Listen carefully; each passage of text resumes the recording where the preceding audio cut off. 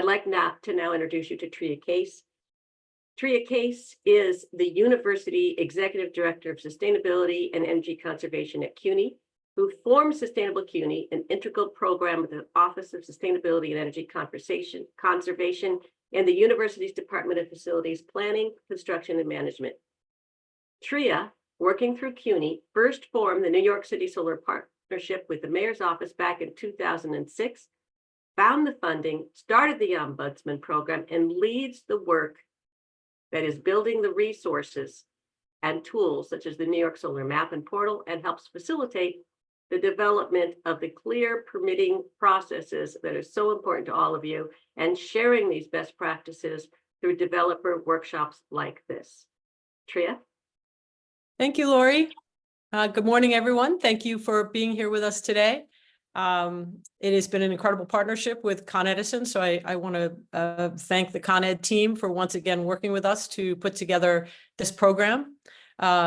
It has been an incredible partnership for many years, and I also want to thank Ron Reisman this year, who really has spent a lot of time coordinating our panelists. We all know how hard it can be to coordinate so many people to get together over the length of a day.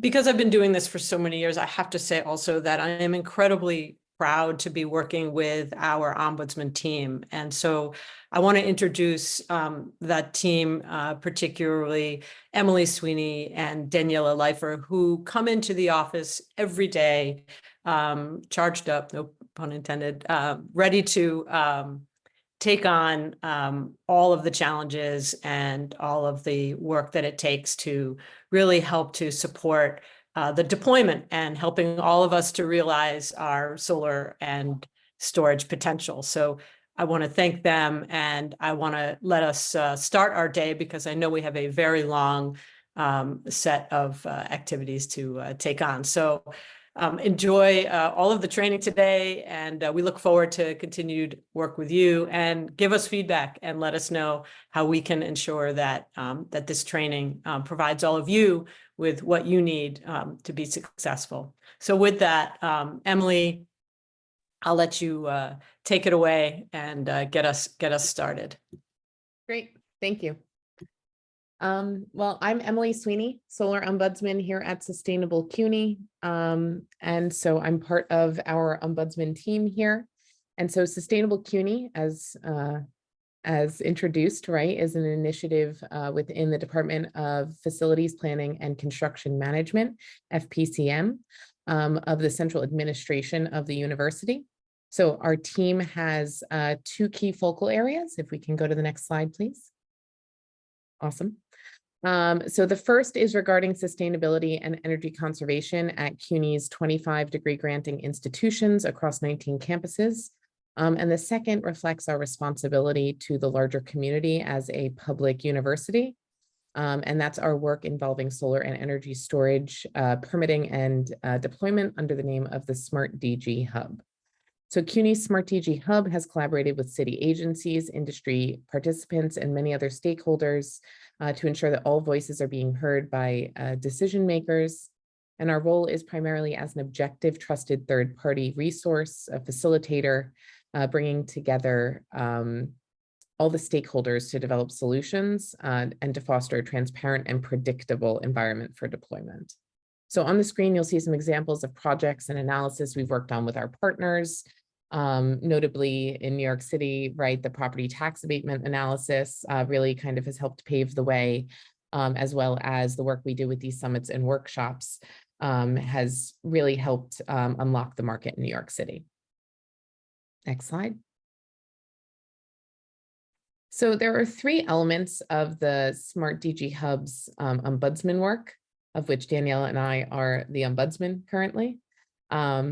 So our ombudsman team is a publicly available resource for all solar and storage stakeholders in New York City. We provide technical assistance to help with navigating the permitting process and other regulatory requirements. In addition, as an objective, trusted third party, the DG Hub works in collaboration with agencies and AHJs to help develop and streamline permitting and regulatory processes as we all work to keep pace with rapid changes in technology and public policy. So having that foot on each side of the permitting process, working with installers and developers and the AHJs, our ombudsmen have been able to identify challenges and then work with decision makers and subject matter experts to suggest and implement solutions to streamline these processes. So the third and final key area of our work involves the development of resources, including guidance documents, educational materials, map tools, webinars, and more, ensuring the process is transparent and predictable for all stakeholders, including webinars like this one. All right, next slide. So what you're taking a look at here is the new landing page for nysolarmap.com. It's new and exciting, but really is just a better user experience and with some upgrades right on the old New York Solar Map website that you've come to know and love, right? We're maintaining a lot of the same functionality with finding your solar potential, as well as just easier to navigate ways to find information on solar, energy storage and EVs, sustainable CUNY, and archives, as you can see across the top of the screen. So really, though, one of the primary things we're focusing on here is kind of some of the resources, right? If this is the installer workshop, we're trying to focus on how you guys can install in New York City. And so I'd go to our next slide here, taking a look at some of our solar installer resources. We have our New York City permitting guides. We have some interconnection guides, as well as information like this regarding our installer workshop presentations and Q&A, as well as information and links to any additional documents, resources, or webinars that we're producing throughout the year. So this is just another helpful reminder to keep checking out nysolarmap.com. We keep it up to date with resources, and it's a lot of what our ombudsman team does day to day is try to help navigate that process. So with that, I'll turn it over to my colleague, Daniela, who's going to talk a little bit more about some of our storage resources. Good morning, all. My name is Daniela, and I am Emily's counterpart storage ombudsman. So the slide that we're looking at here, I'm just going to continue sort of our walk through our resources pages. This slide that you're looking at here, along with the next few slides, comprises our primary storage information and resources, as well as our permitting library. The slide shows our solar and storage homepage. You can each of the icons below are links to the key projects that we worked on since really starting our storage work in about 10 years ago. And the middle icon here links to our most active page, which is our storage resources. You can go ahead to the next slide. On the storage resources page, you can actually get to this two different ways. Under the solar and storage resources, the solar and storage tab, or under the resources tab. But you can see here that's broken out into a few different categories. A lot of our older archival material like case studies, mapping tools, along with a link to our webinars. And today's webinar, will be included here as well. But the first box on the upper left, the one with the green checkbox, that's our storage permitting material. So if that's what you're largely looking for, you know how to find it. You can go ahead to the next slide. And to give a quick preview of the permitting resources page, I call this our permitting library. This, as mentioned, is our most active page. It contains our most up-to-date publications relating to navigating various components of the energy storage permitting and approval process. The first link up at the very top is our our flagship New York City Permitting and Interconnection Guide for outdoor lithium-ion battery systems. And then underneath, along the bottom, you see a quick guide, what we're calling our quick guide to the to understanding the application process for the FDNY certificate of approval for energy storage products. And then in the middle, you'll see there are two documents. One is a user guide for developing the installation site plans for the FDNY permit application process, as well as a guide document for preparing the emergency management plan that also has to accompany the FDNY permit application. There's a document on the right-hand side that provides guidance around New York City zoning that's currently under revision right now to reflect the recent City of Yes zoning amendment, which we'll learn about this afternoon. And then there's also a preparation checklist at the bottom for pre-submission meetings prior to submitting your applications to either of the FDNY or DOB, meeting with DHJs to make sure that you're, hitting all the right notes. And that guidance document helps with what should be prepared going into those conversations. And then finally, we have a flow chart on the bottom right. That's a data utilization guide for ultimately understanding how the UL 9540A large scale burn test data is used and applied to safety evaluations. You can go to the next slide. Quick view of our webinar page. As mentioned, today's recording will be listed here. And then finally, next slide, connect with us. We have an industry roundtable email list. This is where we send announcements about any new developments, whether in the New York City market, new developments on our end, when we release new guidance documents and resources, opportunities, news relevant to the city's solar and energy storage installers and other stakeholders. We have an email newsletter that is used on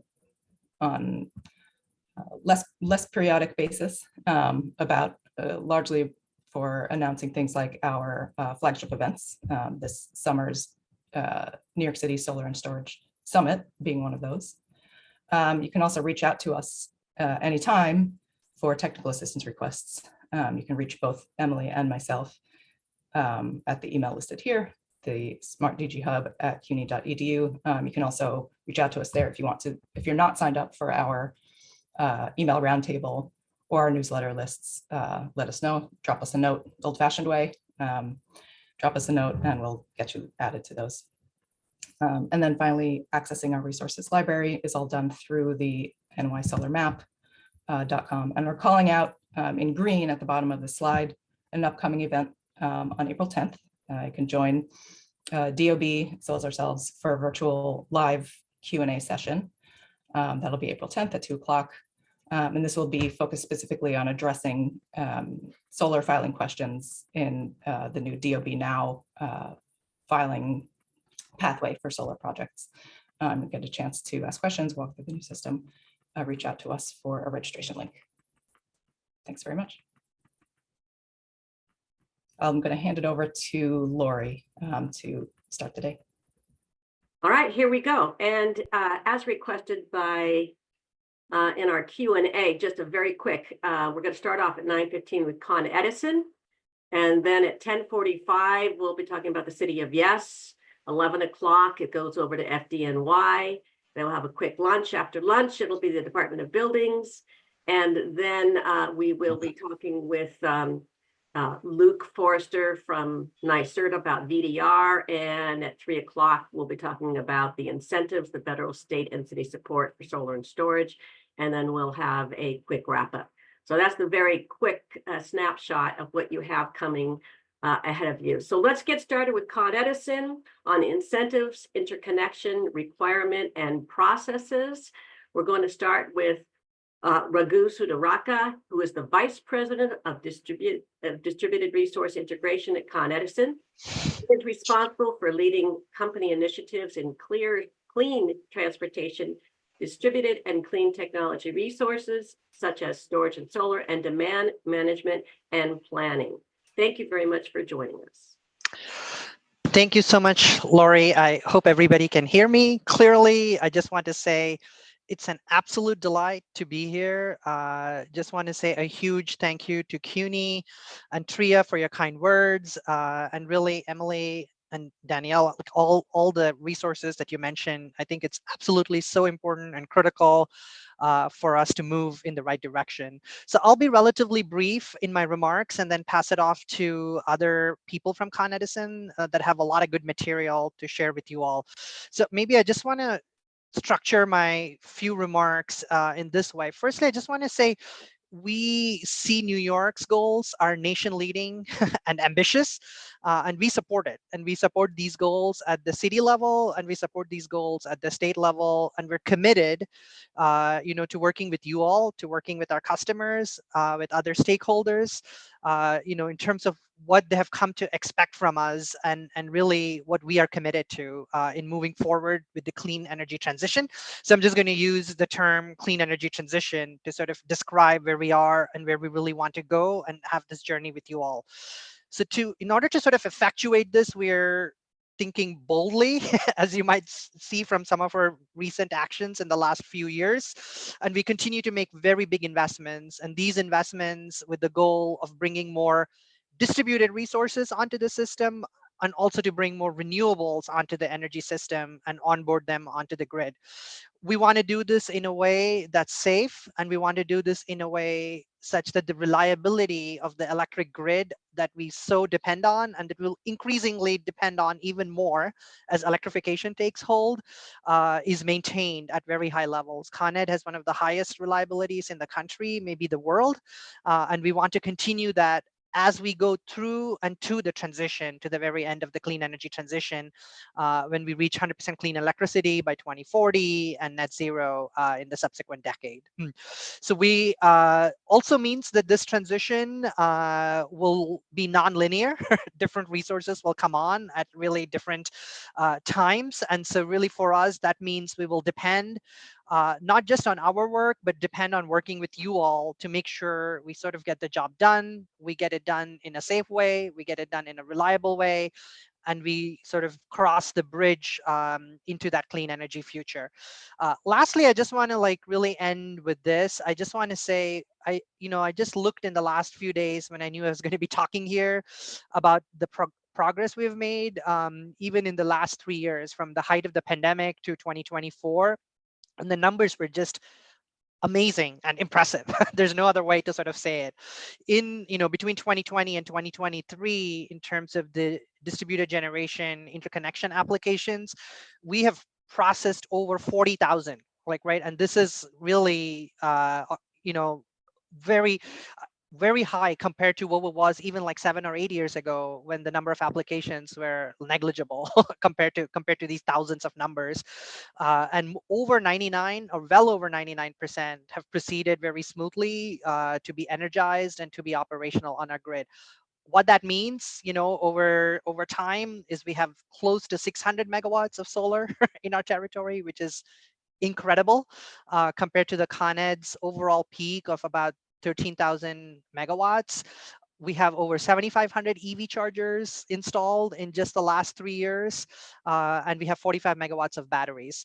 So I think with this kind of progress, with more changes that we have planned, with more of these types of events where we get to interact with each other, I really feel good about where we're going on this. So truly looking forward to working with everybody, truly looking forward to continuing this partnership with CUNY, other stakeholders, New York City and the state regulators, developers and customers. With that, I will just pass it off to Joanna at Con Edison, who's going to be the next speaker from Con Ed.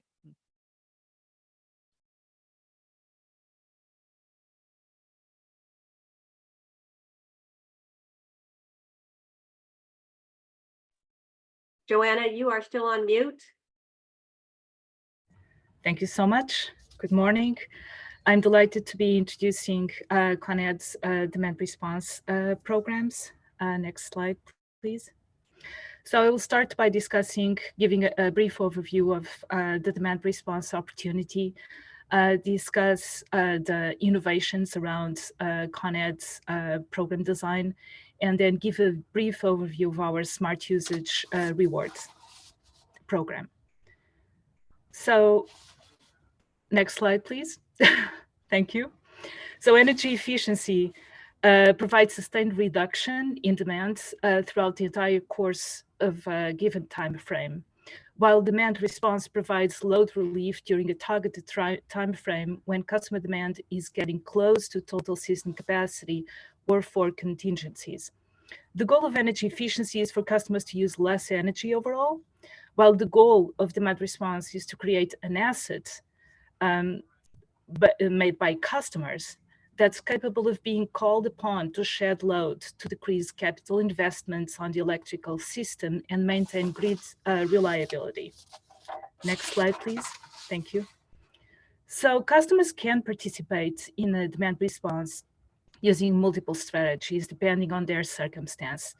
They can automate procedures to reduce energy demands upon request. They can export electricity to reduce behind-the-meter loads or export directly to the system.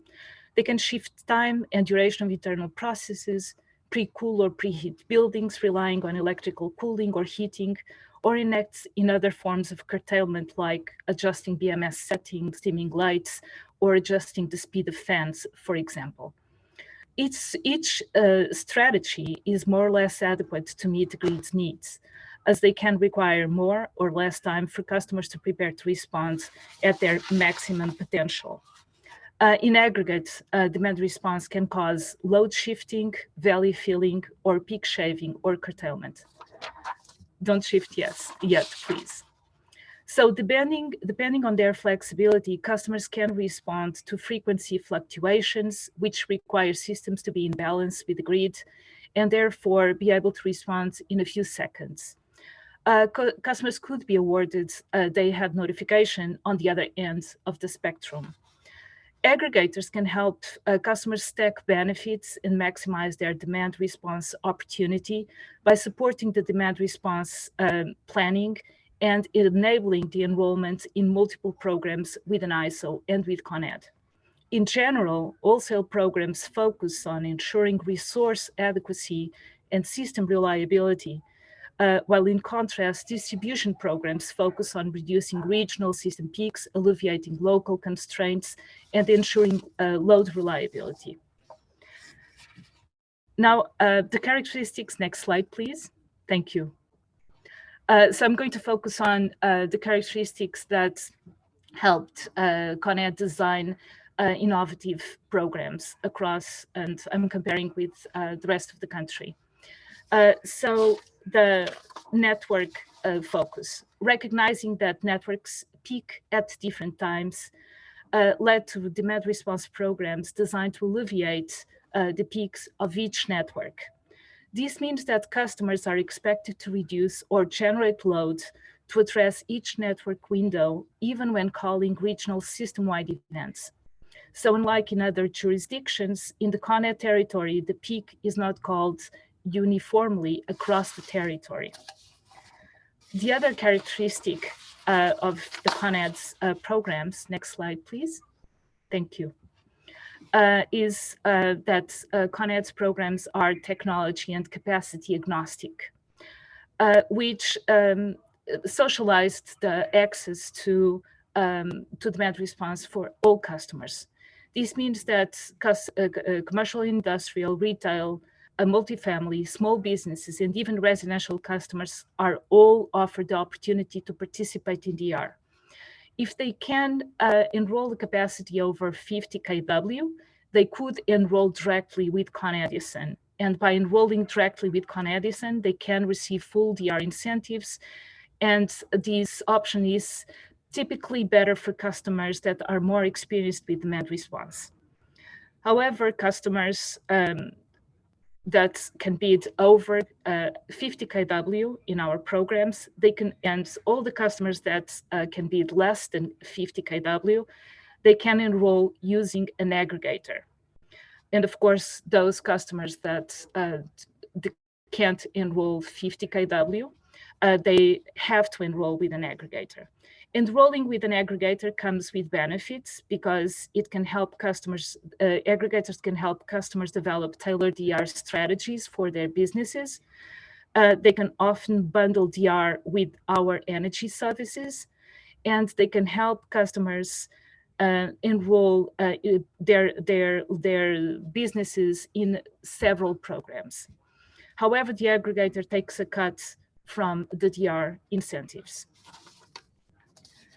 I will now focus on our, going to give a brief overview of our smart usage rewards programs, Con Edison's demand response programs. So Con Ed's demand response offerings are designed to address, as I explained, system-wide network and specific network congestions. So we have the system-wide peak shaving program, the CSRP, can offer a day-ahead notification based on system load forecasts. The network-specific reliability programs are designed to provide less notification, 2-hour less notification based on the network contingencies. And we also offer customers the opportunity to participate with their thermostats in Bring Your Own Thermostat programs.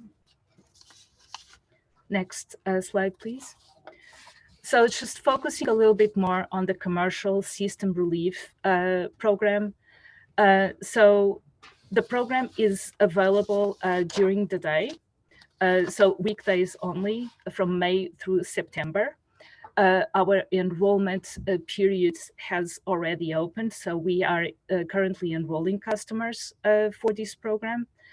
So 4-hour fixed call windows that depend on each network congestion, and the trigger was already established. We can call at 88% of last year's of the forecasted peak, which this year is going to be 11,300 megawatts, or 92% of the, and we will definitely call CSRP if our peak forecast reaches 11.6 megawatts. Next slide, thank you. So the distribution load relief program is the activation conditions of these programs have to do with specific network contingencies. So we can call just specific networks. So next contingencies, condition yellow or active voltage reduction. The availability, the program is available from 6 a.m. to midnight from May through September only, and events can extend beyond midnight on a voluntary basis, and they are available 7 days a week. So customers can participate both for the LRP, customers can participate both in the weekends and in the weekdays. The call options are diverse, 2 hour ahead or less, depending on the type of event. Next slide, please. Our rider AC program offerings are also technology agnostic, but are more adequate for customers that can automate dispatch. So these are 3 to 5 year contracts established between the customer or the aggregator and the utility, and these are 3 to 5 year long-term contracts, and the customers and the bidders provide a bid by network that, if accepted, they have the responsibility to respond to the event. So if a CSRP and the LRP are voluntary events, which means that customers, the customers are not penalized for non-performance, they will just receive a small incentive for their if they underperform. In this case, the dynamic load management, customers are penalized for non-performance. We are paying more for the resource, therefore we expect the resource to be available when we need it. So in these dynamic load management programs are split in term DLM and auto DLM. Term DLM can be called simultaneously with CSRP, and auto DLM can be called simultaneously with DLRP. Next slide, please. Just a brief overview, very quick overview of our Bring Your Own Thermostat program. It's a residential small business program. Customers can enroll directly with their thermostats. And so just the final slide, the next slide is my last slide, where I'm going to just discuss with the introduction of AMI and with this vision to keep programs accessible to all customers. This led to an increased growth in enrollments that we've been witnessing for the past few years. Since 2021, the growth is exponential. We expect to hit 100,000 customers this year. And of course, this is much due to the participation of residential customers, because we're giving them an opportunity to aggregate through aggregators and voluntarily participate in our demand response programs. So my last slide is just to let you know that if you have any questions regarding the details around your participation and how can you take advantage of our programs, please email demandresponse@coned.com, and we will certainly provide more information. Thank you.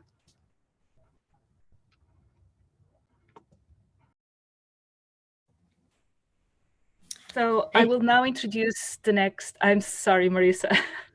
Okay. I will now introduce our next speaker from Con Ed, Marisa Castoro. She's with distribution planning, and she's going to give an overview of our non-wire solutions programs. Cool. Thanks so much, Joanna. Yeah, good morning, everyone. So Marisa Castoro here. Ron, if you want to move to the next slide, that'd be great. Thank you. So yeah, I'm a senior specialist in our non-wire solutions team. I primarily work on energy storage, and I'm the manager, the project manager for our energy storage projects in 2 of our program territories. So today I've got a non-wires overview plan to explain the purpose of non-wires. I'm going to talk through our existing portfolios and explain our typical structure of our programs. And then I'll end with some information about our future programs, or I should say future opportunities, and opportunities to engage with the non-wires team. Next, please. So what is non-wires, right? It's probably the question that we get the most on the team. Right, so non-wires develops portfolios of non-traditional solutions that will defer or eliminate traditional utility projects on the distribution system. All right, so we have an annual process that we review the company's long-range plans, and we look for opportunities where we can meet our forecasted demand through different methods. Right. So, and we try to do that through, thousands of customer-sided solutions. These plans are targeted towards specific areas of the grid, which is why you'll often hear me refer to our non-wires territories. And as a whole, our portfolios need to provide a net benefit to society. Right. So we work with customers, developers, contractors to implement all these different innovative solutions. Our portfolios typically are composed of energy storage and energy efficiency. And we have the ability to introduce new technologies into our system as well. Next, please. So, with that frame of what non-wires is and how we're focused, my goal today is to share some information about our past portfolios and our projects, and mostly to give you a better understanding of the programs that we run and the structure of them, so that hopefully you or developers will be able to better be prepared for future non-wires offerings. So we have 4 territories that non-wires has operated in. We have the Brooklyn Queens Demand Management Territory, or BQDM, Newtown, our newest territory, which is Jamaica, and our recently closed territory, Water Street.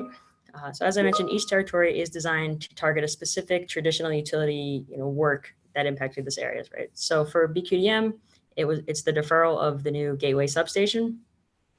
For Newtown, it was to defer a load transfer from one network to another. For Jamaica, it is to eliminate the equipment upgrades at the substation. And for Water Street, we were able to eliminate upgrades at multiple substations. So for our territories, we usually release an RFP to solicit solutions from the market. The exception to that is with one of our existing programs, the Prescriptive Energy Storage Incentive Program in BQDM. And so I'll have a little bit more information on that later. But we're just going to keep talking about our programs in general for now. Next slide. Thank you. So I just wanted to share a case study of one of our projects. So this is the energy storage system at the Barclays Center. This is part of our Water Street portfolio. And so this is a behind-the-meter battery operated by NLX, and this sits on the roof of the Barclays Center. So since it is a behind-the-meter system, there was no new service interconnection needed. They were able to, I think they needed to do some upgrades to the service, but they were able to use the existing service to the Barclay Center. This system became operational in 2021 and has provided its contracted demand during the summer period for the last 3 summers. And so the system's contracted demand is less than the total capacity of the battery, which provides the customer with multiple value streams. So they operate the system for us when we call upon them, but they can also use it to offset demand charges and potentially participate in other revenue streams that don't conflict with our program requirements.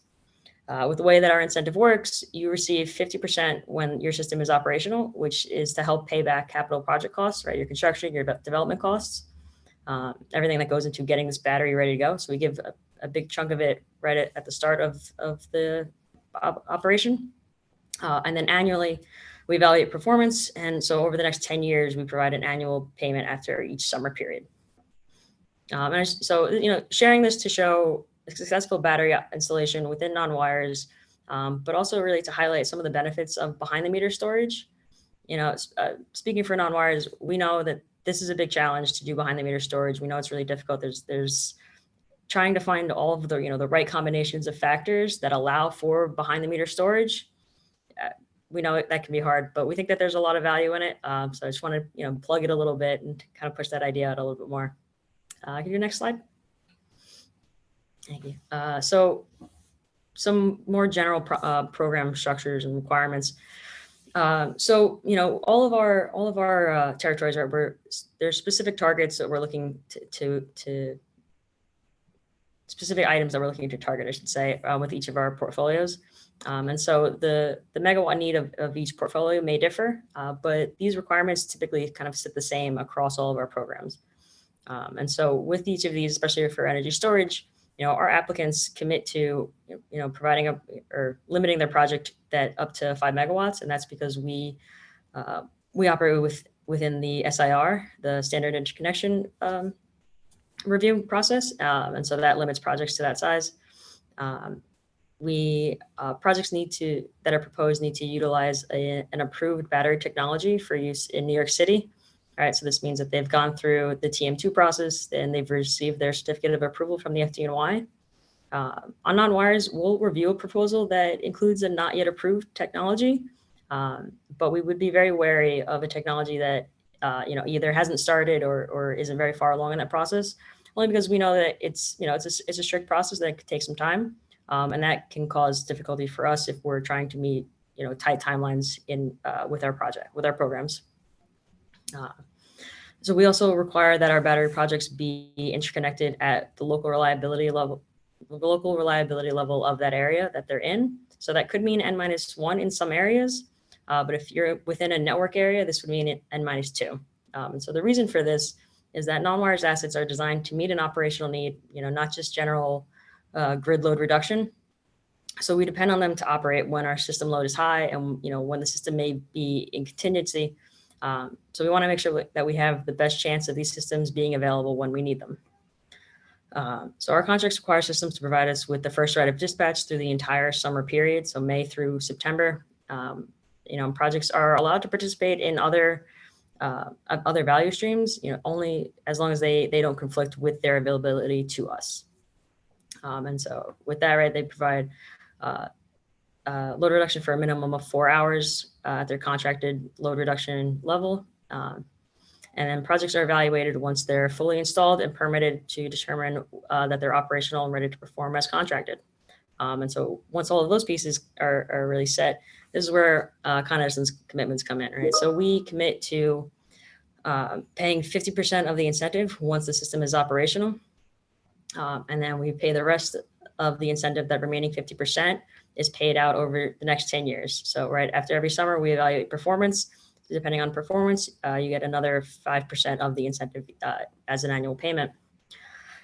We can go to the next slide.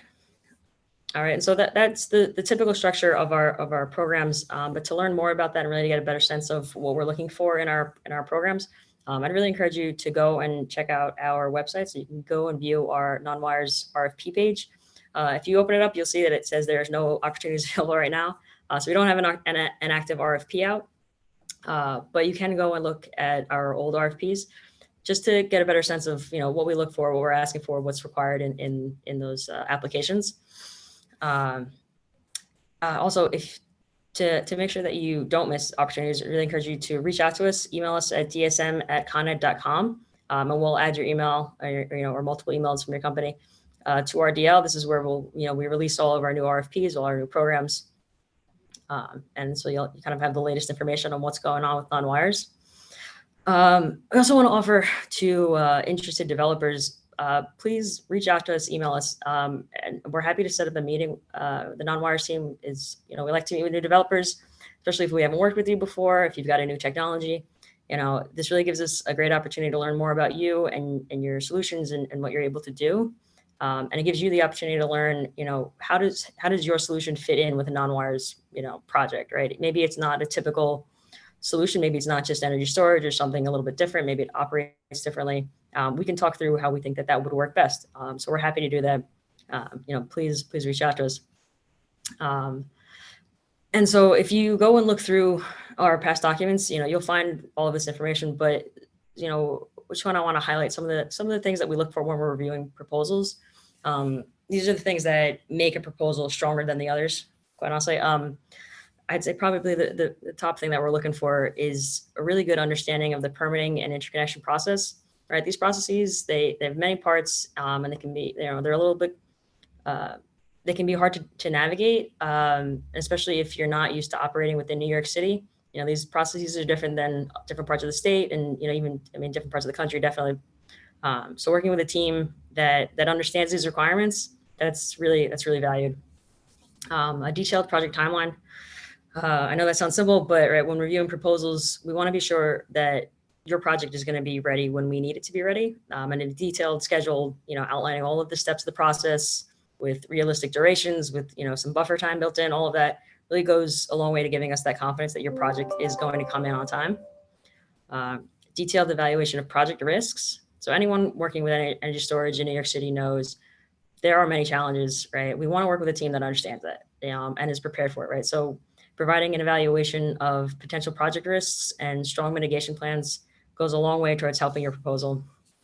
And then lastly, clear scope of work, right? We understand that especially early on, projects, they go through iterations, they change, maybe things get adjusted to meet different needs, but clear plans of what your company is trying to achieve, kind of, with everything I'm saying, right, goes a long way to giving us confidence that your project is going to do what you say it's going to do and is going to come in on time when we need it most.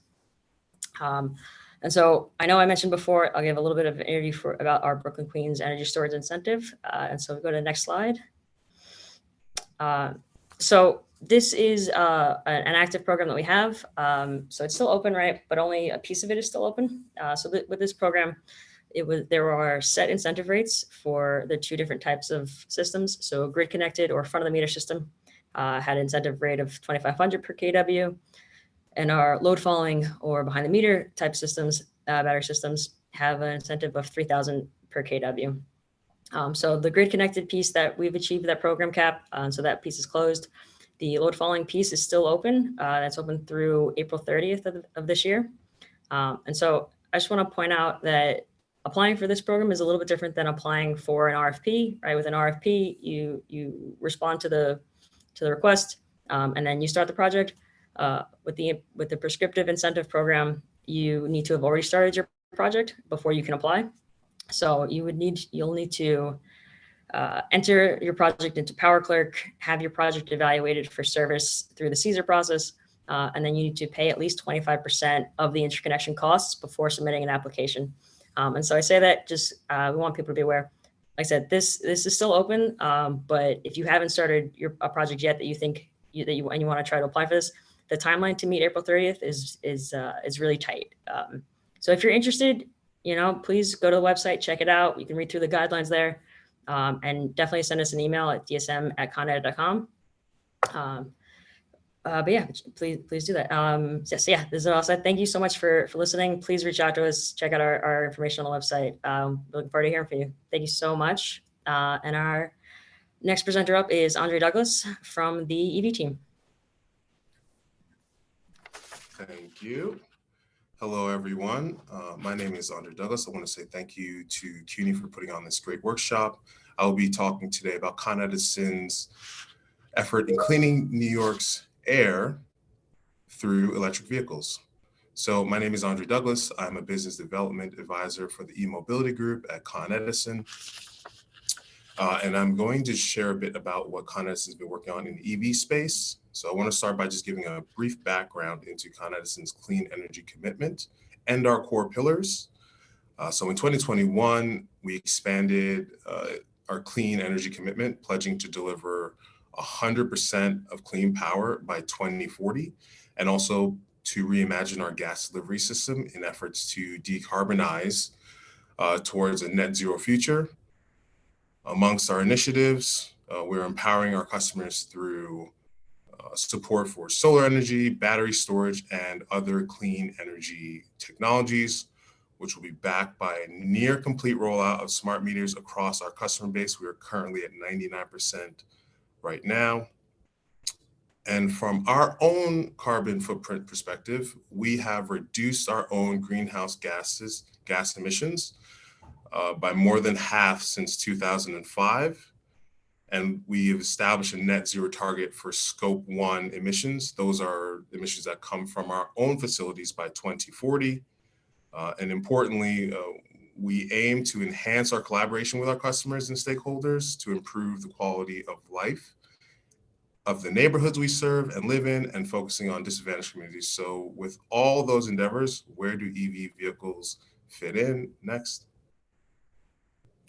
So we have extremely ambitious goals. So Con Edison's focused on enabling this EV future through more electric vehicle charging in the service area. So our service area is Westchester County and all of New York City.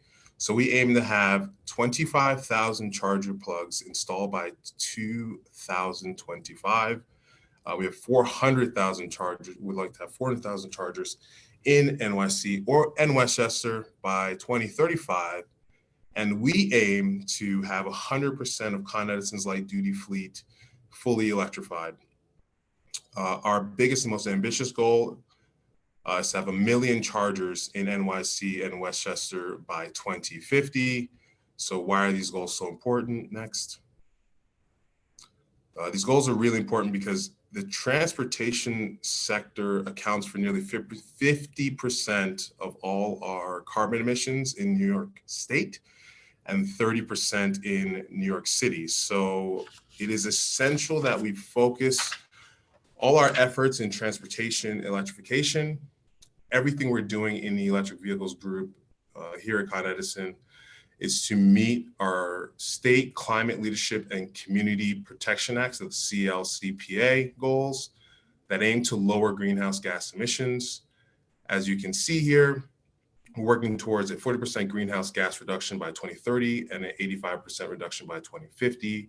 Our focus is supporting our residential and commercial customers and government partners to transition to their car, bus, and truck fleets to electric, which will significantly improve air quality and particularly in environmental justice communities. Next. As we previously mentioned, the transit electrification is a critical part to reducing greenhouse gas emissions and improving our local air quality. We also know that one of the main reasons people are hesitant to buy an electric vehicle is because it's hard to get access to electric vehicle charging, especially in dense urban places like New York City, where private parking spots are uncommon and much needed. Potentially, electric vehicle drivers need to see that they have easy access, similar to the way we are able to see gas stations and plan our trips. They need to see these EV stations in their market. And then also places that are close to their home and then also on the go as well. But we're still in the very, very early stages in the electric vehicle market. We really need incentives to encourage development of accessible EV charging stations throughout our territory. A popular saying, and you've probably heard it in another movie, in the EV space is build it and they will come. by funding infrastructure upgrades for charging stations, the adoption for electric vehicles will grow. So build it and then we'll come next, please. So now I'll be talking about all of our initiatives and programs are aligned with the state goals, and I'm going to go over each of them in a little bit of detail, but I wanted to provide just a quick snapshot. We're going to be going over the innovation, our EV infrastructure incentives, our managed charging incentives, and then our customer education and support. Next, please. And next. And we're talking about innovation. So one of our first innovations, through collaboration through the New York City Department of Transportation, we were able to install 118 curbside EV chargers. This is the beginning, the very beginning of what's needed to enable a broad EV adoption, especially for many of us who park our cars on the street. The success of the curbside charging project has completely exceeded our expectations, with a system utilization of over 60%, indicating an extremely high demand for more publicly accessible EV charging. Next, please. Our next project, which is really cool, we had a project that's wrapped up a little bit over a year ago, which was a vehicle-to-grid electric vehicle school bus project. This project successfully tested technology of charging electric buses, and then taking that same energy and charging it back to the grid, creating little microgrids. This was extremely successful program where we're charging and discharging power through the electric buses. Next, please. This portion, we're going to be talking about our EV infrastructure incentives, and now let's dive into this incentive. So starting with our light duty Make Ready program, which we rebranded to Power Ready, which was authorized in July of 2020 by the Public Service Commission. It's a 5-year program and provides incentives to offset both customer side cost and utility side costs when building out electric vehicle charging infrastructure throughout our Con Edison territory. We have allocated a little over $600 million to meet our 5-year goal, which one of our goals is to have 21,000 L2 plugs installed and 3,100 DCFC, so direct current fast chargers, so they're much faster charging EV chargers installed by the end of 2025. Through this program, we provide enhanced incentives for publicly accessible chargers and for chargers that are installed in disadvantaged communities. Next, please. This next program we're talking about is a medium heavy duty vehicle pilot. We launched a medium heavy duty vehicle pilot.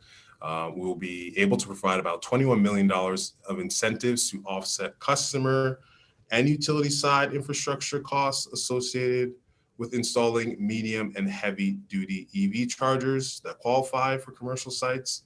One of the big differentiators between a light duty and heavy duty is the gross vehicle weight. So a heavy duty vehicle is 10,000 pounds or more.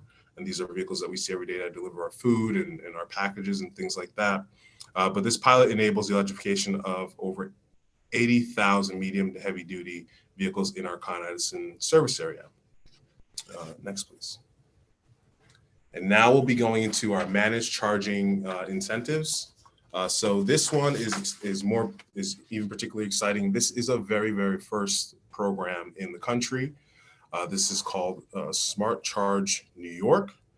And again, it is the first of its kind. So we will offer operating incentive program that offers cash incentives for overnight charging and avoided charging during peak time. So similar to the demand response where different areas have different network peaks. If you avoid charging during your network peak on top of your base incentive, you will get additional cash incentive. This program was authorized by the Public Service Commission in January of 2024, so this year, to help reduce the stress on our energy grid and make service more reliable for everyone in our service territory. Next, please. This is another incentive program. This is aimed more for residential. This is called Smart Charge New York. So residential EV owners and plug-in electric hybrid owners as well. So we pay you to charge overnight. It sounds too good to be true, but it's true. We pay you to charge overnight, which aids with reducing the stress in the grid and also reducing costs for EV drivers. There's a base incentive of 10 cents per kilowatt and bonuses for avoiding summer. We have some drivers, some electric vehicle drivers, who are earning about $1,000 a year in incentives by simply charging overnight. It's a fantastic program. Next, please. Now we'll move you to our customer education and support.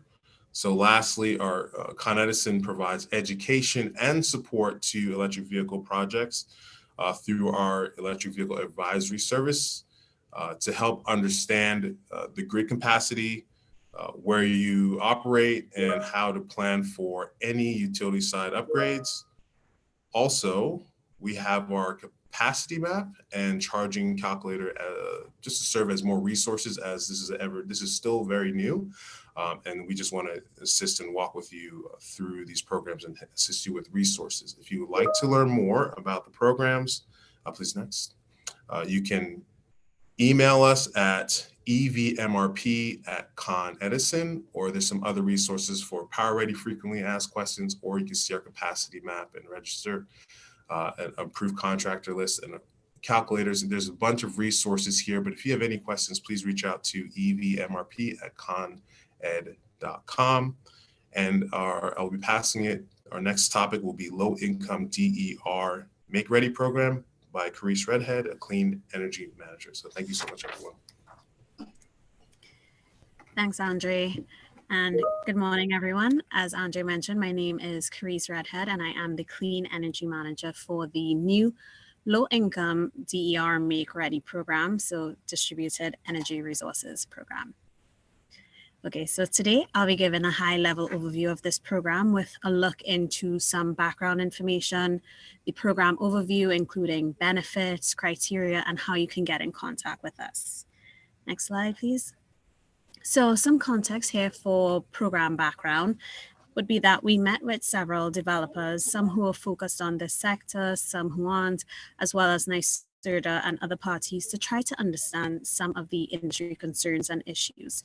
And more importantly, where we as a company could support the development of, of this sector for our customers.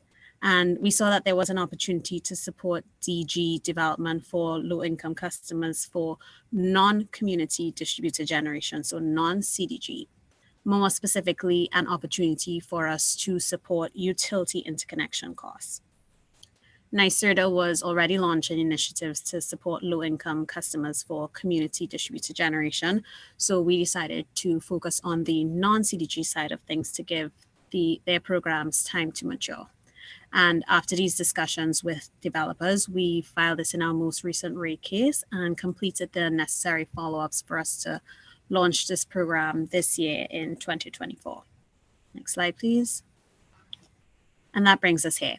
The Low Income DER Make Ready program will provide incentive support for utility upgrade costs as a credit for the installation of solar and/or storage of distributed energy resources for low-income customers.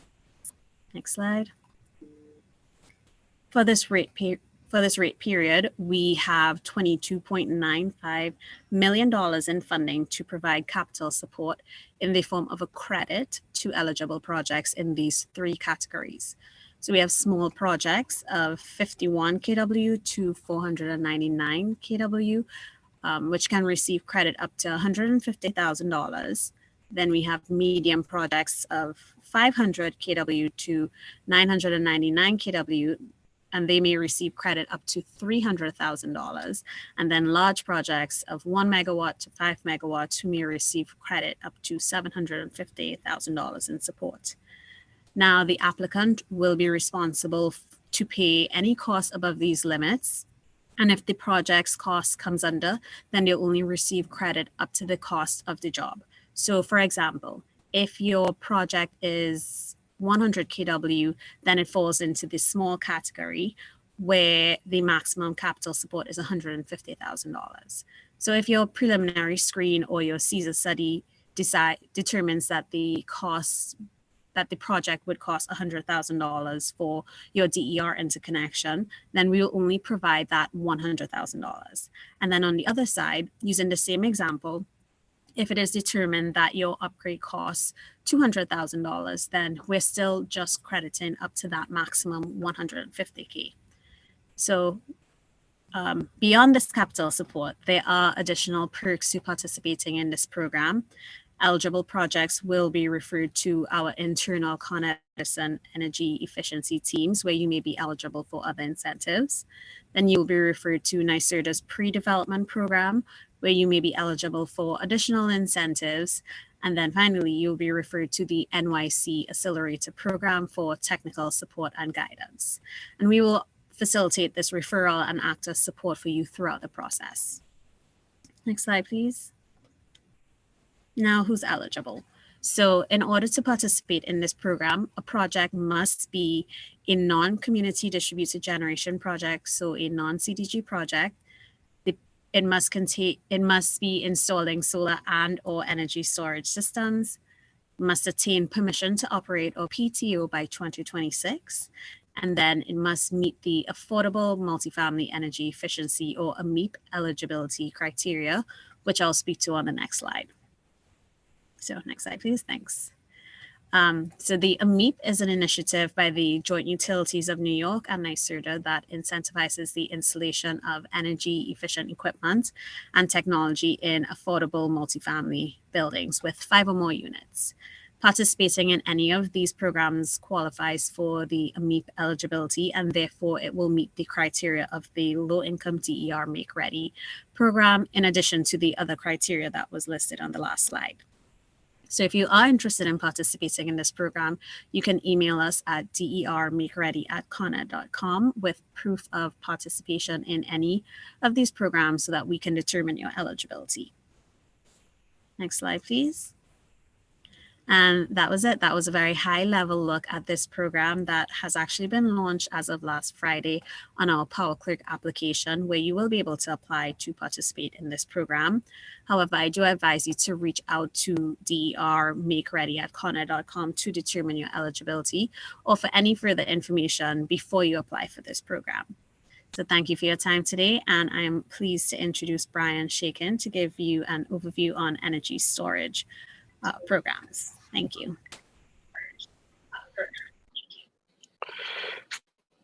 Thank you, Reese, and we're eager to begin a discussion about opportunities that the company is going to be involved in from a storage perspective. As Raghu mentioned on the top, the company, New York State, has some of the most ambitious storage targets in the nation. We're targeting 6,000 megawatts by 2030.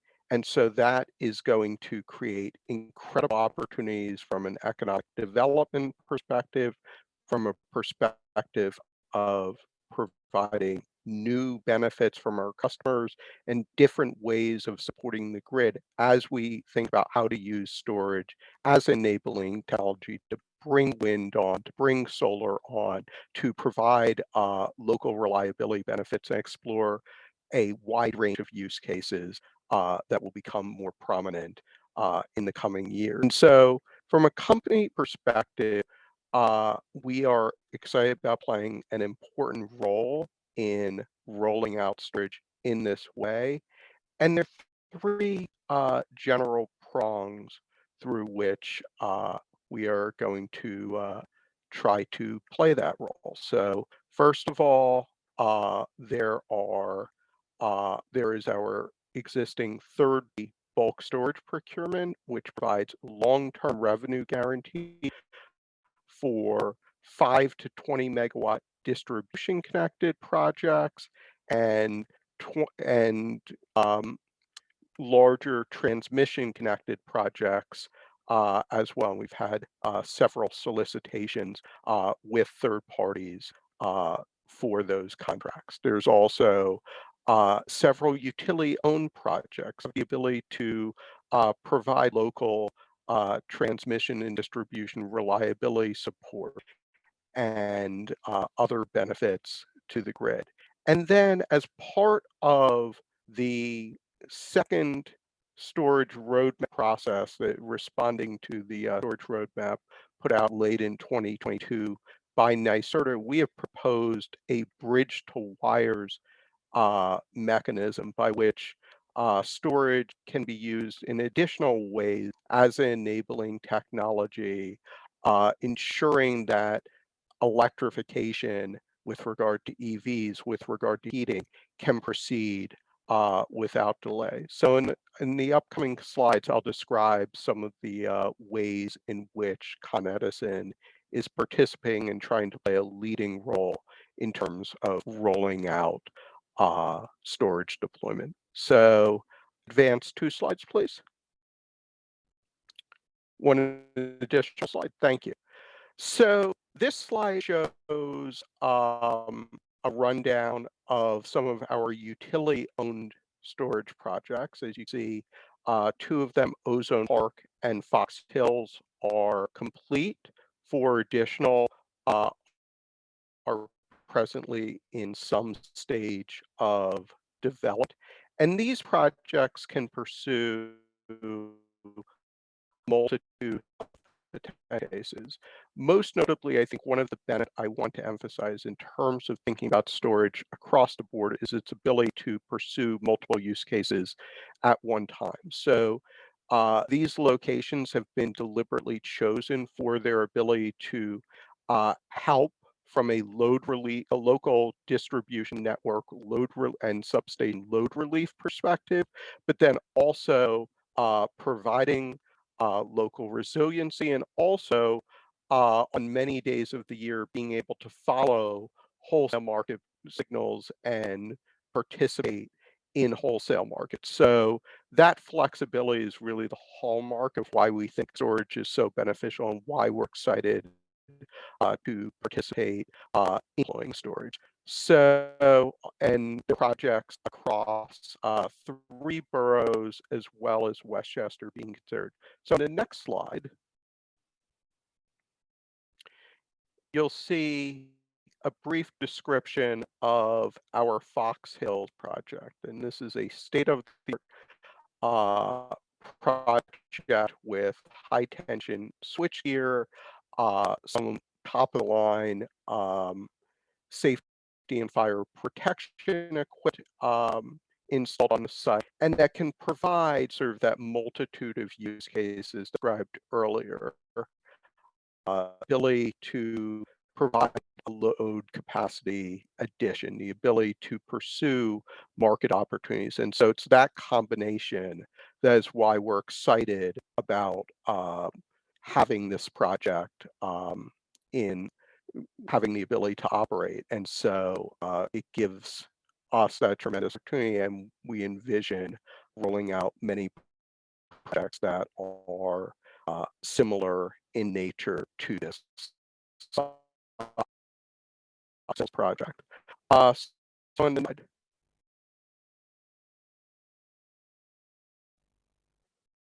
next slide, please. Thank you. So this is another exciting application of our utility-owned storage program. So we are presently conducting a pilot designed to explore pole top storage projects, and these are projects, as you can see in this slide, are mounted on utility poles, and they have the ability to provide a local focused benefit because of the flexibility in terms of determining whether they can be installed. So they can, in addition to some of the use cases I mentioned earlier, they can provide voltage support. They can provide local resiliency needs. And so there are a multitude of use cases that can be considered with a pole top storage. For now, we are considering, as you'll see on the next slide, just a small number of projects, one of which is in our R&D center in Long Island City, and a few of which are in Yonkers. But the opportunities for pole-mounted storage will continue to expand and will provide us with a unique way of being able to address customer needs in a direct and focused way. And so we're excited about the flexibility that these resources provide in terms of both benefits, resiliency benefits, and market opportunities as well. And we'll be rolling these projects out over the next few years. So on the next, actually advance 2 slides ahead.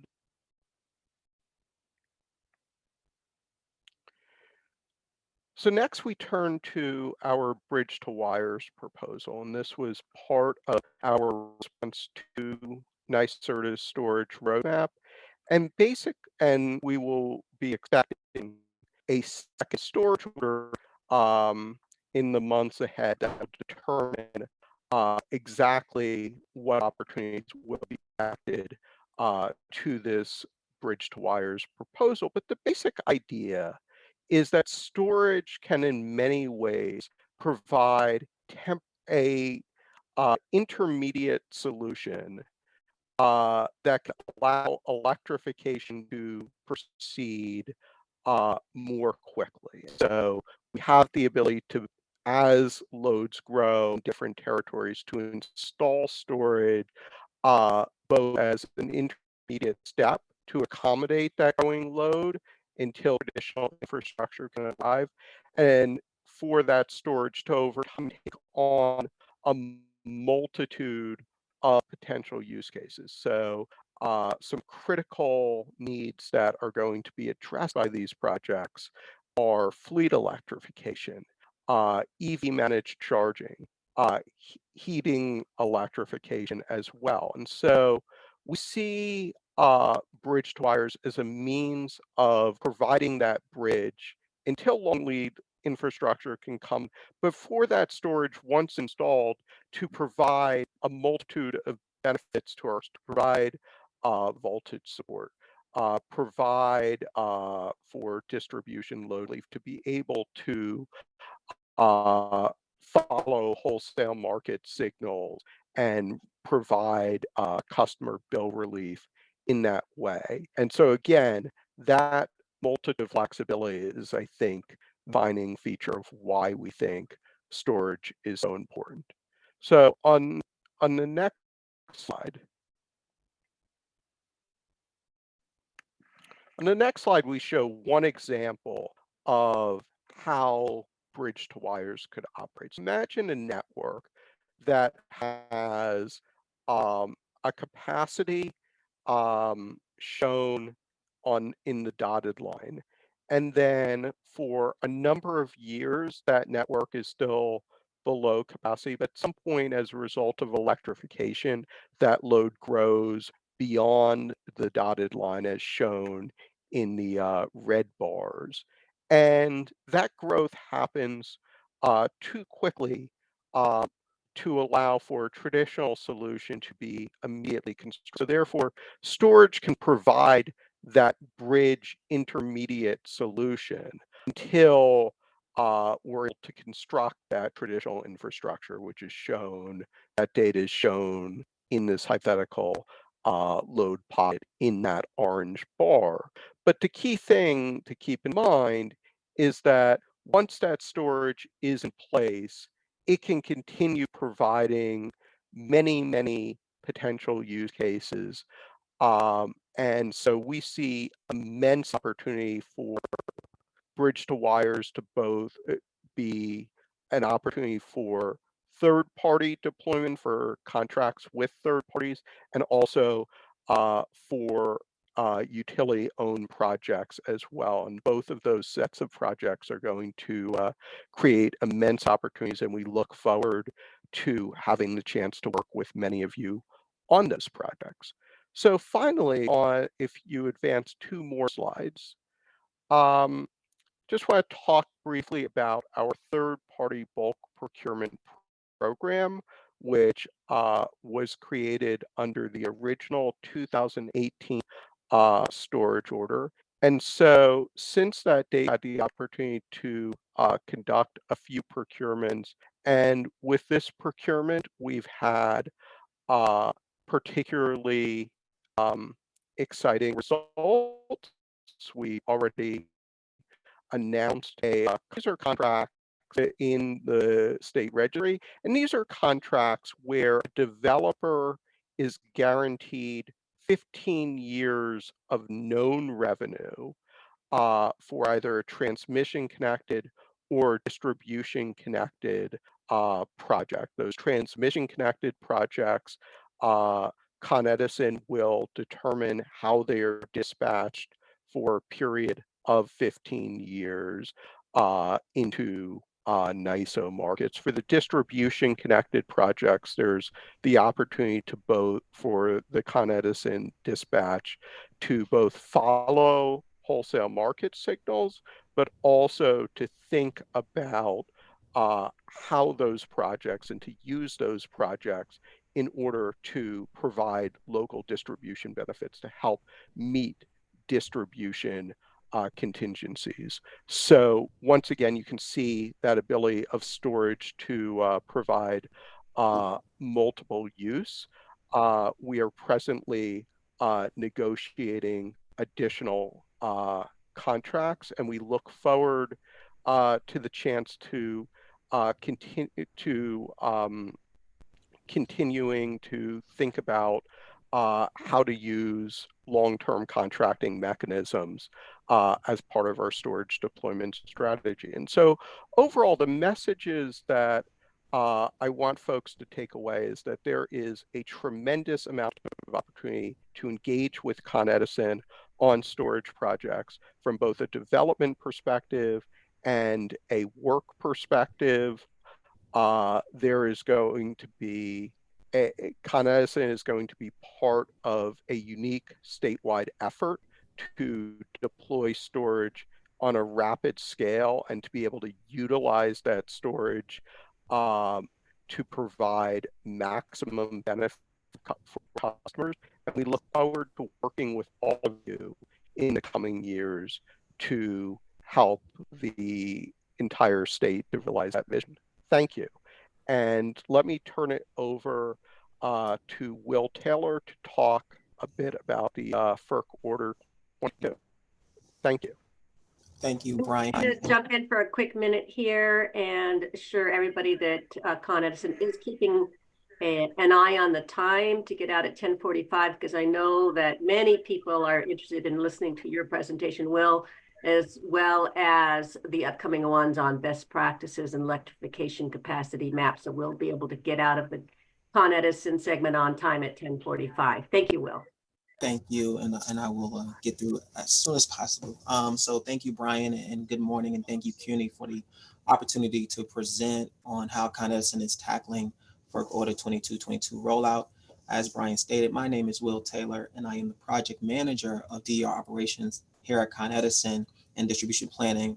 I'm accompanied by my coworker, Wasim Saloom, and we will discuss what FERC Order 22 is, how it came to be, and what role Con Edison will play in the rollout. So if you could just go to the next slide. So FERC Order 2222 was issued by the Federal Energy Regulatory Commission back in September 2020, with the aim really to remove barriers for retail customers to participate in the wholesale electricity market.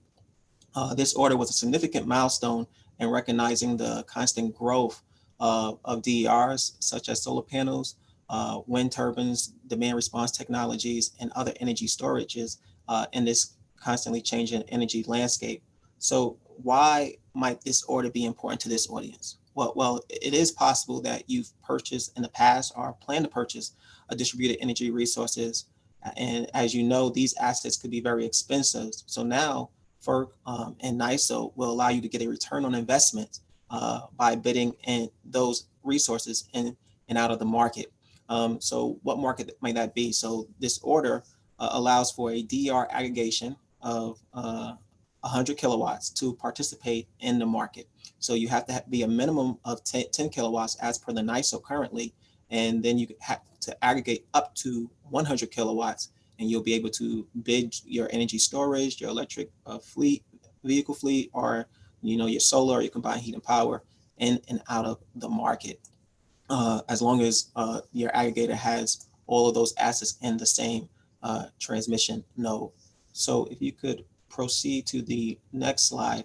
So what was the roadmap? How did FERC 222 come about? Well, you've heard Brian in the previous post, but in 2018, FERC realized that there was a notable increase in the adoption of DERs by consumers and businesses around energy storage. So they said, wait a minute, these storage usage could give grid reliability, grid sustainability. So they wanted to push this effort and now allow those assets to bid into the market. So back in 2018, FERC Order 841 was enabled for the energy storage to participate in the wholesale market.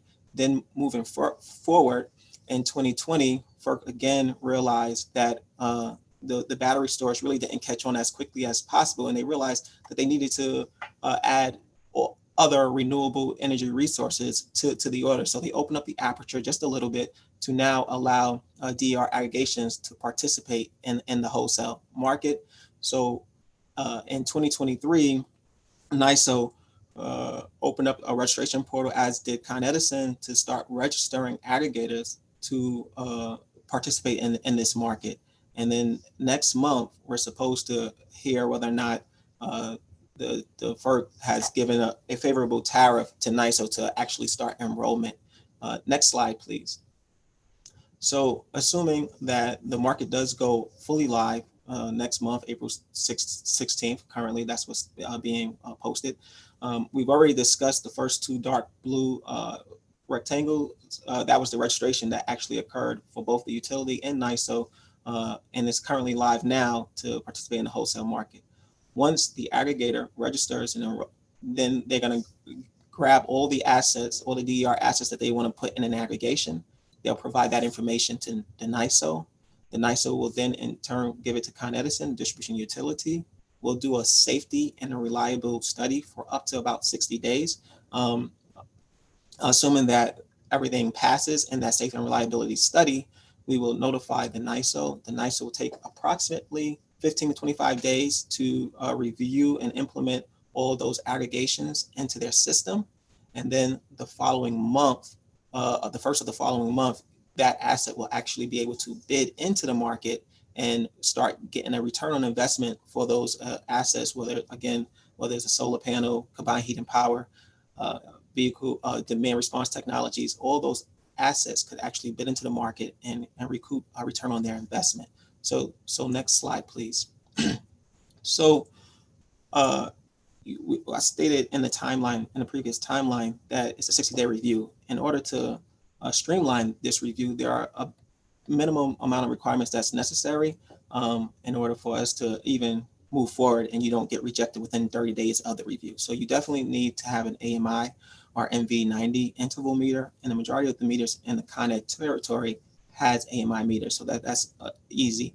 But then also you should have had an SIR or interconnection agreement in place. And obviously that excludes demand response customers, but if you have that in place, we will move forward. And then it's the responsibility of the aggregator to make sure that they put all their assets in the same transmission node for the aggregation. And they should have already had telemetry established between Con Ed's control center and the aggregator. So if any discovery in the enrollment queue of any of these activities unfulfilled will automatically trigger an immediate attestation of rejection. So you would have wasted that 60-day period time frame. So these are the basic minimums for this program to move forward for that review period. So now I will turn it over to Wasim, my colleague, and he can share with you what we developed to support the order and our customer. And if we have time after his delivery, he can take some questions. Thank you. Yeah, thank you, Will, and good morning, everyone. So in order for us to facilitate this new marketplace, we developed some technologies by providing the most value, knowing that this will be evolving as FERC 2022 becomes fully compliant in 2026. So we developed this MVP product, but really by solving for like 3 cases and by looking at users' viewpoints and solving their main pain points. So first thing we built is a landing page that is found on our coned.com website.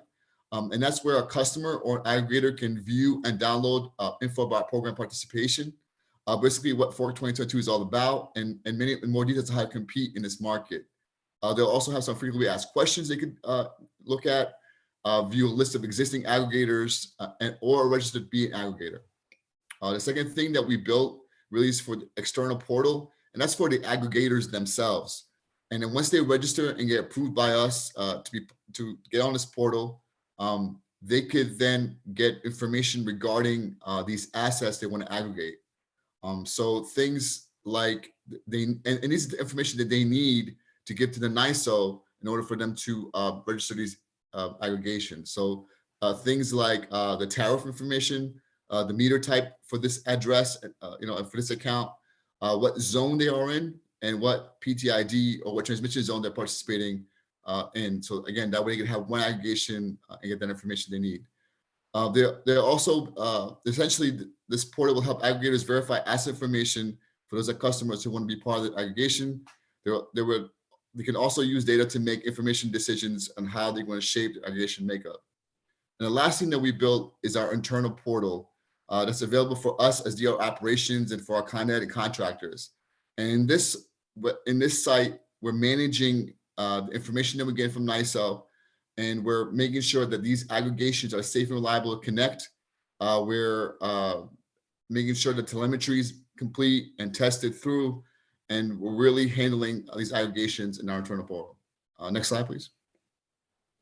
And this is just a screenshot of what we built. The first one is our Con Ed website. The second one is our internal portal.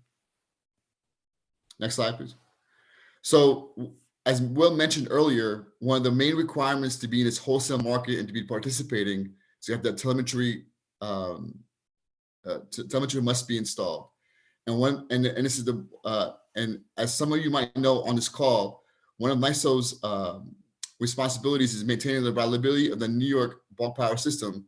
So real-time telemetry updated every 6 seconds provides that essential two-way communication of operational data between wholesale market resources and NYSO.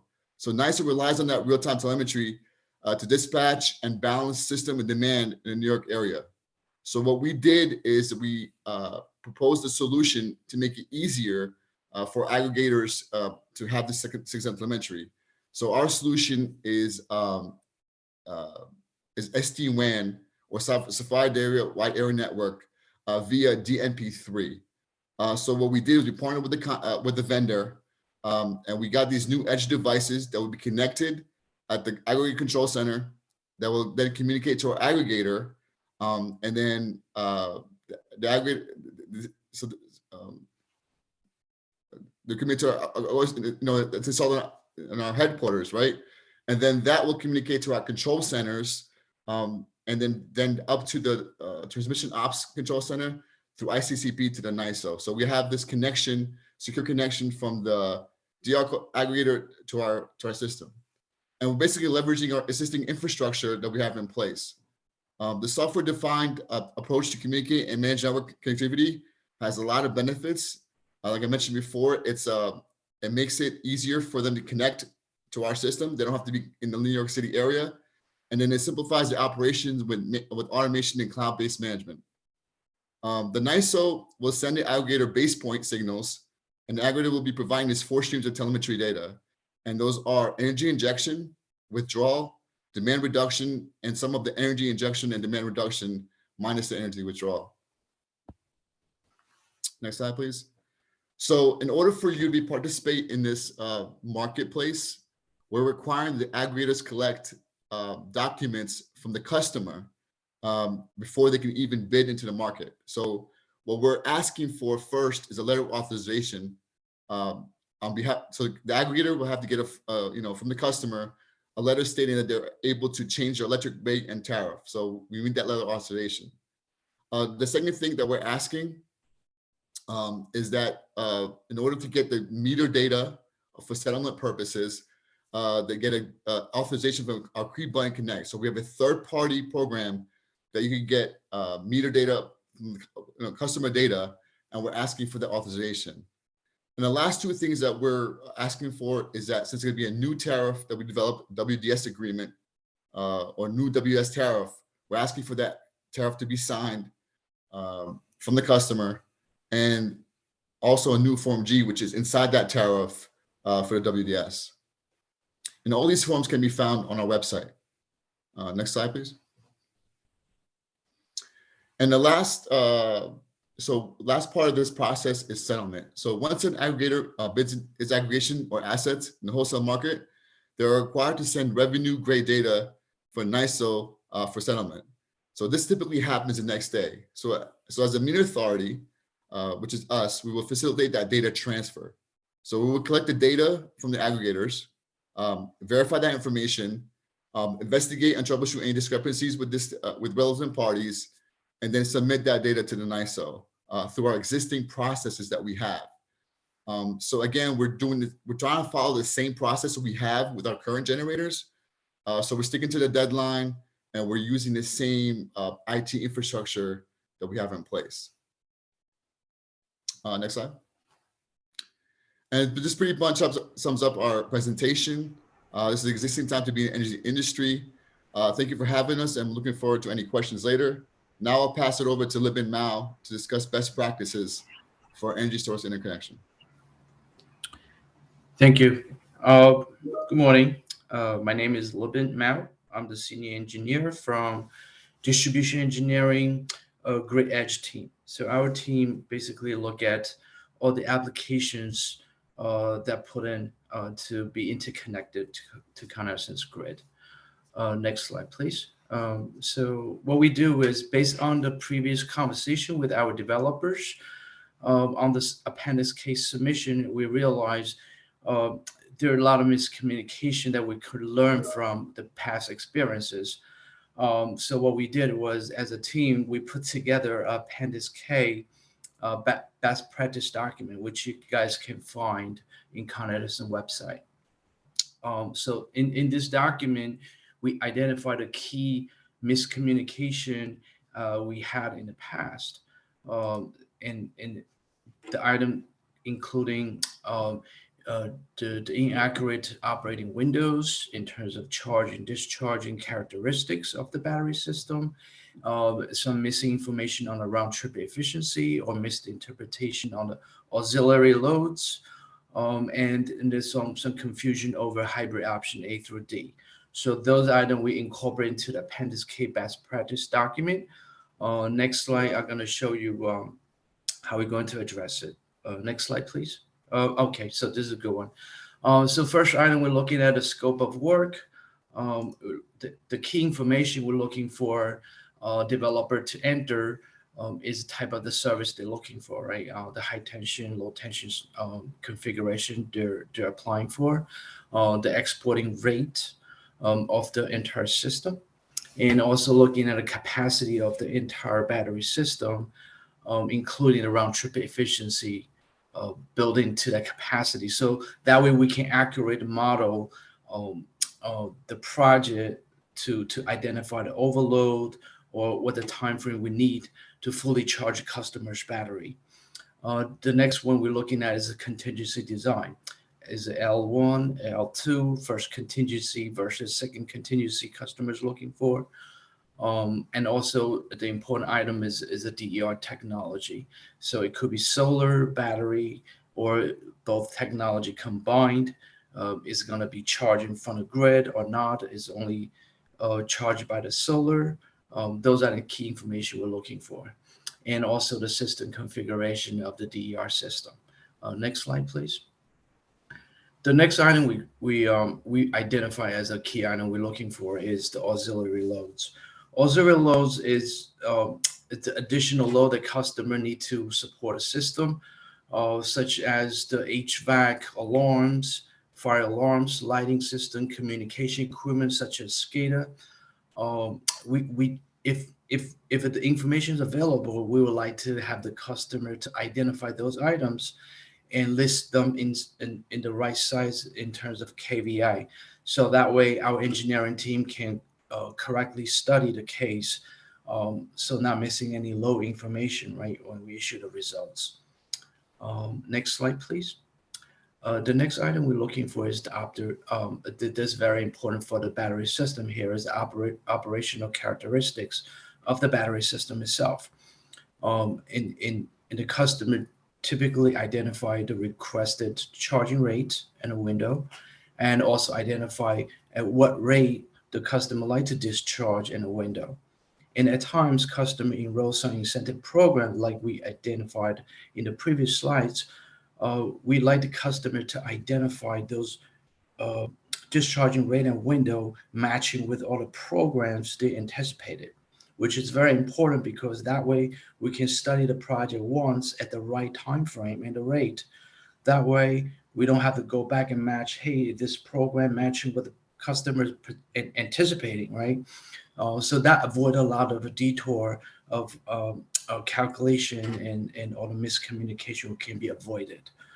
So this portion is very important. And also the key information that we want everybody to know is the charging window is typically, it's studied during the off-peak load, right? And that's how we study for the custom project. So customer don't have to get charged for additional charging during the peak hours, right? That's what the information we're looking for. The next slide is the hybrid options. In the past, we do see some of the mistakes we had in the past. I have the two scenario list over here. Sometimes customer choose option A, right? So customer need to aware the option A is stating that company's battery system is solely charged by the solar, right? So at times during the verification test before the PTO, which is permission to operate stage, and the customer may have a tough time to prove the battery system is solely charged by the solar. So if customer do put in option A, we like to see make sure the customer is aware of the obligation the customer inherit from choosing an option. And another typical scenario that we see miscommunication is when customer choose option D, right? And that which means this type of system the customer put in for typically it has no customer load, which there's a financial benefit built into it. So there's option C and D, which look very similar. We want a customer to aware when you choose the right option here. Okay, next slide, please. This is the last piece. I just want to make sure everybody's aware of it.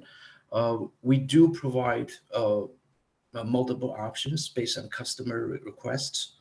When the time customer need additional option for the CESAR study, we will build another 40 business day extension to the CESAR timeframe. And typically the CESAR study is at 60 days mark. And with additional options, we will build another 40 days on top of it. When the solution is obvious, we give it to the customer at no cost and probably can push out within the 60 timeframe. However, if the additional option the customer is looking for require additional study and calculation, then we add another 40 days to it. But that's typically what we see, right? 60 plus 40-day business days. That's the portion I want to bring that up to everybody's attention. If all the audience are looking for any information on the Appendix K best practice document, you guys can find our website, which is published recently.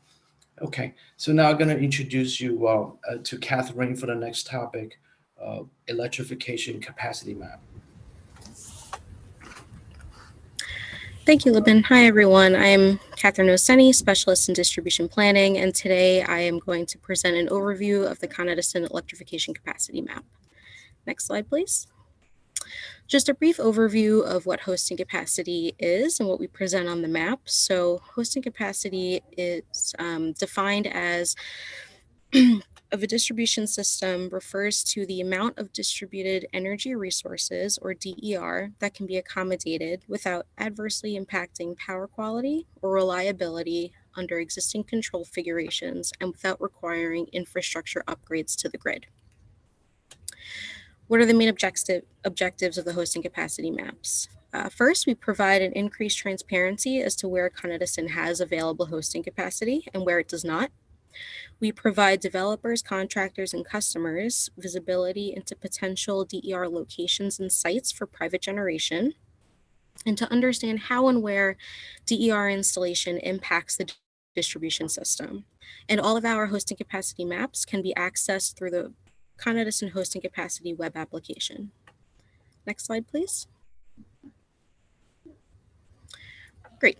So in July of 2023, the Public Service Commission directed the New York Electric Utilities to expand the electric vehicle loading serving capacity maps to become the electrification load serving capacity maps. Con Edison worked with the Joint Utilities of New York and some internal teams to produce the map. The map was published on January 16th of 2024 and is available also on the Con Edison Hosting Capacity website. So we renamed this map to be the electrification capacity map because it accounts for the visualization of available hosting capacity for heat electrification, in addition to the visualization of hosting capacity for potential electric vehicle charging sites. So it is an added layer to the map. So the EV charging site map is still available, just with an additional layer to account for heat electrification. So we show transformer capacity data for Con Edison's underground network electrical system and feeder level capacity data for Con Edison's non-network or overhead system. Thank you. So we display both transformer and feeder level electrification in both winter and summer. The transformer capacity data is used for Con Edison's underground network electrical system, and the feeder level capacity data is used for Con Edison's non-network system. The summer ratings are appropriate for use in estimating available capacity for electric vehicle charging, and the winter ratings can be used in combination with summer ratings to determine available capacity for building electrification. So on the map, you will see a layer for summer capacity and a layer for winter capacity. Next slide, please. So a little bit into the methodology of the map. We have seasonal hosting capacity varies based on equipment ratings, which increase in colder months and are based on the seasonal peak load. As mentioned before, the summer ratings are appropriate for EV charging use cases, and winter ratings are applicable to building electrification use cases. So you see on the map legend on the right, we show transformers on this map and are listed by capacity and voltage. Two types of transformers are being displayed, 208 volts shown as circles and 460 volts that are shown as squares. Below that, we show the summer load capacity for three-phase feeders. And those are broken up into the same colors as well in three metrics. Next slide, please. So now I'm just going to go through some of the visualizations of the map. This is at the furthest view, so the least granular that you'll see. And it does look very saturated from this view, but the more granular you go and the further you zoom into the map, the feeders and the transformers become more clear. So in this slide, I've captured what the summer load capacity for a three-phase feeder pop-up window looks like. And a nice functionality of this map is whether you have the summer layer on or the winter layer, you can see both capacity values as indicated on this pop-up. The only difference is that whichever layer you have on will be the capacity field that is bolded. In this example, summer load capacity is on, it is bolded, but right underneath it is the winter load capacity in case any user wants to reference both numbers at the same time. Next slide, please. And this is the same visualization, just with the winter load capacity on for the three-phase feeders. And you can see the opposite, where the winter load is bolded and the summer is not. But it's important to have both fields on the map at the same time. Next slide, please. And this is a visualization of the transformers and their pop-up windows. You can see we have structure number, maintenance service plate number, voltage, and this is the summer capacity range for 460 volt transformer. And the next slide is the winter capacity range for 208 volt transformer. So thank you so much for listening to our presentations. This concludes the Con Ed portion of these presentations. Thank you for having us. And now I will hand it back over to Lori. Thank you. Thank you very much to the entire Con Edison team. That was spectacular. We will have the webinar and slides up on our site shortly. Obviously, we don't have time for your questions and to be answered, but they are all being captured by our ombudsman team. And we will get those questions and answered and posted on our website. So I'm going to dive right into introducing Nihilus Klingel. He is AICP, and I mention that because those interesting acronyms, not everybody knows. So we have a request for our presenters to let us know what those mean. In Nihilus' case, it means American Institute of Certified Planners. Nihilus is a senior planner in the Department of City Planning's Zoning Division and the department's subject matter expert on decarbonization. He has been involved in a number of resiliency and sustainability initiatives, most recently serving as the lead planner for the City of Yes for carbon neutrality citywide zoning text amendment, which was adopted by the City Council in December of 2023. Nihilus? Thanks so much for that introduction, and to the hosts for the invitation to come speak about City of Yes for carbon neutrality. I'm very excited to be here this morning speaking with you all. I'll try to keep this quick and succinct. I know that my colleagues from the Department of Buildings will be touching on some of these new changes in practice during their presentation after lunch. City of Yes, just as a quick overview, is comprised of 3 separate distinct initiatives. So if you hear City of Yes being referred to, it might refer to any of these 3 projects. The first is City of Yes for carbon neutrality. I'll be speaking about that today. It was, as Lori mentioned, adopted by the City Council in December and is now the law. So it's on the books. These rules can be used. You can obtain permits pursuant to these zoning changes as of December. Coming down the pike is the City of Yes for Economic Opportunity, which is just been approved by the City Planning Commission and is awaiting its hearing and vote at the City Council, which will update and modernize our city's use regulations, particularly affecting commercial manufacturing uses and districts. And then City of Yes for Housing Opportunity will begin its journey through the public review process later this spring, where it will be updating the city's residential regulations citywide. Next. City of Yes for carbon neutrality. I'm sure almost everyone on this call is familiar with it, but just as a really quick update, the zoning text amendment was a citywide zoning text amendment to remove impediments and help support decarbonization, focused primarily on operational decarbonization across the 4 key sectors of our city: the grid, building stock, electrification of vehicles, and reducing the footprint of solid waste and stormwater, all in line with our city's existing commitments and stemming primarily from the Paris Agreement and operational carbon emissions reductions of 80% by 2050. Next. In line with that first goal, we identified a number of zoning challenges and improvements that could support things like the shift to a renewably based energy grid, distributed generation of solar across our city's rooftops, of which we are expecting to see a 2-fold increase over the next 7 years in line to keep up with our rooftop solar goals that the city has set. And then also to support the modernization of the grid by increased opportunities for storage, which will be that glue to hold that grid together, as you all know, in the future. Next slide.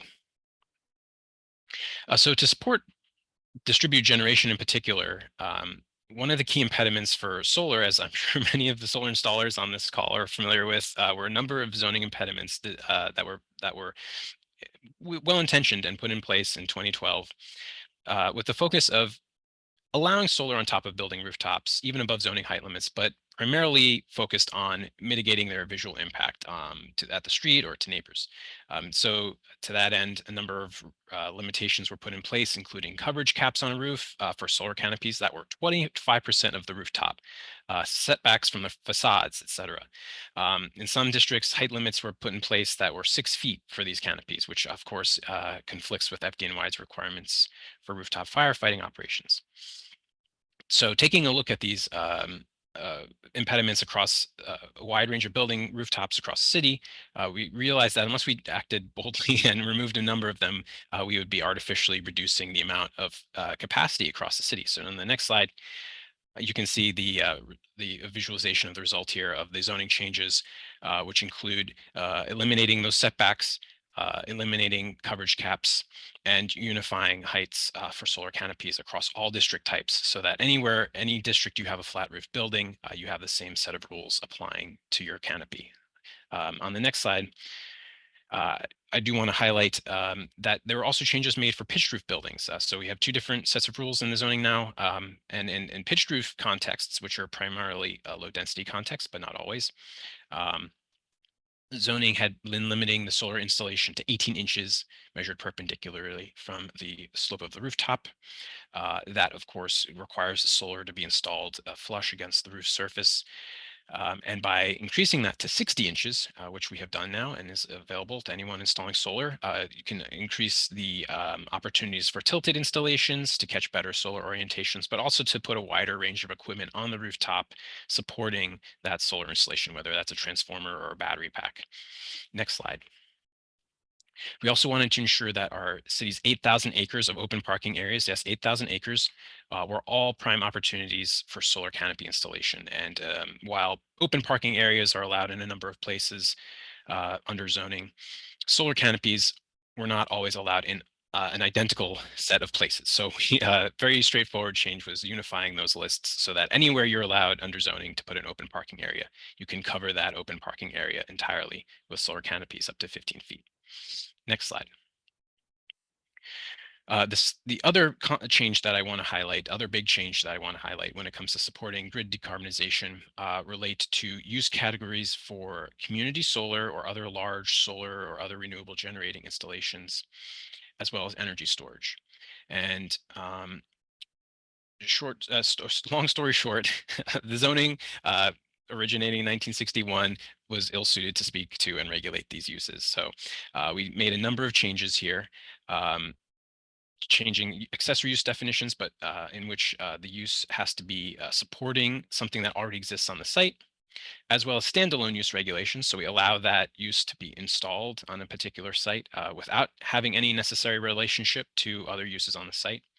And on the next slide, you can see this across the city's landmass, a huge change here. So in the dark green areas, those are our city's commercial and manufacturing districts, where community solar and energy storage were, while vaguely under the old zoning rules, were interpreted to be allowed. In commercial districts, those facilities were limited to 10,000 square feet. In the light green areas on this map, the residence districts, which make up the broad majority of the acreage in our city, those uses were not clearly allowed.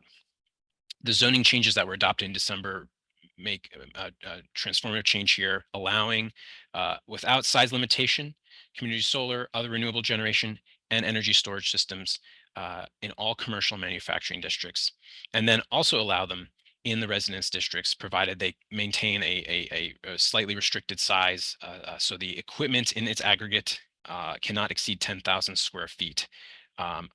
Installations in residence districts, think of the wide number of residential campuses, colleges, houses of worship, where there is so much available space in these residential districts that would be great to host a grid supporting energy storage or renewable generation opportunity.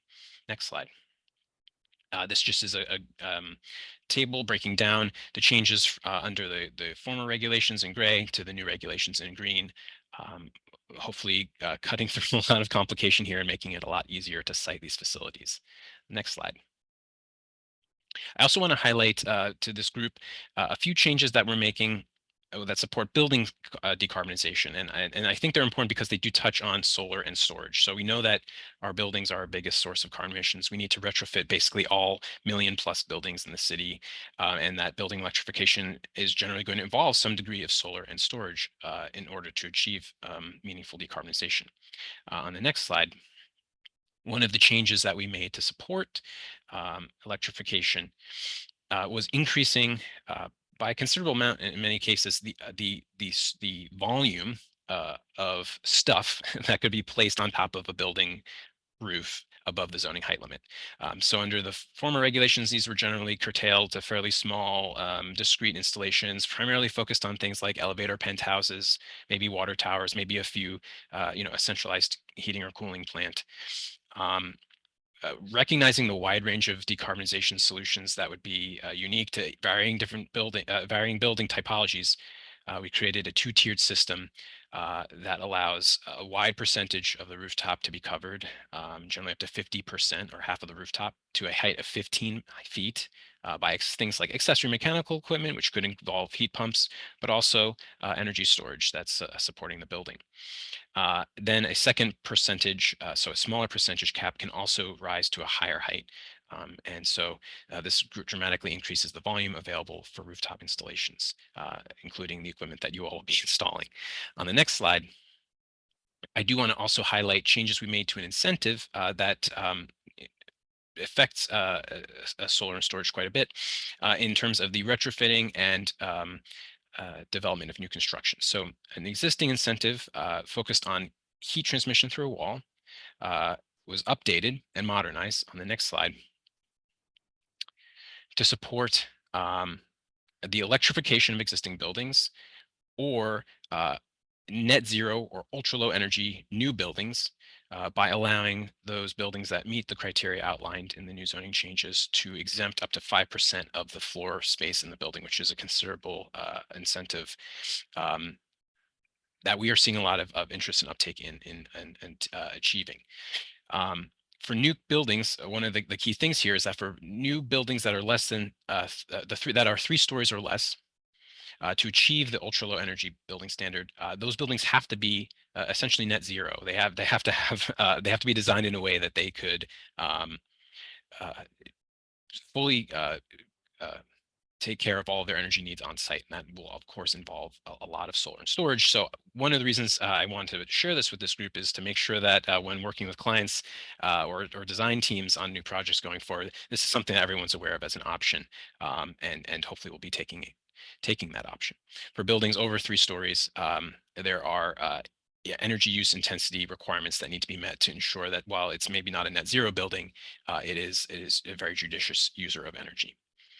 On the next slide, this is a table illustrating for all of your future reference the height changes for this type of equipment in the new proposal. Next slide. There are many other changes that unfortunately we don't have time to go over today, but there are 17 specific things that were all adopted by the City Council in December and are now on the books and available for your use. And on the next slide, some links to the place to go to get more information, as well as my contact information. If you want or have issues utilizing these provisions, do reach out to me. It's critical for us at the department to be aware of how these rules are taking effect on the ground, and to hear about the issues and the benefits that you've gained during using these regulations.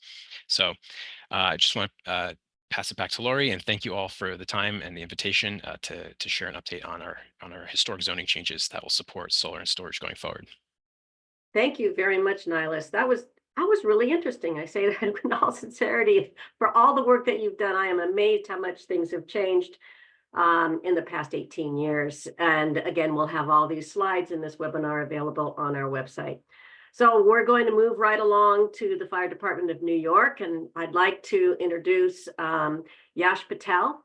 He is an assistant chemical engineer for the sustainability unit at the FDNY Bureau of Fire Prevention to talk about the updates to the FDNY application processes for solar and storage. Thank you, Yash, for joining us. Yeah, thank you for having me. Good morning, everyone. I'm a chemical engineer for the sustainability unit, and I'm in charge of reviewing TM1s and TM2s. So let's get right into it. Next slide, please. What I've attached is like a table, which lists all the equipment that we've approved so far through the COA process. And I also provided the link in the reference slide for anybody to go and get it. And this table is updated every quarter. So if you want to check what's been approved and what's allowed to be installed in New York City, just check that link every 3 or 4 months to see if there's going to be any updates or not. Next slide, please. So for those that are not familiar with the Fire Code 2022, it started to allow BSS installations indoor for commercial use and for R3 residencies. And one important thing about the Fire Code 2022 is that you can have a BSS that's listed to the UL 9540 second edition, as long as you do the 9540A fourth edition testing. As long as your system is listed to 9540A first edition, but tested to 9540A fourth edition, you don't need to comply with the UL 9540A second edition requirement. Next slide, please. So for the TM2, it's a $625 fee, and it's basically us going through the equipment and making sure it's safe. So for that, we require a narrative that describes the BSS, the operation, any incorporated safety systems, and we require the data sheet for any system components so we can understand how the components interact with each other. We require the MSDS, that's basically just a material safety data sheet that allows us to look at all the chemical components within the unit and determine if there's any kind of alarms or if anything is unsafe, in our opinion. So we also require installation operation manuals, UL listings, which would be the UL 9540, UL 1973, UL 1741, and any other certifications that you might think are relevant for your product. A major point that we require is the 9548 testing results. So when you apply to us, you need to provide us the data that is generated from that test, as well as the hazard mitigation analysis. So the hazard mitigation analysis is basically an engineer taking the data from the 9548 testing and then kind of peer reviewing it, saying that whatever safety systems are included within the unit are good enough to mitigate whatever hazards were generated from the 9548 testing data. And we also require the manufacturer's emergency response plan. So that's basically just us seeing what's required from the manufacturer in case if there's an emergency and kind of lining it up with our practices as firefighters. Next slide, please. So when you're submitting the TM2 application, we need a lot of information from you guys in order to determine if the equipment is safe or not. So we want the system size, the standards, the number of cells inside the system, the battery chemistry, voltage, if there's any cascading protections, fuses, circuit breakers. Next slide, please. We also want to know about the cabinet itself too, because these systems can be installed outdoors, indoors. So we want to know the weather rating, what it's like tested to, like whereas like the IP listings. We want to know if there's any kind of ventilation, if that's required by the code. Deflagration venting. We want to know if the inverter, what kind of inverters work with that system, or whether the inverters include into the system. Next slide, please. So one thing that we really heavily look at and really see if it's good or not is the battery management system. So the battery management system is basically the brains of the system. So it's the thing that's monitoring whether there's a fault or whether voltage or amperage is going beyond certain thresholds. So we want to see the description of the BMS, what triggers the BMS to shut down the system, and what are the parameters within the BMS. And also, if there's any other kind of sensors within the unit, we also want to know about that and how they interact with the BMS. Next slide, please. So for the TM2 filing procedure, you would have to do it online. Previously, back in the day, we used to allow paper copies, but all of that has changed. And now everything is to the FDNY business portal. So I provided a link to the business portal in the reference slide, but this is just like a procedure in which you would follow if you wanted to file an application with us. Next slide, please. So now we're going to talk about site installation approvals. So that's basically the TM1. So the TM2 is the equipment approval, and the TM1 is the site-specific approval. Depending on the size of the system, you might not need a TM1, but that's documented in your outdoor rule. So for the TM1, it's a it's a $945 fee. And with that, we need plans that are signed and sealed by a professional that shows the location of the installation. We need the narrative or scope of work. We need installation manual and any kind of technical documentation that you might think is relevant. We want the commissioning and decommissioning plans, whether that's specific for the site or they're doing it in accordance to the manufacturer requirements. We want the UL listings, and we also want any other kind of information that you might think that's relevant, like floodplain maps, examples of signage, and other things. We also need information on the COF holder. That's also very important for us because the COF folder is the one that we're going to interface with when it comes to emergency and getting in contact with this manufacturer to see what's going wrong with the system or if it's safe or not. Next slide, please. So in the sign and seal drawings, we want the location of the ESS. We want to see all auxiliary equipment that's related to the installation. We want to see where the hydrant is, and we want to see the location of the FDC if it's required by the sizing requirements. And we also want to see if there's where the smoke purge activation switch is, if it's required. So for us, being able to shut down the process, shut down the system is very important because it kind of disconnects the system from the grid. So there's not a charge hazard, like it's not active anymore.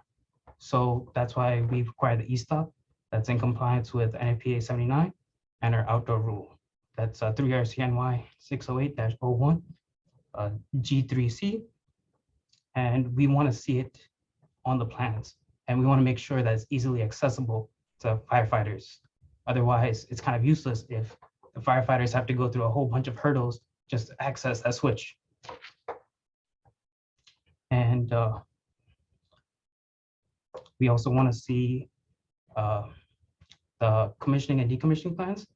And you could go to NFPA 855 for guidance. And the major thing that's important to us is the emergency management plan. So that's basically a plan that's created by whoever is installing the system for that specific site. And it's basically a list of actions that are taken in case of an emergency and who to contact and certain protocol needs to be followed. So it's very important for us to see that. Next slide, please. So when it comes to outdoor installations that are on rooftops, we want to see information regarding the construction of the building, the use of the building, the occupancy, description of where the ESS is located, and all available access to the VSS. We also want to see what kind of ventilation system the building has, and if there's any HVAC intakes near the vicinity of the ESS, and all the emergency exit locations for that building, and any standpipe locations near the installation. Next slide, please. So I've just listed out a couple of, as the TM2, this is just like a procedure where you could follow it and file your application. For installations, depending on the size, you might need the NFPA 15 system, which is a dry pipe water spray system, but that's documented in an outdoor rule if it's required or not based on the size. And also, by default, you need to file for each installation a fire alarm plan, which is approved by another unit. And if the system has an internal clean agent system, then that's another TM1 application that needs to be filed for review. That's another unit. Next slide, please. So for our outdoor rule and the code, there are 3 types of installations that are allowed: outdoor installations, indoor commercial use installations, and R3 occupancies, which are attached garage, detached garage, or mounted on exterior wall, or R3 occupancy. Next slide, please. So for R3 installations, there's a size limit. For attached garage, you can only have up to 20 kilowatt hour per dwelling unit. For detached garage and exterior wall, you can only have up to 40 kilowatt hour per dwelling unit. As listed in the bottom, if the BSS has a COA, then all you need to do is just follow FC 608.13 and the conditions that are stipulated in the COA. If it's in compliance with the fire code and the COA, then you don't need to file TM1 for R3 installation. All you need to do is just get permission from DOB and file with them. However, if the BSS doesn't have a COA, you need to file a TM2, because as it's right now, no ESS installations will be allowed without a COA. Next slide, please. For outdoor installations, they're characterized as small, medium, or large. If you want to find out more information on the size and what characterizes it as a small, medium, or large, you go to 3RC NY 608-01, table 1, and it kind of breaks it down based on the kilowatt hour rating. So for outdoor installations, like I stated previously, if you have a COA, you'll have stipulations in there where you can install it in specific conditions. So you would need to follow that, and also 3RC NY 608-01 table 2. So that has more specific guidelines on what's required and what's not. And as previously stated, if the system has a clean agent system that's not water-based, you would need to file TM1 for that. If it's a large system, you would also have to file TM1 for the NFPA 15 water spray system, and also by default, the fire alarm system if it's a large system. And as previously stated, if you don't have a COA, you need to file a TM2, otherwise the installation is not allowed. Next slide, please. So for indoor installations, you would need to follow table 608.9.1.1, which is basically, it tells you what kilowatt hours that you can have per control area. And the limitations of control areas are defined at FC 5003.8.3.3, which you can see in the fire code. So for indoor installations, it's similar to R3, whereas if you follow the conditions listed in the fire code and the COA, and it's in compliance with those, then you don't need to file a TM1 from us. All you need is a DOB permission, and you can install it. However, if the installation parameters are not within the COA, then you need to file for us to get approval for that specific site. Next slide, please. So when we're reviewing these projects, especially TM1s, we do a lot of thinking and other higher order thinking to achieve safety, because some things just go wrong. You can't always plan for everything. So you need to think outside the box sometimes. So what we consider is like the size, what hazards would they pose? Certain things like the gas generation, where are the FDC connections? What would our response be? Who's the certificate of fitness holder? Who's the subject matter expert? if there's any vehicle parking near the location, does that need protection from vehicles, and also what needs to be done at the end of life or after there's an emergency to get rid of the BSS that's on site. Next slide, please. So this just details our review process. You submit the paperwork to us through the FDNY business portal. We'll review the application and give you some kind of feedback, whether that be a letter of deficiency or a letter of approval. In most cases, we haven't seen anybody get it right the first time. So there's always a letter of deficiency. And then once you get the deficiency, you have to correct those and then resubmit. And then once all those deficiencies have been corrected, then we'll issue a letter of conditional acceptance. And sometimes, if needed, based on the site, we would conduct a site visit in conjunction with hazmat to determine if the site is good enough or not. As of right now, due to personnel and budget cuts, please allow for 12 weeks for plan review and response. Next slide, please. And this is just some of our contact information, just in case you need to reach out to us or have any questions for us. And thank you so much.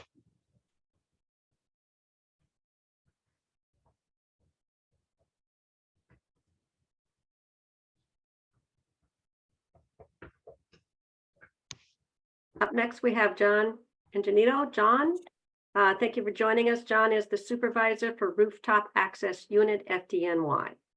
Good morning. Can you hear me? Just want to make sure. Yep. Okay, great. Good morning, everyone. As she said, my name is John Ingenito. Thank you for the introduction. And I am the supervisor of the Rooftop Access Unit. Many of you have spoken with me in the past. If anyone new, we're going to go into the rooftop code and what's needed. Next slide, please. So basically what I'm going to go over is a little bit of a background on why the rooftop code exists. What are some of the operations that the firefighters have to do on the rooftop? You knocked it out of the park, my friend. Yes, I think your mic's still on.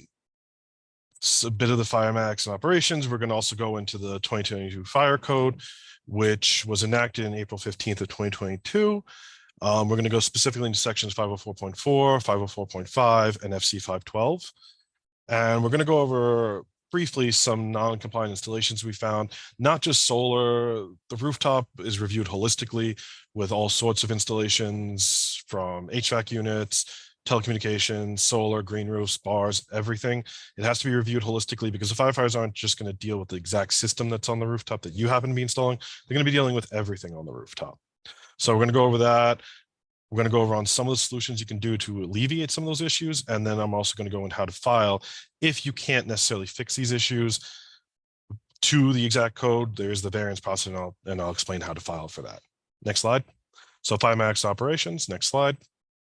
So there is a saying, nothing shall deter the members assigned the roof position from carrying out their assigned duties. Basically, the firefighters are going to do whatever it takes to do their job, to get to the people who are in danger, to try and stop the fire, protect life, protect property. And the real purpose of the code is to enable them to do that job, enable them to save lives and make it safer for them, as safe as possible, as safe as it can be being on top of a burning building, to when they're trying to assist somebody or save the building from a fire that's spreading. Next slide, please. So what are some of the things they're going to do up there? They're going to be doing a perimeter search. They're going to go from front to side, front to rear, side to side, looking over the edge of the rooftop, looking into shafts, seeing if people are hanging out of windows. You can seeing if smoke is coming out of windows. They're trying to gather as much information. If it's a combustible, they may be feeling for hot spots. They may be checking if smoke is coming from the bulkheads. And what they're going to be doing is then transmitting all this information down to the incident commander. You know, there's a firefighter, fire chief on the ground level, usually who is directing not just the guys on the rooftop, but the guys entering the building, the guys doing hose operations, the guys controlling the ladders and the other trucks. They're coordinating everything. And they need as much information as quickly and succinctly as possible so they can properly direct the resources, because fire moves fast and you need to address it fast, and you need to get people in the right place fast, and you need to get people out fast. So they need to have the best information as quickly as possible. Finally, they may, especially on combustible rooftops, be venting. Even on non-combustibles, they may vent, but they can do that via opening bulkhead doors, breaking upper roof level windows to release hot gases, opening skylights, breaking skylights, opening hatches, and in the case of combustibles, cutting the actual rooftop itself. Next slide, please. And ventilation is very key in the early stages of a fire. It's very critical for the operations. It helps relieve the upper portion of the building of the heat, the gas, the smoke. This can increase the survival time of people, victims or people trapped in the building, people who may be unconscious. It can drastically simplify and make the search and rescue operations. It's a lot easier to see somebody when there's not a bunch of smoke in your face. So this can help alleviate that, make it easier to navigate the building, make it easier to find people. It can increase the efficiency of hose operations. It can also help decrease the spread of the fire. So I apologize, I think the photo got messed up in the transition, but basically this diagram shows something like an H-type building.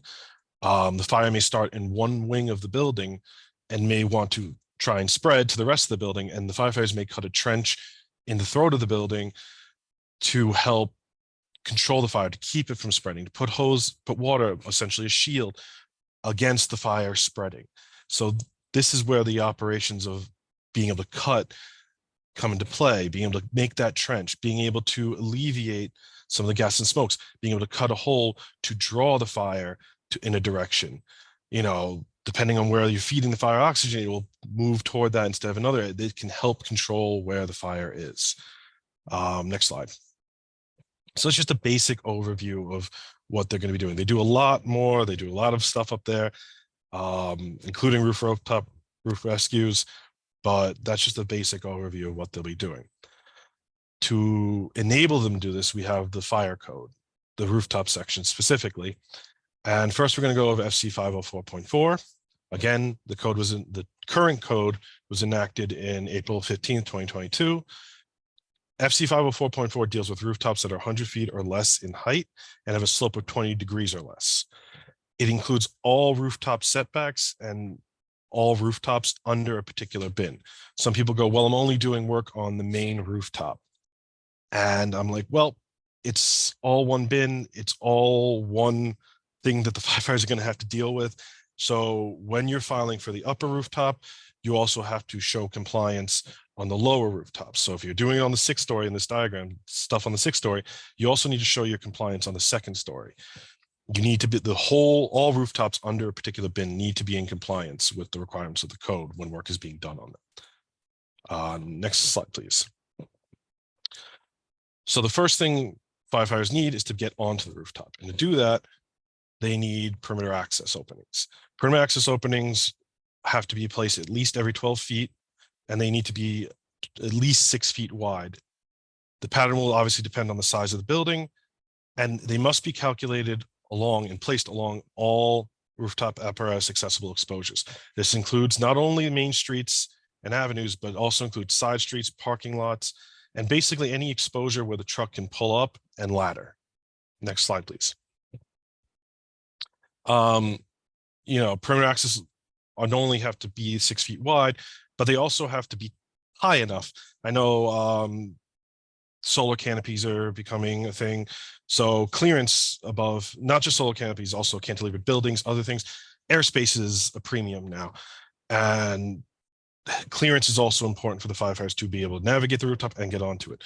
So not only do the perimeter access locations need to be 6 feet wide, you need to have 9 feet of head clearance above not only the rooftop, but above any parapet, because they need essentially a 6 foot wide, 9 foot high window to pass through to get onto the rooftop.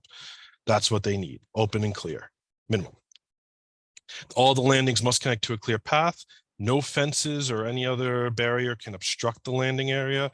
And any fences placed, I know, again, space is a premium on the rooftop. People want to place fences so they can put recreational areas, and they want to put bars or other things on there. And they want to put fences for people's safety. Obviously, that's a great thing. But those need to be set back from the landing area so the firefighters can land directly to the rooftop. And then you can place a gate through it, which the firefighters can then open and go through. Those gates must be 3 foot wide, inward swinging. and they can be secured by locks and chains, but those have to be cuttable by a standard bolt cutter. Next slide, please. Where do you measure the landing, the 6-foot back area from? You're going to make it from the inside of the parapet. Do not include the parapet. I know there's some very wide parapets out there. You know, they're 2 or 3 feet thick, and you're like, well, you can step on them. Yes, but that's not considered part of the landing area. The landing area is on the actual rooftop, 6 feet back from the termination of the parapet wall. And if you have any decorative parapets, you need to, when you're filing with us, you need to indicate whether they're decorative, what their peak, what their slopes are of those parapets, and you know, if there's any special design to those, because those can affect the laddering operations. Next slide, please. Slope parapets are not considered to be a usable part of the perimeter access landing. They can still be along a landing area, but the actual slope section is not part of the landing area. So at the termination of the slope is where the landing begins. So you can see on the left-hand picture, none of that slope section is part of our landing calculation. None of that is part of the 6 feet back. Once you get to the red line, that's the termination of the slope, and the green area is 6 feet back from that red line. That's your landing area for your calculation. Decorative cornices are also not considered to be part of the usable perimeter access. Those aren't necessarily designed to support the weight of a firefighter. The firefighters are going to attempt to land beyond them because they don't want to land on these things and have them snap or break underneath them and they stumble or fall, God forbid, fall. So those are not considered part of the landing area. Again, they can be along a landing area, but they will not be considered part of the 6-foot calculation. Next slide, please. There's not only going to be obstructions on the rooftop itself to landing, there can be obstructions along the side of rooftops. Any structures affixed to the exterior of the building shall not obstruct the fire apparatus from landing to the roof. And these can be sun control devices, awnings, solar panels, even fire escapes themselves. And people go, why fire escapes? Because one, you don't want to necessarily hit into a fire escape with the ladder. You don't want people who are on the fire escapes trying to reach out for the firefighter, trying to climb on the ladder. So the firefighters do try to avoid them. Obviously, there are buildings where the fire escape you cannot avoid. Firefighters will do what they have to do to get onto the rooftop, you know, whatever it takes. But we try to push the landing areas away from these so the firefighters have clear access. You don't have the risk of people grabbing on or damaging the fire escapes.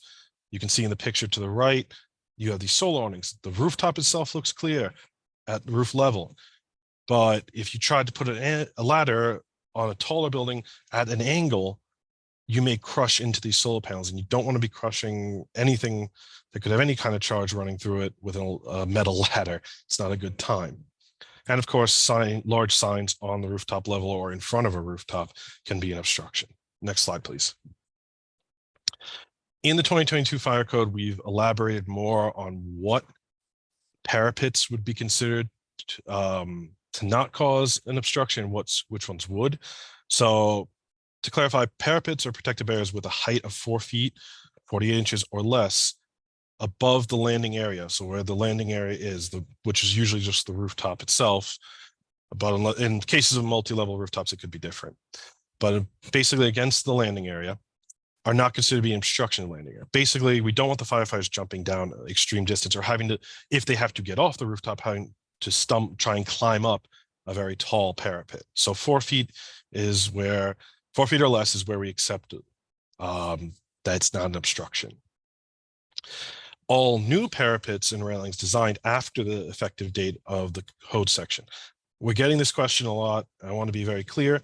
If it's an existing parapet, existing barrier, it does not have to follow these. It's only when you're building a new one or replacing it with a new one that you must meet these qualifications of 350 pounds of point load support, must be level surface, and must be 5 inches wide on top. If it's an existing parapet, we're not going to make you suddenly modify it all. Only if you're building a new one. So barriers constructed before the adoption of this code do not have to comply with these. Anything after does. Next slide, please. If your parapet or barrier is taller than the 4 feet, say 6 feet, you're going to need to do something to allow the height differential between the top of the parapet and the landing area to be 4 feet. This is usually going to be done by some sort of landing platform. When you provide that, you're going to need to submit it through us at the FDNY to confirm that it's an acceptable landing, and ensure that it'll work for us. So you can just see in the diagram, you know, some kind of landing platform, 6 feet deep, 6 feet wide, that brings the height differential to less than 4 feet or less. Next slide, please. Any existing scaffolding or proposed scaffolding must be designed to allow rooftop perimeter access landing. And we may require signage for not only perimeter access, but access on the rooftop, access to fire escapes, access to doors, clarifying where those things are, because as these rooftops get more filled with equipment, not just solar, but equipment platforms, other telecommunication equipment, HVAC units, it can obscure the view of the firefighter of the different things on the rooftop, such as fire escape locations, door locations, and we may require signage to help guide the firefighter. Again, time is important when the firefighter's up there. The faster he can find where he needs to find, the faster he can locate people who maybe have retreated to the rooftop, the faster he can get to areas to vent, the faster he can get to areas that he needs to look down so he can transfer the data, the better it is, and the more likely we are to deal with the fire and protect life and property. So we may ask for signage. Do not start putting signs everywhere. We don't want to overload the firefighters with information, but during the plan examination process, the rooftop unit may require that you add additional signage to assist the firefighter in navigating the rooftop. Next slide, please. Also new with the 2022 fire code was the inclusion of any equipment that has moving parts on the rooftop may be considered obstruction. We have seen 1 or 2 turbines go onto rooftops. These are a rarity, it seems, right now. I'm not sure if it'll become a more common practice. I know solar is the easier to install versus this, but it has. We've seen it, and it prompted us to be wary that this may come down the pipeline at some point. So any equipment with moving parts that are exposed needs to meet certain criteria. The moving parts are not permitted within 3 feet of any required clearance areas, 3 feet vertically or horizontally from those areas. So to the right, you'll see a required clearance area that's 9 feet high, 6 feet wide. And that the tip of the moving part of that fan blade can't be within 3 feet of any of that green area. Any tips or ends of any moving parts shall be marked with a photoreflective material that's easily visible in dark or smoky conditions. We want to make sure that you can see the edge of it. Sometimes, again, with these fan blades, they spin fast enough, especially if they're white against a light background, they can start to become almost translucent looking. And we want it to be obvious where the tips of those are, just so nobody walks into them. And we will probably require signage to warn not to get near these. Next slide, please. So we've done the perimeter access landing areas. Your firefighter's on the rooftop. Now he's got to get around the rooftop. He's got to move to all the critical locations. To do that, he's going to need a clear path. So clear paths must be 6 feet wide and 9 feet tall, meaning they need a 9 foot of head clearance. They need to be able to move around. They have to go from front to rear, side to side of the building. There must be a distinct clear path every 100 linear feet with no more than 100 feet between any distinct clear path. They shall connect to all required clearance areas. These are your fire escapes, your ladders, your scuttles, your skylights, your hatches, your other clearance area, your other perimeter access landing areas, your rooftop doors and bulkheads. That's what it needs to connect to. It shall provide access to any areas along the sides of buildings that are not accessible by fire apparatus that have windows. We'll go into that a little bit more. On a rectangular building, it's fairly obvious. It's front to rear, side to side. It covers your sides, but there are, in New York, a lot of irregular shaped buildings where you'll need additional paths. We'll go into that a little bit later. Solar panels, glass, or other transparent materials may not be used as part of the clear path. We've been asked this before. People have told us they're rated for people to walk on. They may be rated for general public use. There is no way for a firefighter going up there to tell in any measurable quick amount of time whether these are safe to walk on, and they cannot risk that. They can't risk getting unnecessarily hurt by something while they're trying to do their job. So we do not allow glass. We can't tell if it's properly rated for them. We can't tell if the heat from the fire is damaging it. We can't tell if it was properly rated for their weight. They're carrying a lot of gear, a lot of equipment. We can't tell if it's rated for all of that. So those are not allowed to be part of the clear path. Fences can, again, cross the clear path, but they must have gates provided to allow clear path through the fence. And Yasha brought this up already. Yasha already brought this up, but rooftop energy storage systems shall be designed in accordance with FC 608. And the deflagration zones and the exhaust may not enter, or the design of those may not allow them to enter into the clear path or other required clearance areas. Next slide, please. Again, rooftops are not always these nice rectangular, straight, one-level things. They have multiple elevation differences, and we need clear paths to get over the elevations or onto the upper roofs sometimes, or past them in the case of long bulkheads. So in those cases, we need ladders or other approved means, such as stairs or something, to be provided for elevation differences of 16 feet or less. The exception is we don't need to technically go up onto, say, something like a narrow bulkhead that's less than 6 feet in any dimension, because it's not considered a real, because you can't have a true clear path on that, a 6x6 clear path. However, we may ask you to provide a 6-foot clear path over it onto the other side of it if there's another larger roof beyond. There are sometimes roofs that are kind of bisected by a central like bulkhead area, and you can only get through. We want external means to get over it. We may ask for a ladder to get over it and onto the other side. Next slide, please. And I had already brought up regular shaped buildings. These are going to require additional clear paths, mainly because, so say on an H-type tenement building, you know, you have windows along all these exposures on each wing. We want the firefighters to be able to get to each wing and look over each side on those wings and see, again, is there smoke coming out the windows? Is there someone hanging out the window? Is someone need to be rescued? You know, and be able to transmit that information. So on these, each wing of this building require a front to rear, side to side on it that connects to each side that would have, you know, each side of it. And through the throat of the building, which is the center of the H, we need a front to rear and side to side and front to rear, because again, there can be windows on that. There can be other things. It allows them sight lines into all those other areas, so they can transmit that down, so they can assist the incident commander in directing the firefighters where they need to be. And obviously, it must still connect to all their other required clearance areas. Next slide, please. Another important thing is clear path protection. There are rooftops with sudden drops in them. Clear path protection is any 42-inch high barrier along the clear path whenever the clear path is along an unprotected elevation difference, such as, you know, open shafts, or even sometimes equipment may push the firefighter to have to walk along the building's perimeter. At that point, they need to have some kind of protective railing, so they're not walking long distances of any kind along a large elevation difference.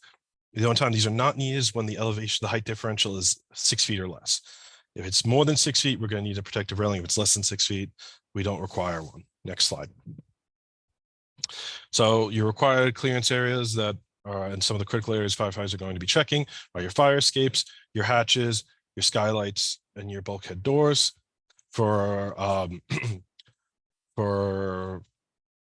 fire escapes, you need 3 feet from each rung, not 3 feet from the center of the ladder, but 3 feet from each rung of the ladder, and making a semicircle and filling in the center area, and that's your clearance area around it.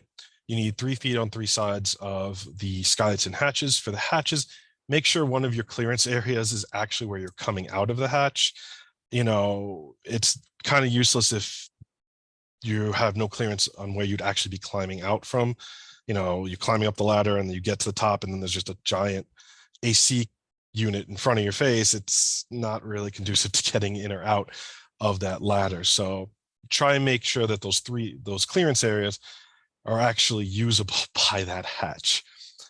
Your bulkhead door, from the hinge of the door, you need a 6-foot radius around. That's your clearance area. And again, 3 feet on 3 sides for skylights. Next slide, please. Now, there is an exception to this 3 feet on 3 sides to the hatches and skylights. This has to do with buildings that were constructed pre-December 31st, 2017, when they had a plans approved, I'm sorry, not constructed, for plans approved by DOB, constructed for plans approved by DOB or the FDY before December 31st, 2017. So if your plans were approved for this configuration pre-2017, there is an exception. So we're not going to require that you have 3 feet of on 3 sides of clearance. They will be considered in compliance, but only for when those clearances are reduced by a qualifying encroachment. These include attic ventilators, chimneys, plumbing ventilation, freestanding HVAC condensers with a capacity of 5 tons or more, bulkheads, other hatches, skylights. Basically, we're talking about existing building features on rooftops that were constructed prior to December 31st, 2017, or approved by DOB or FDY prior to December 31st, 2017. It's the understanding that, look, sometimes you have 2 skylights next to each other, next to a hatch, next to a parapet. You're not going to be able to get it. Is it incredibly detrimental to the firefighters' operations?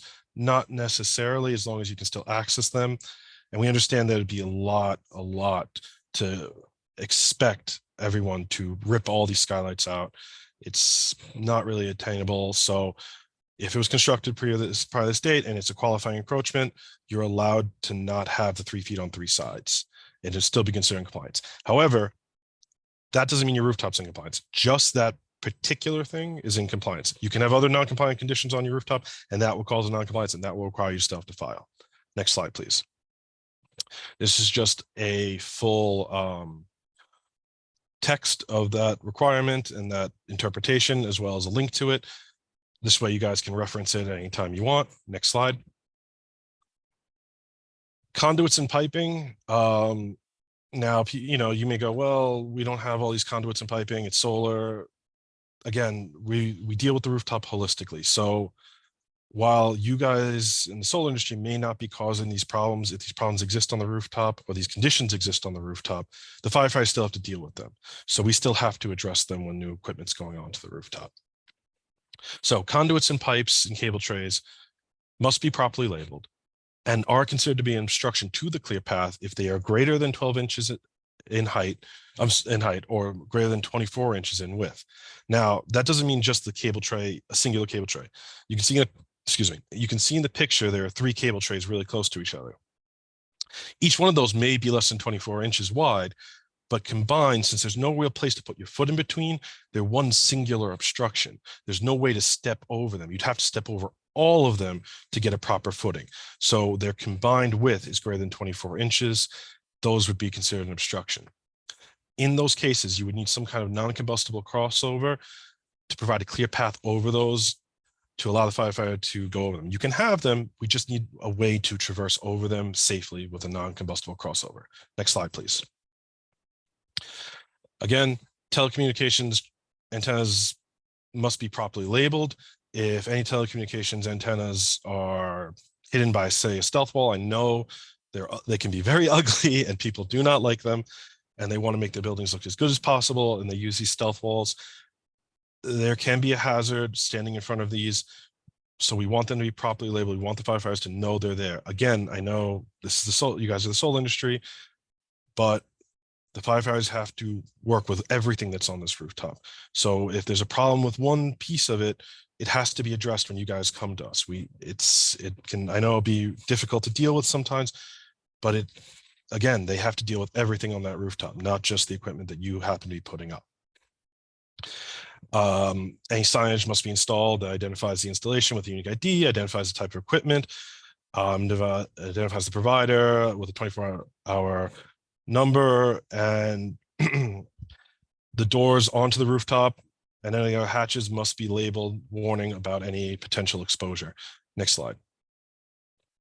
Radio frequency, another part of the new code that came in recently, is the issue of radio frequency emissions that exceed FCC guideline exposures limits for the general public can be considered to cause an obstruction to any required clearance areas that are affected by this radio frequency emissions. This includes the perimeter access landings, the rooftop hatches, the skylights, the clear paths, the fire escapes, and the rooftop accessible doors. The FDNY may require additional submission of documentation and certification that all these areas of concern with the FCC guidelines for general population acceptable limits. and must be, all any documentation submitted about this must be certified by a licensed professional qualified to assess the exposure levels in relation to the FCC guidelines. Next slide. One of the other things we have is cantilever buildings. This, again, like I said, I'm sure all of you know, airspace is now becoming a premium. As land gets taken up, now you need the airspace. We have some rules on the access requirements for that. They shall be constructed in such a way that adequately facilitates firefighter operations, specifically providing head clearance of a minimum of 12 feet above from the cantilever section to the rooftop level beneath, as well as a minimum of 9 feet of clearance between the cantilever section and any rooftop features below, including the parapet, and must be 12 feet from the nearest exterior surface. So you can see in the diagram that red area is the area that must be completely clear. There cannot be any rooftop features in that red area. The cantilevered section cannot be in the area. So basically 9 feet above from any, so you can see the bulkheads 9 feet above the bulkheads, and you can see a minimum of 12 feet from the rooftop level. There's nothing in that area. The cantilevered section goes out 25 feet, you know, the clearance goes out 25 feet. That's your clearance area. Next slide. Again, to maintain some of the look of the building, some people that are installing cantilevered buildings are also putting on these screen walls to kind of create a facade that kind of maintains a skyline look. And we allow this, but they can be the structure must be necessary to comply with zoning requirements. You can't just put it up wherever you want. It has to be to comply with zoning requirements. No more than 8 feet wide, measured from the side of the new building, and no more than 12 feet deep from the front-facing wall of the building. Next slide. You're also going to see a lot more rooftop gardens. Again, these can't cause an obstruction to any of the required clearance areas. And like the conduits and pipes, anything greater than 12 inches in height will be considered to cause an obstruction. A little bit of grass, well trimmed, isn't going to cause an obstruction to the firefighters, but you're talking tall vegetation, bushes, shrubbery, that's going to cause an obstruction. We also require that their hose connection to an approved water supply be provided in accordance with FC 318. This is not required for any square footage exceeding 250 square feet. This isn't required for firefighting operations. It's more a concern of proper maintenance of the green roof. We don't want tons of dried out vegetation on our rooftops. That's a fire hazard. You can see in the picture to the right, top right, you have dried out shrubbery on the perimeter. Not only does shrubbery create an obstruction, but if, say, the fire is coming out of that window beneath it and it touches that shrubbery and now the shrubbery catches, now your perimeter access is a flaming wall. That's not a good thing. So we want the shrubbery maintained, and we also don't really want it in the perimeter access landing area because it itself is a physical obstruction, and if it catches fire, it's an even bigger, more dangerous obstruction. Also, the bottom, you can see the tall shrubbery over 12 feet covers the entire rooftop. That completely obstructs your clear path. Next slide, please. We also want you to properly maintain the functionality of your rooftop.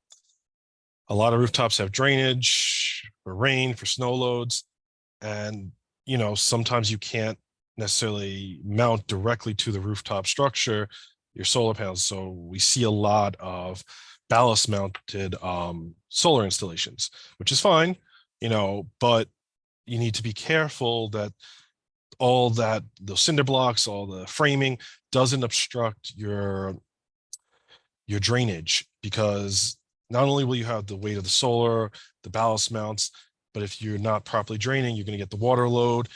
And in a fire, maybe you can handle that. But then in a fire emergency, if there's damage, especially on a combustible building, now the joists are weakened. Now you have not only improper drainage, firefighters may be putting water on the fire, adding more water weight. You want proper drainage because you want to minimize the amount of load obviously being placed on this roof, because you don't want a roof collapse, you don't want dangerous conditions. So you have to ensure that the proper functionality of all rooftop functions, especially drainage, is not being impeded by any of the equipment being placed on there, and make sure no rubbish is being left in those drains. As you can see, tape and other paper is all over that drain. Next slide. Finally, for 504.4, rooftop solar stations shall be designed, installed, operated, and maintained in accordance with FC 512. Next slide. But before we go into the actual solar requirements, In 2022, we did introduce a new section, FC 504.5, for rooftop access over 100 feet in height. Next slide. Generally, we've always dealt with rooftops 100 feet or less. We did enact some requirements for over 100 feet. These are basically the same clear path requirements and clearance requirements as FC 504.4 on roofs under 100 feet, but mostly without the necessity for perimeter access landing areas, because the ladders are not going, the apparatus is not going to be landing from the exterior of the rooftop onto the rooftop along the perimeter. It'd be normally entering through internal means such as bulkheads, hatches, skylights, that sort of things. So again, clear path must be 6 feet wide, must connect to the side of any building sides which have windows, must connect to the rooftop bulkheads, doors, hatches, ladders, or any other points of rooftop access. And clearances around the bulkhead, doors, and hatches must comply with all the previous requirements. And this is for newly constructed roofs after the enactment of the code. The existing ones are not required to comply with this right now, but if you raise your building, it's a new addition, or you're building a whole new building, you must comply with these requirements. Next slide. Now we're going to get a little bit more into the specifics of solar. Next slide.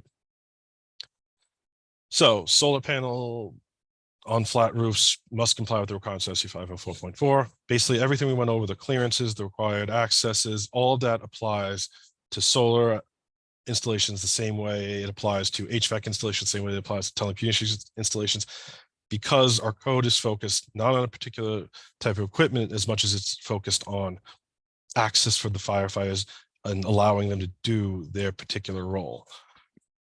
We do have an exception for the clear path requirement for solar panels. We have two of them actually. One is an approved hinge mechanism that would create a path. So you could have a sealed off path, no 6 foot path, and have a special hinge mechanism that would open up a 6 foot clear path.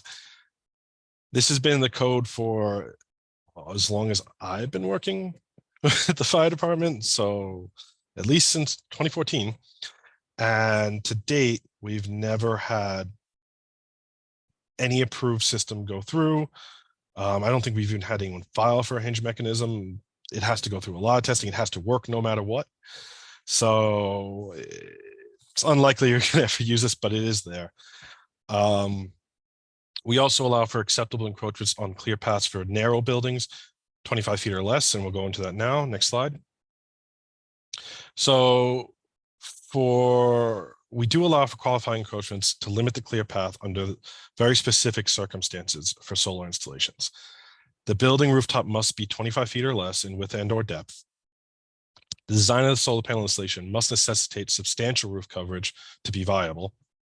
The encroachment does not reduce the clear path beyond the amount we've approved, which is the minimum is 4 feet. So you can't be less than 4 feet, the width of the clear path. Qualifying encroachments may not limit the perimeter access landing areas or any other required clearances other than the clear path unless we permit it otherwise in a separate FDNY guidelines. All these installations that limit the qualifying encroachments that limit the clear path must still go through either a DOB submission or FDNY plan review. You cannot professionally certify these. These must be seen by a plan examiner either in DOB or the FDNY. And installations must comply with all the requirements of the fire code, including SC 504.4. Next slide. So what are qualifying encroachments? Similar, actually the same as the ones that had to do with the qualifying encroachments around hatches and skylights seen in the previous slides. Attic ventilators, chimneys, plumbing ventilation, freestanding bulkhead, freestanding HVAC condensers, bulkheads, skeletal skylights, basically existing rooftop features that cannot be moved without significant cost and ripping apart the entire rooftop, essentially. Solar panels themselves are not considered to be a qualifying encroachment, and they themselves may not be the cause of the limited clear path. However, solar panels in conjunction with a qualifying encroachment may reduce the clear path to 4 feet. Next slide. And here are some examples if you're not sure exactly. The two to the left would qualify as compliant in this scenario, and the two to the right wouldn't. So in the first one, you'll see 2 skylights within 4 feet of each other. They narrow the required 6 foot wide clear path to 4 feet. This is still considered compliant because the skylights are both considered qualifying encroachments and therefore can limit the clear path to 4 feet. The next one is solar panels in conjunction with the qualifying encroachment, which is the skylight, are limiting the clear path. So a solar panel itself by itself cannot cause the reduction, but in conjunction with our existing qualifying encroachment, they can reduce the clear path to 4 feet. Next, you have one that isn't compliant. So solar panels and say by themselves and are kind of close to the parapet. So now the side of the parapet and the solar panels are reducing to 4 feet. That's not a qualifying encroachment. You can't reduce the clear path. This would be considered non-compliant. And finally, 2 sets of solar panels, solar arrays, separated by 4 feet are limiting the clear path. That's only the solar panels causing the reduction. Those aren't qualifying encroachments. That would be considered non-compliant. Next slide. We also, solar is going to be very has and will continue to be popular being put on, single family homes, which a lot of them have pitched roofs. So for pitched roofs, anything pitched that is greater than 20 degrees, you don't obviously need clear paths the same way you would need on a flat roof. You're just going to provide 3 feet of clearance along both sides of the ridge line on any of these pitched rooftop levels. Next slide. Any conduits, wiring systems, any raceways shall be located along the dips and valleys away from the ridge. And obviously all solar panels and all conduits wiring should be properly labeled. Next slide. We do have another exception, which we introduced. It was previously in the 2014 coded a interpretation. Now it's been codified for group R3 occupancies whose rooftop slope is 9.5 degrees or greater. They will be considered to be pitched roofs for solar installations. So they do not comply with FC 504.4. However, they're going to have to comply with FC 512, and they're going to have to provide 3 feet of clearance along both sides as you would for the ridge line, as you would for any other pitched roof with 20 degrees or greater pitch. Next slide. Common non-compliant. Oh, actually, go back to the previous slide. I did forget one thing. Slope feature and elements do not qualify your rooftop. So if you have a flat rooftop and it happens to have a small sloped feature at some point of it, that doesn't suddenly mean you don't have to comply with FC 504.4. We're talking a large pitched rooftop, 9.5 degrees or greater, not just some little feature that happens to be a little pitched. We're talking the actual rooftop itself is entirely pitched. Next slide. So that's an overview of the code. We're going to go quickly into some non-compliant installations we've seen throughout our time and how to file. Next slide. So I show a lot of these every year. These are just some examples of non-compliance. First one, you can see solar panels take up the complete perimeter access, complete clear path. That wouldn't be an acceptable condition. There's no way for the firefighters access, no way for the firefighters to really move around. The next one you see is a fence. The firefighters could technically crush that with the ladder, could somehow get up. They're going to get up there, but it creates a hazardous condition. It makes it harder for them to get on the roof. It makes it harder for the dismount or get back off.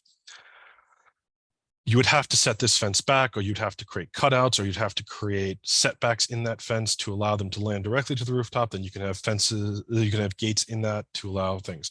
We do not say you can't have fences. We'll never say that. We understand they can allow you to utilize the rooftop for other things, but they have to be designed and built in such a way that allows the firefighter first access the rooftop, land on it safely, and then go using a gate or something, go through that fence and access the rest of the rooftop.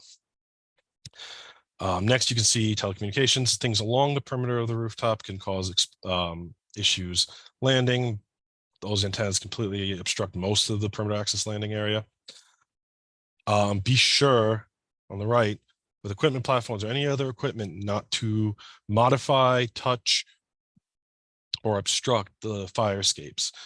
One, you don't want to damage the structural integrity of the fire escape or any part of it. Two, if people are trying to utilize that to climb up to the roof for shelter, and they're standing at the top of this fire escape and they're trying to fiddle with chains to get it open so they can get onto it, they can slip. They're in a panic. They may trip. They may fall back. You don't want that. Don't obstruct the fire escapes. Don't block them. Don't modify them. If you have to go through the fire department and DOB to ensure that it's done in a safe and appropriate manner. Again, we do not walk for the bottom 2 pictures to the left. We do not walk on solar panels It looks walkable, it looks clear, it looks like you can get access to those skylights and those doors, but the firefighters are not going to walk on. They don't know if these are safe to walk on. They don't know, am I going to get hurt? Am I going to damage something? Is something going to happen if I try and step on this? We don't walk on them, so these can be considered to cause a full obstruction to the access to those skylights. Finally, it doesn't have to be a permanent installation to be a problem. The right bottom corner, you can see this was a place where they were doing recycling and they were dumping tons and tons of plastic bottles and plastic bags onto their rooftop as a place to store them all. It's hard to tell, but that rooftop, the lower rooftop to the upper rooftop, was maybe 10 or 12 feet height difference. So this is about 12 or so feet, 10 to 12 feet of bags stacked high, and they were maybe the same distance deep in. This was a lot of rubbish, and that was along the landing exposure, so you couldn't land to this rooftop if you had to. And it's just a fire hazard in general. Don't do this. Next slide. Finally, design, use common sense when designing your installations. These are things we've actually seen. I mean, it clearly was someone made a mistake at some point, ordered this piece, and they installed it because it was on the plans to be installed this way. This is, silly and ridiculous. It can be kind of comical when you look at it like this, but these things do pose real hazards to us. Make sure you're careful with how you design things, and also understand that this is why we're doing what we're doing. We're doing the plan examination. We're doing the inspections. I know it can be a pain to deal with it sometimes, but things like this do end up on rooftops, and that's why we do what we do. Next slide. So finally, what does not require an application? If your rooftop's fully code compliant, don't have to file with the FDNY for a variance, obviously. If your rooftop is in a legal but non-compliant condition, meaning you had previously gotten a variance or the non-compliance to the current code predated the enactment of the code section, you don't necessarily have to file if you're going to be doing re-roofing, repair of parapet, facade repair, and like-for-like replacement equipment. This is considered maintenance. We're not going to hit you. You're not changing the layout of the rooftop when you're doing this. So re-roofing, parapet repair, and facade repair, that's fine. But if you're upgrading anything, if you're changing anything, if you're changing the way your parapet is, you're increasing its size, you're making it decorative, you're changing your facade, that would trigger the code because it's changed. The same for the equipment. If you're replacing, say, an HVAC unit, and its model number is 1234, and you replace it, it breaks down, you replace it with the same model 1234, that's fine. It's not considered an upgrade, it's considered like-for-like replacement. But say it's been a few years, they don't make that model anymore, they make an upgrade model, looks exactly the same, fits in the same footprint, but it's 1234A, it's not considered a like-for-like replacement. It may be the same footprint and all that, but it's considered an upgrade, and you would have to file. So it's not about the footprint, it's about the equipment. If it's an upgrade or a difference in any way, shape, or form, internally or externally, it would not qualify as a like-for-like, and you would have to file at that point if you have non-compliances on your rooftop. Next slide. When do you have to? This is just a little quick, easy guide. When do you have to file with us? When you have a non-compliance, proposed or existing. So if you're proposing something that causes non-compliance, or if you already have existing non-compliances and you're proposing new work, new equipment on the rooftop, that's cell site, solar arrays, HVAC, anything. You're doing a vertical enlargement of the building, bulkheads, new floors. You're adding decks, bars, greenhouses, green roofs, blue roofs, if it's a brand new construction, or you're doing cantilever over that particular rooftop. It's got a proposed or existing compliance or any of this work being proposed, you have to file with us. Next slide. How to file. This is just a quick and easy way to do it. You're just going to go to this link. You'll get to the FDNY business information page. You'll scroll down. You'll see the user guide. That just tells you kind of how to use the system. We're now doing everything online, the business portal. If you're already a returning user, you kind of know this, you'll just log in. If you're a new user, you're going to just create a new account.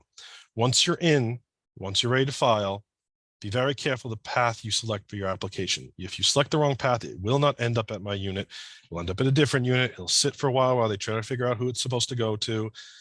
And at the end of the day, we're going to have to kick it back to you, reject it, and you're going to have to refile. It's going to take you more time. So be careful. There's nothing we can do, because if it doesn't reach my unit, we review in the order we receive them. If we don't get it, you end up at the end of the line. So make sure you're careful. When you go in, click Select Design and Installation, Technology Management, and select Rooftop Variance. Do not select Fire Code Variance. Fire Code Variance is a different application, goes to different units. It's not used for rooftop access variances. Next slide. With your application, you're going to have to pay an application fee of $420. There are no resubmission fees. So this is a variance process that's going to be back and forth. This is not an exact science when you're filing for a variance. We're reviewing your entire rooftop, all the conditions on it, everything going on, and we may need some additional mitigations. We may not understand something. There may be missing information we need. So there's going to be back and forth, and we understand that. So there's no fee for resubmissions as long as you resubmit within 6 months of your most recent letter of deficiency. So once we issue the letter of deficiency, a clock starts. You have 6 months to refile. Once you refile, we'll review again. And then if we issue another deficiency, you have another 6 months to get back to us. We understand you have to go back, you have to talk to a lot of stakeholders, you have to figure out what you can do, you have to talk to your engineers, you have to figure out what can go on this. So it does take some time on your end as well. We understand that. We're not going to hit you over the head with fees to work this out. You're going to need to provide a TM5 application still. We want the paper, it needs to be signed and such. 11 by 17 plans with original signed seal and signature from your engineer or RA. You can provide us with a narrative that explains the scope of work. Give us photos of the current rooftop conditions. We want to see what's up there. We want to know what's up there. We want to get a good feel of the entire rooftop, not just where you're putting work, but the entire rooftop, because we, again, are concerned about the firefighters who have to deal with the entire rooftop. The more information we have, the better picture we can get of that rooftop through the photographs and through dimensioning, on your plans, the more likely we are to understand what you're trying to do, be able to either agree that it's acceptable or provide better objections to you, more focused objections to you, so you can more quickly address those issues we have concerns with and hopefully not receive any additional deficiencies after the first one at that point. And also any other relevant documents, such as any other determinations for other city agencies, any FD1 summons, etc. All documents must be submitted in PDF format. Any other formats may not open for us, may not work for us, and it will end up in a deficiency. We'll kick it back to you saying, hey, we can't open this, we can't read it, we can't use it. You need to submit in a PDF format. So just be careful. Don't extend your review time because of silly things like not filing it correctly or not giving us the proper document format that we can't open. We don't want to give you unnecessary deficiencies. Just be careful for these things. Next slide. This is just an example of TM5. Make sure you have your owner, the building owner, the actual owner of the building, not the person filing for the equipment or the equipment owner, the building owner's information, and then have them sign. And obviously the engineer RA's signature and seal. Next slide. Just a quick sample plan. Make sure your plans are clear to us. Make sure they're clean, clear.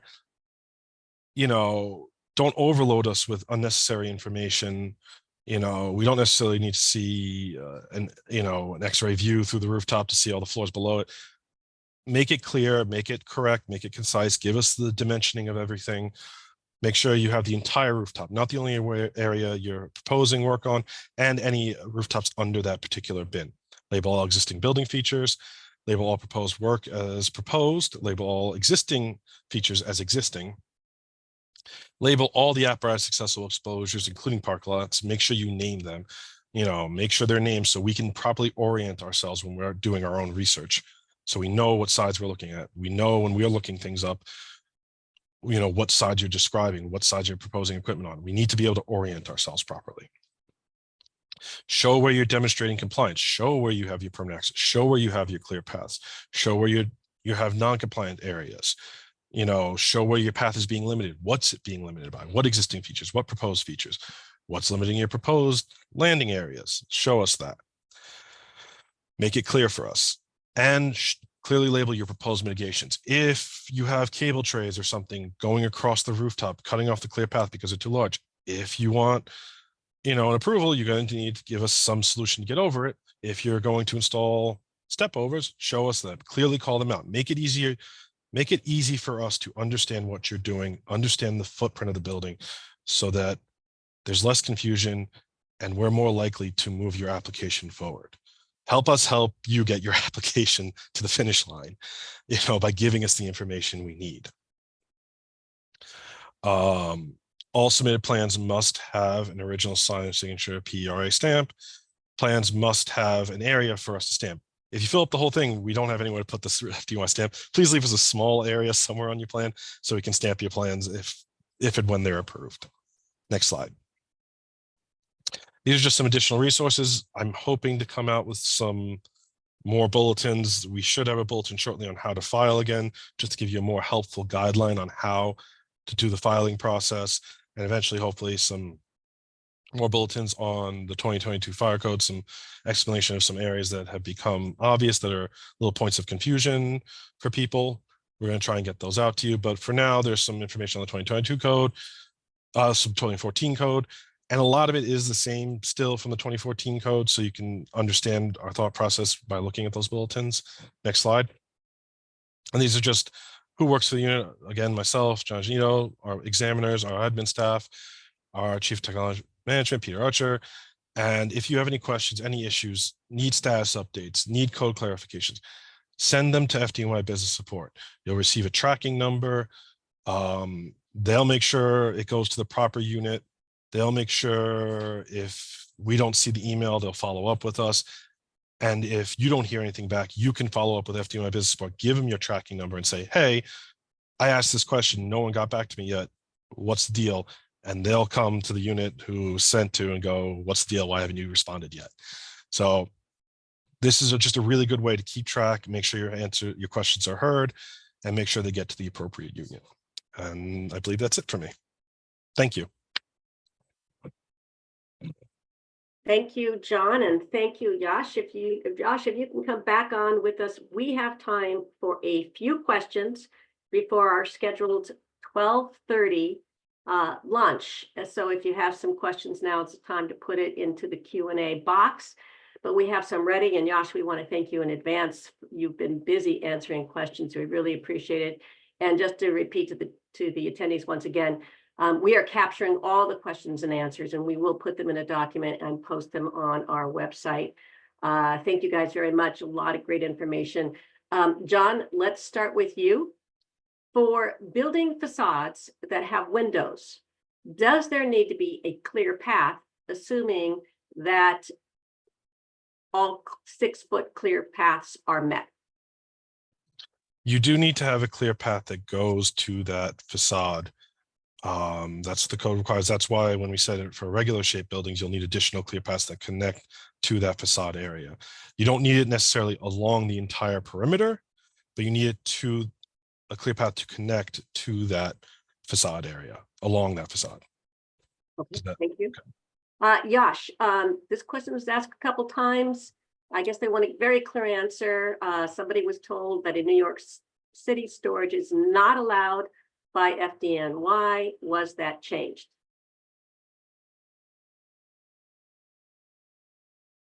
Yash, I saw you a second ago. Yash, I think your mic's muted still. Oh, sorry. What was the question again? One of the attendees was told, and we can't see you either, in New York City, storage is not allowed by FDNY. Was that changed? Storage for, I'm not understanding the question. That's all I have. If that storage is, they're wondering if in New York City, storage is not allowed by FDNY. I imagine that they're grouping together all storage. But based on the fire code and 3 RCNY 608-01, the outdoor rules, energy storage is permitted in New York City. There you have it. Okay, so follow up there. Can battery storage be installed in multi-family buildings if it is an approved battery by FDNY and fits all other requirements? Currently, based on the code, ESS installations in multifamily buildings are not allowed. Okay. Are there any movements for those kinds of approvals? There are discussions and it could possibly be changed later on in the future, but as of now, it's not. Okay, so that's a good answer. John, back to you. Is an FDNY application needed for all DER, regardless of whether, oh, that just went away, of whether it is on the roof or parking lot?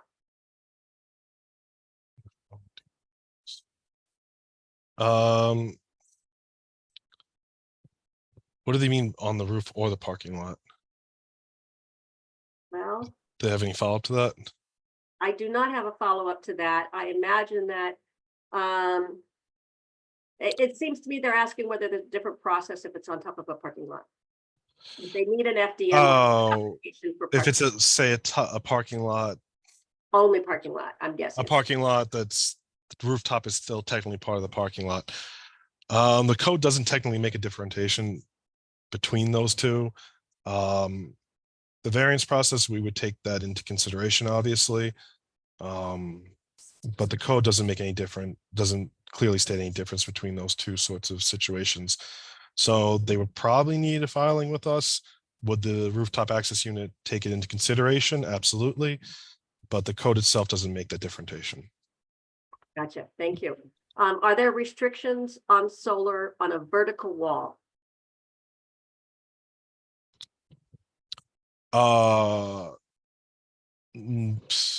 Directly to the code, no, there's no particular, just that those solar installations on the vertical wall, as I stated in the presentation, don't cause an obstruction to the apparatus ladder when it's trying to reach the permanent access landing area.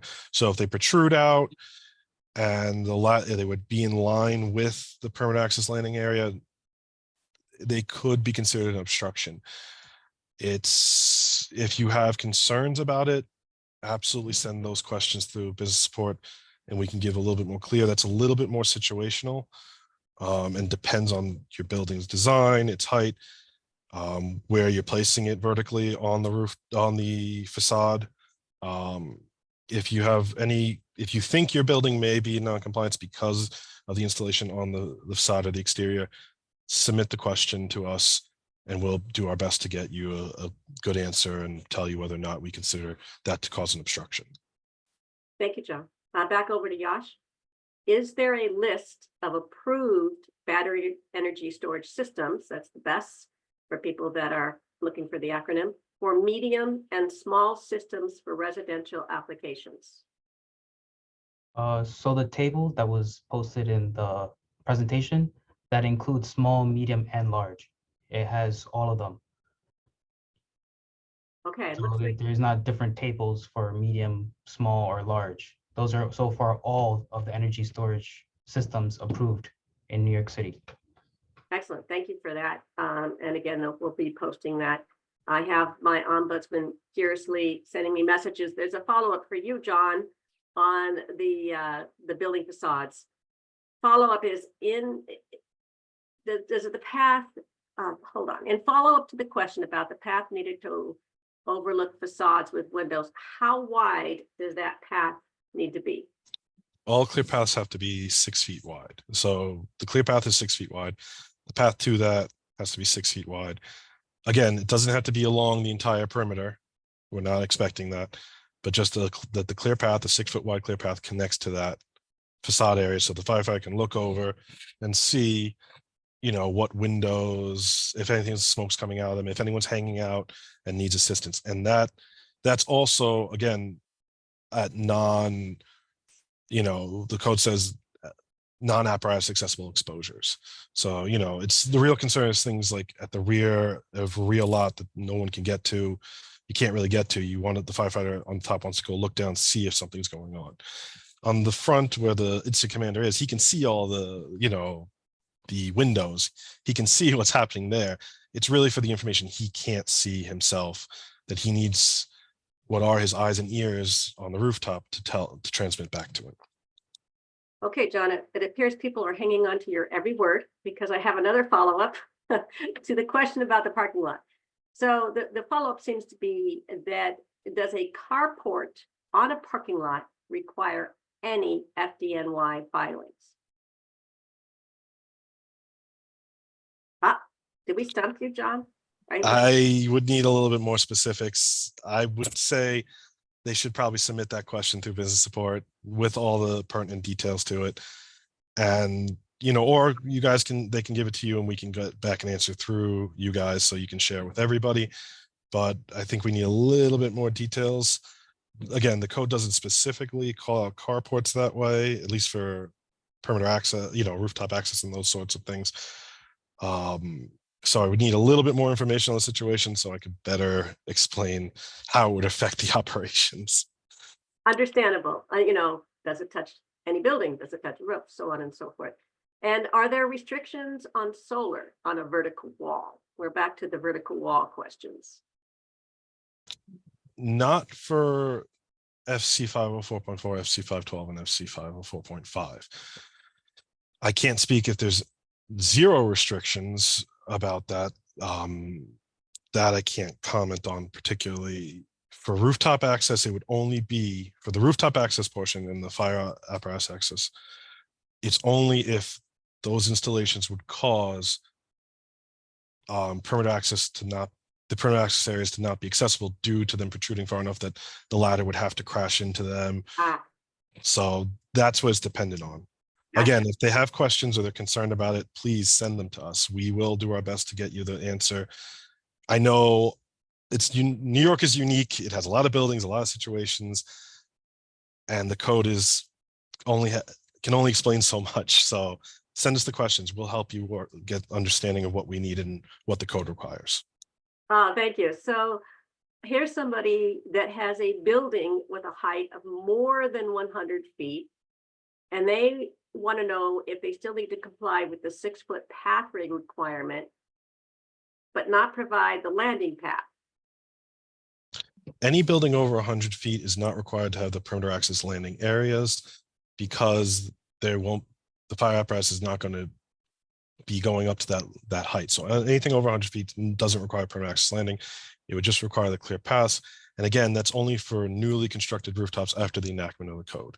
So any additional floors were added that raised your rooftop up, that's a new rooftop. You built a whole new building, that sort of thing. Okay.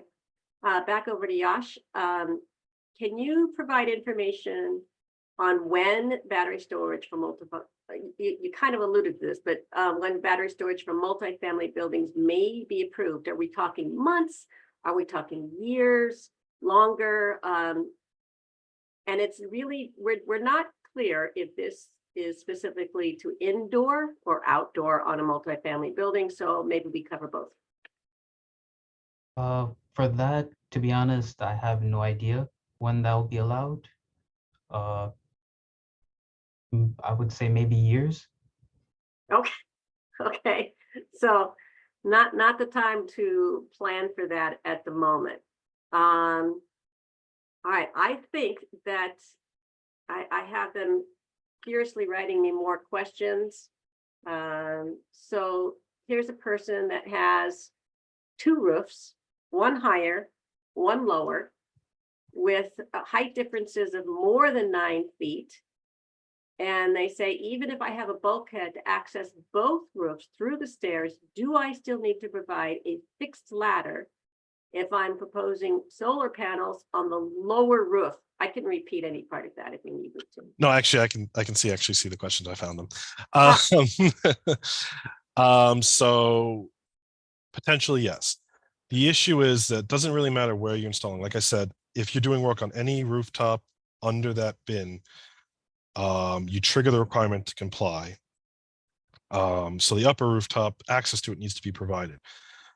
If there is direct access, if there's another pathway, external pathway to that rooftop, no, we would not necessarily require a If there's no way to access that upper rooftop, and it's 9 feet height difference, we would want you to provide a ladder or some approved means to access that upper rooftop. Now, again, if you can't, if there's mitigating circumstances, that's where the variance process comes in. File with us, talk to us, let us understand your situation, and we'll work with you as best we can. We're still going to need to find a way to gain access, but that's, again, the variance process. So yes, likely you would need a ladder in that situation. It depends, again, on your building configuration. If there's another means of external access to that rooftop, you may not be required to it. We're just looking for external means to access that upper rooftop or lower rooftop, depending on which the firefighter would be out landing on. Okay, thank you. We have time for one last question. Yasha, and I know that both of you can see all of the questions. There's a lot there. So what our ombudsmen are doing are kind of highlighting ones that we think will most advance the conversation and help our attendees. So final question for this segment, and again, we'll have all of them answered on paper and posted on our website. So for 1 or 2 family homes, this is you, Yash, can a battery be installed in an interior space like a garage or basement, or does it have to be exterior with the requisite 10 feet clearance in front of the battery? And if installed, as a follow-up here, if installed on the exterior driveway, does it have to have the 10-foot clearance? So currently for R3 occupancies, which are 1 and 2 family houses, you're allowed to install it in attached garages, detached garages, and inside the garage. So yes, it's allowed, but for basement is not. And in terms of a space inside the dwelling, no, that's still not allowed. So it's only garage and exterior. And for the second part of the question, if you don't meet the 10 feet clearance, that would trigger what I mentioned in the presentation, was that if you can't maintain or meet the stipulations in the COA, one of them would be the 10-foot clearance. If you can't meet that, then you would have to file TM1 with us for that site-specific approval, because you can't meet that condition. But if you were able to meet that 10-foot clearance, you could install it outright.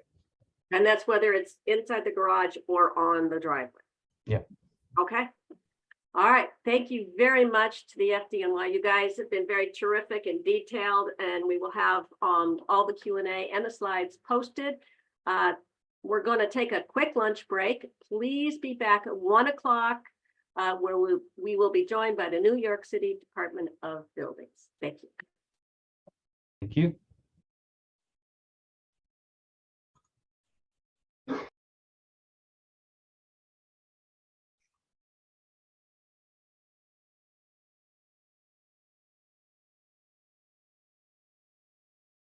Good afternoon. We'll give it just a minute or two before we get started back from our lunch break on the continuation of the New York City Solar Installer Workshop hosted by Sustainable CUNY and Con Edison. We'll be back on in just a minute.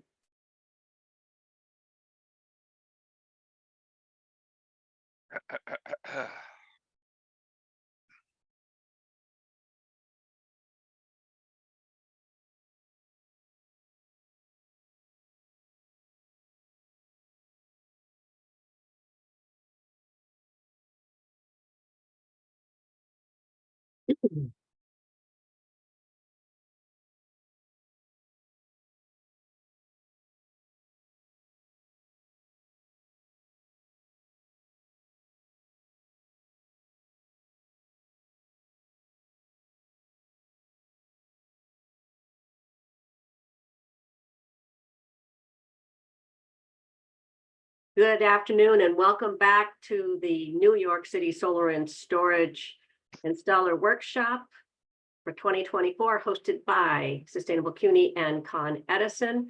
Thank you very much for joining us. As a reminder, the webinar is being recorded and you will be able to access that recording and all of the slides on the CUNY website, nysolarmap.com, shortly after the webinar, along with the questions and answers that you can put into the box at the bottom of your screen. If they are not answered, we will post those after the webinar as well. If you didn't have a chance to get to the question live during the webinar, we send them to the agencies, get their responses and then post those as well. And we're going to get right started with the updates to the New York City Department of Building Construction and Electrical Permits and Material Acceptance Application Processes. And joining us now is Diana Laverpool. She is the Senior Clerical Associate for Central Development Programs, formerly the Hub Full Service, at the New York City Department of Buildings. Diana, are you on with us? Yes, I am. Good afternoon. Good afternoon.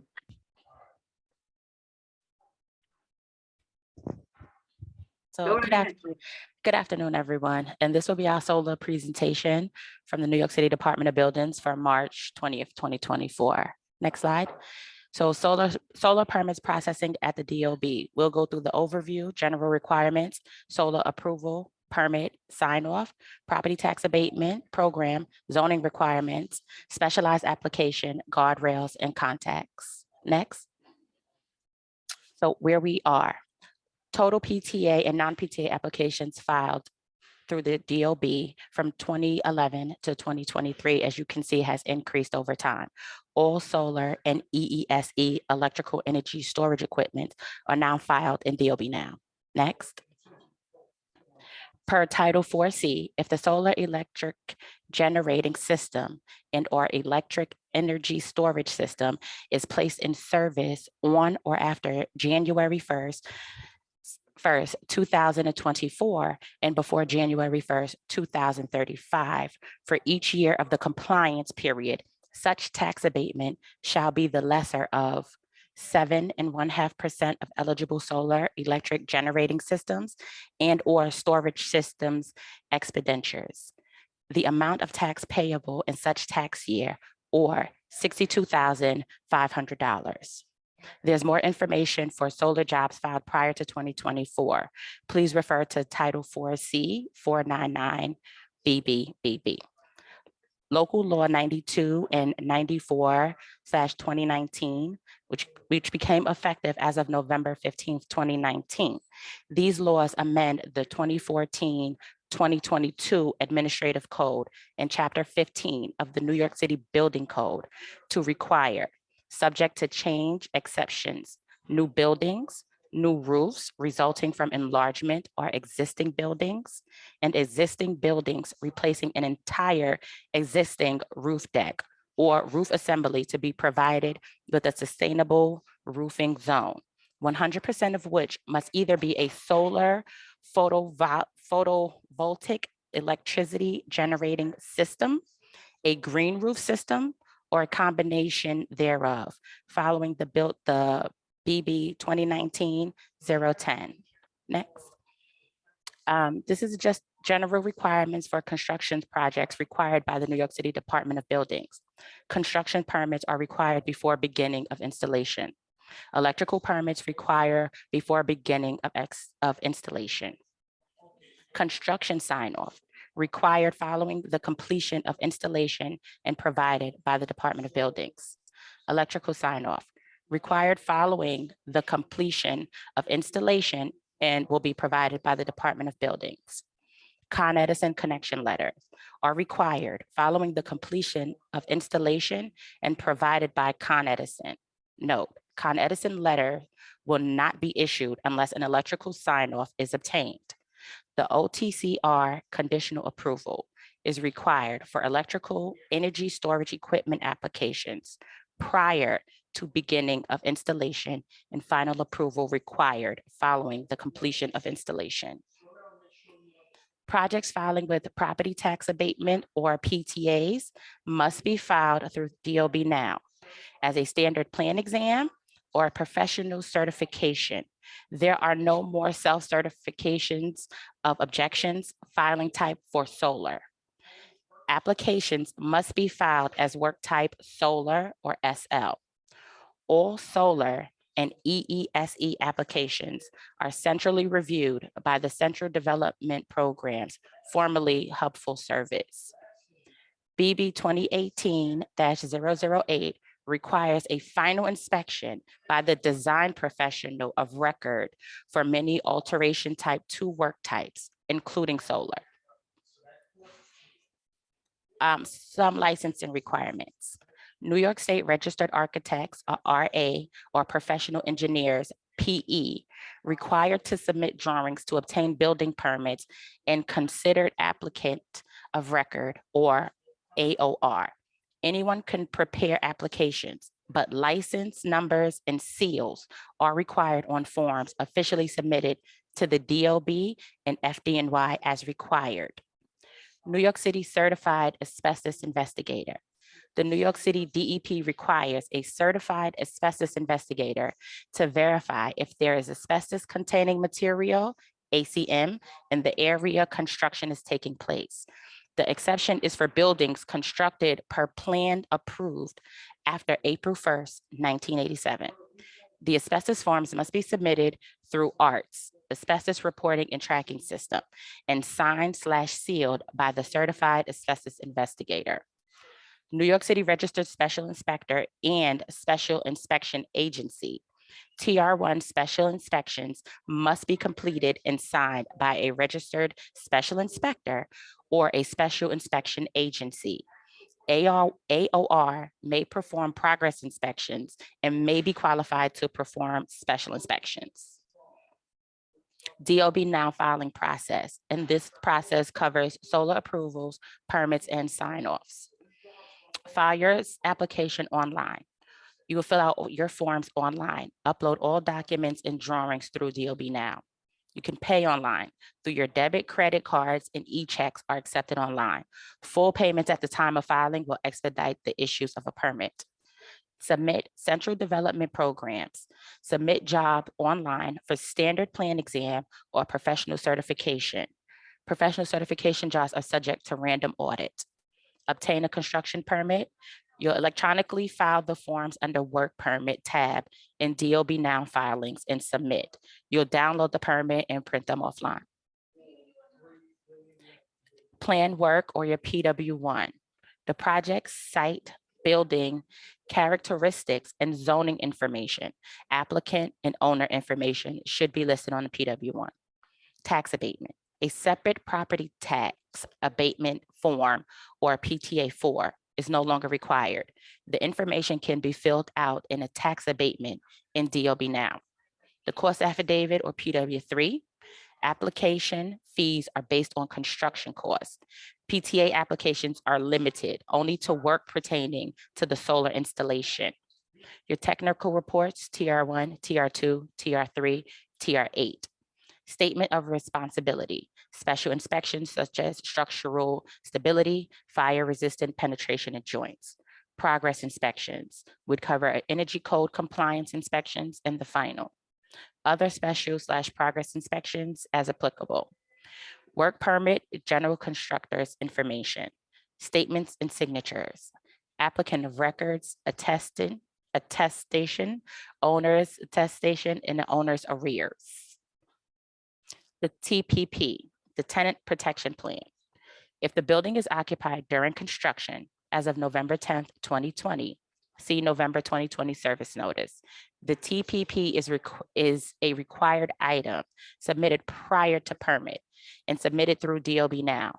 Previously, it was an items required prior to approval and reviewed by plan examiners. See service notice for update requirements on who is permitted to file a TPP.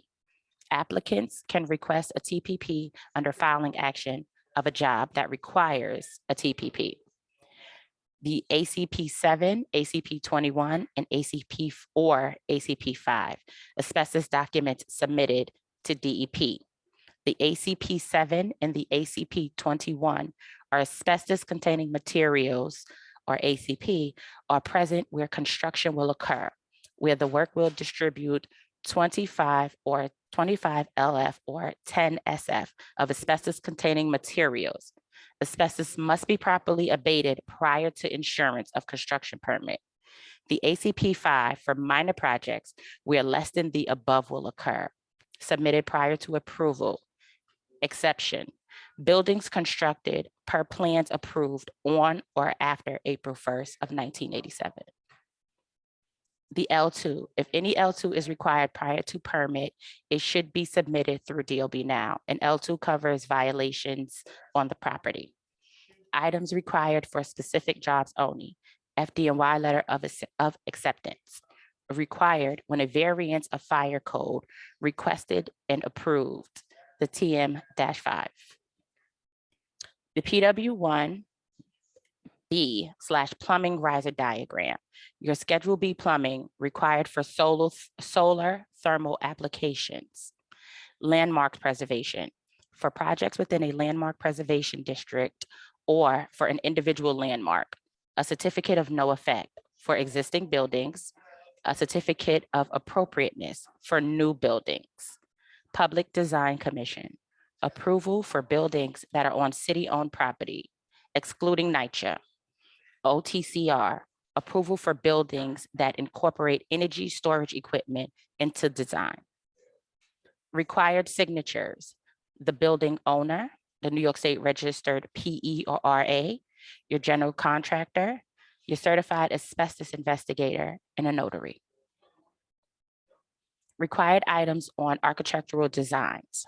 Plot plan, location of the building on the site indicating pertinent streets, trees, structures, city services, utilities, site hazards, and adjacent buildings. Site plan, roof plan or plans, and elevation plans showing the solar modules in place, other equipment and structures pertinent to or having impact on code compliance of the system, fire code compliance and roof elevation, datum of the building and adjacent buildings, system components, location of main meter, AC disconnect switch, and introverts, zoning compliance, including height and setback requirements for specific zoning districts, flood hazard compliance, if applicable, including firm and P-firm, substantial improvement calculations, the BFE, DFE, and other floor lines and elevations.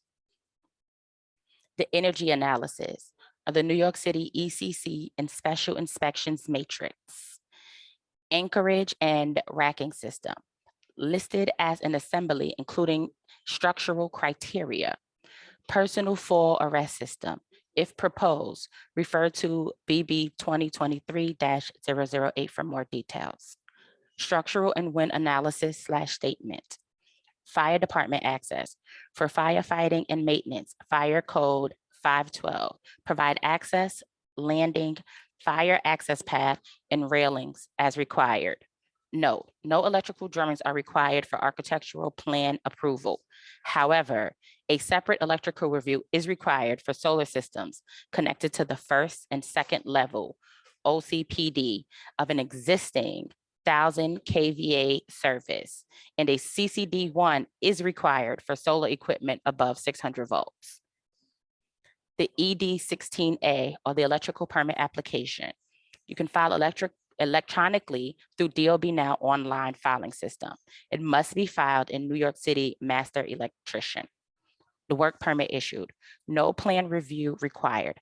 However, systems above 600 volts or 1,000 kVA and above require a CCD1 is required. We will elaborate on the next slide. Electrical inspections, arrange for DOB electrical inspectors to sign off.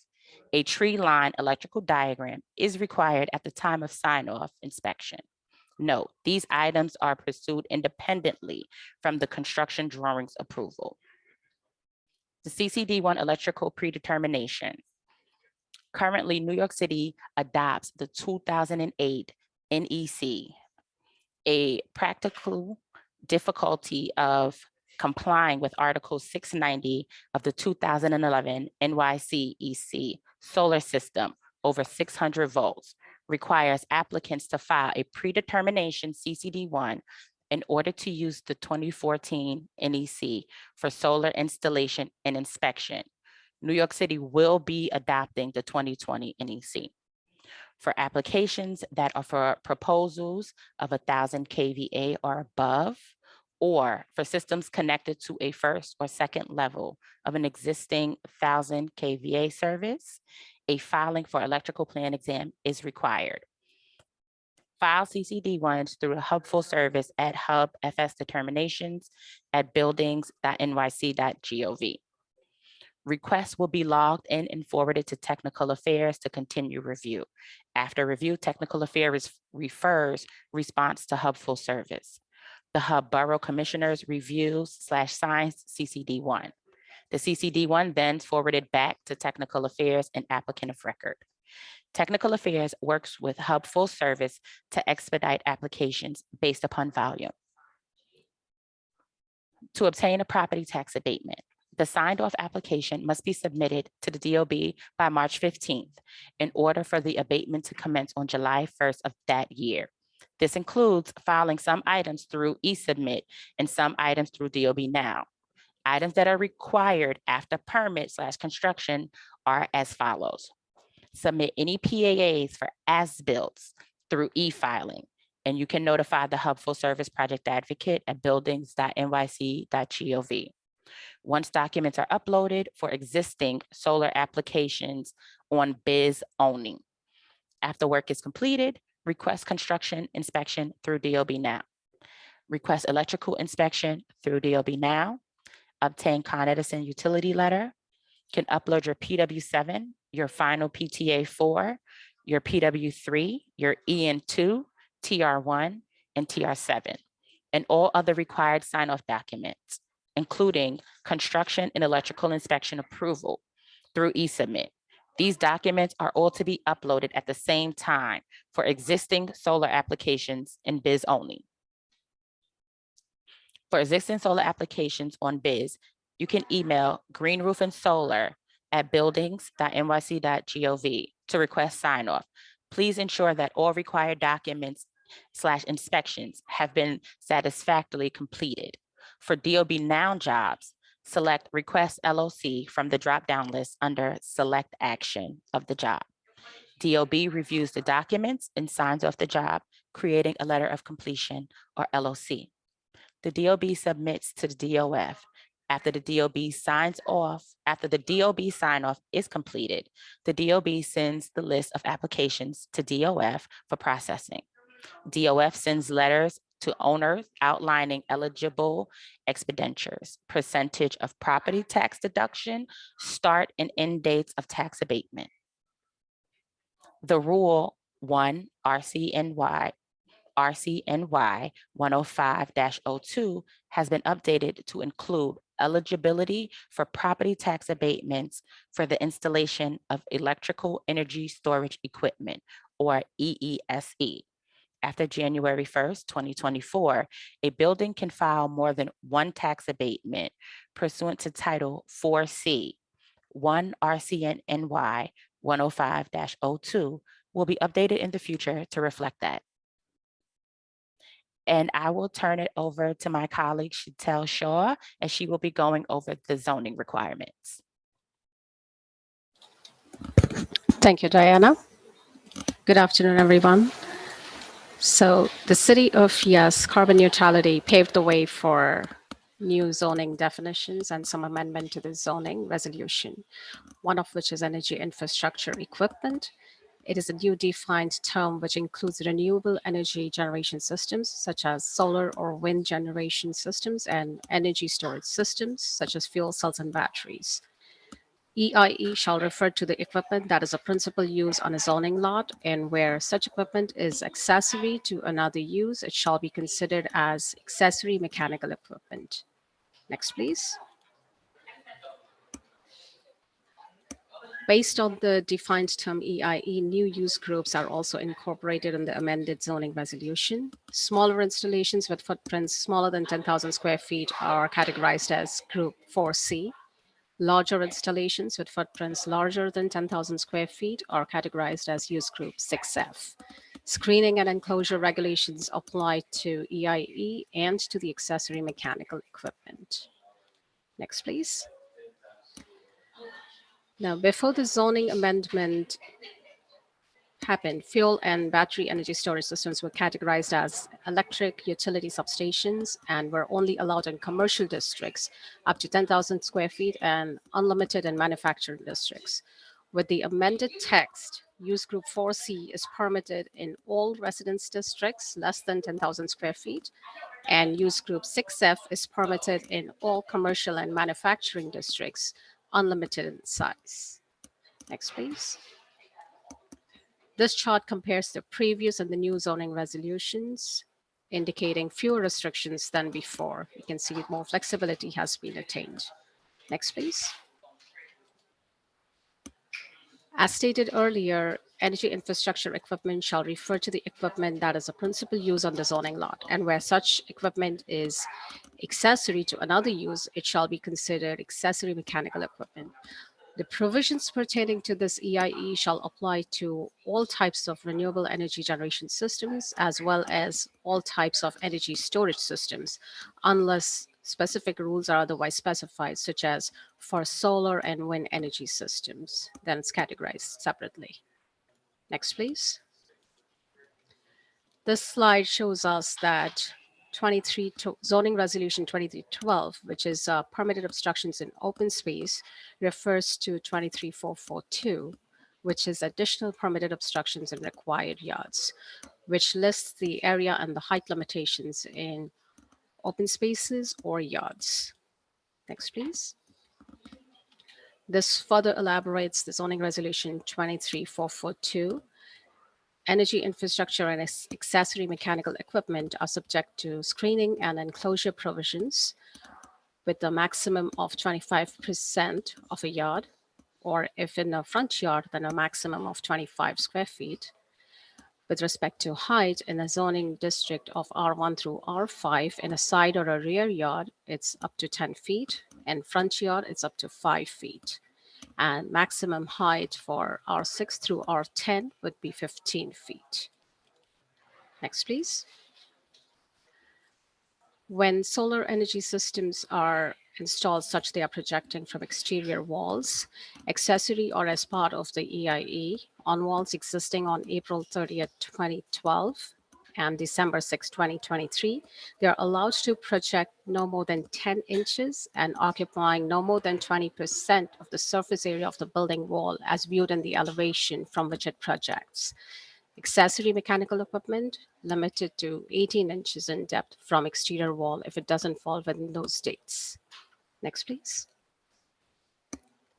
Solar energy systems, accessory or part of EIE on the roof of a building, permitted as an obstruction to such a yard up to 4 feet in height as measured perpendicular to the roof surface as indicated in the figure to the left, and limited to 18 inches in height as measured perpendicular to the roof surface when located over a detached accessory building or other structure or any roof with a slope greater than 20 degrees. Next, please. Before the zoning this one is the one which shows the diagram for when solar panels are on the roof of a building, which are permitted obstruction to a yard, then they're limited to 4 feet in height. Next, please. Before the zoning amendment, solar awnings, canopies were not always permitted in same areas as parking. Now solar canopies are allowed to cover parking areas as permitted obstructions. Next, please.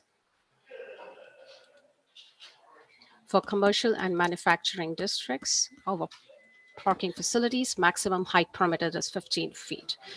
Where more than 75% parking is covered by solar canopies, landscaping requirements of 3792 are either modified or are not applicable, which are stated further in 37923 of the zoning resolution. Next, please.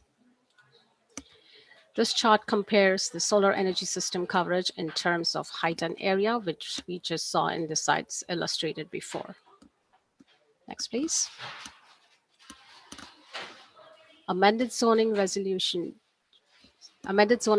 removed the coverage and the setback requirements for solar rooftops, which was restricting in lower Rs for up to 4 feet, and then in higher Rs up to 15 feet, but with a coverage restriction also. So that has been removed.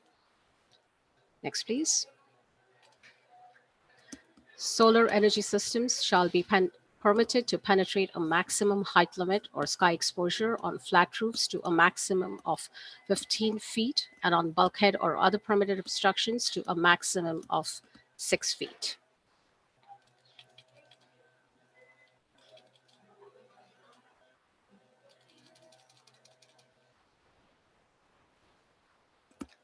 Sorry about that. Next, please.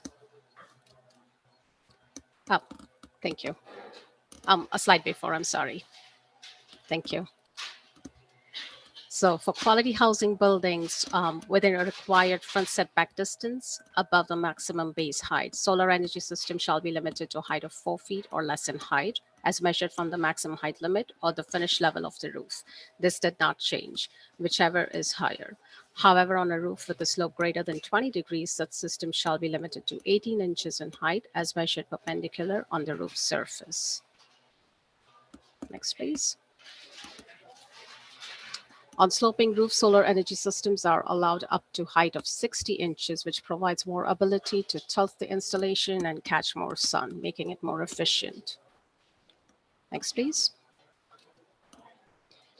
When locating such equipment on the rooftop of a building that is non-complying, the equipment shall comply with the height and area regulations for such permitted obstructions as applied to the level of the rooftop, which means the existing rooftop gets substituted as a maximum height limit, and you can measure the 15 feet from thereof, as illustrated in this diagram.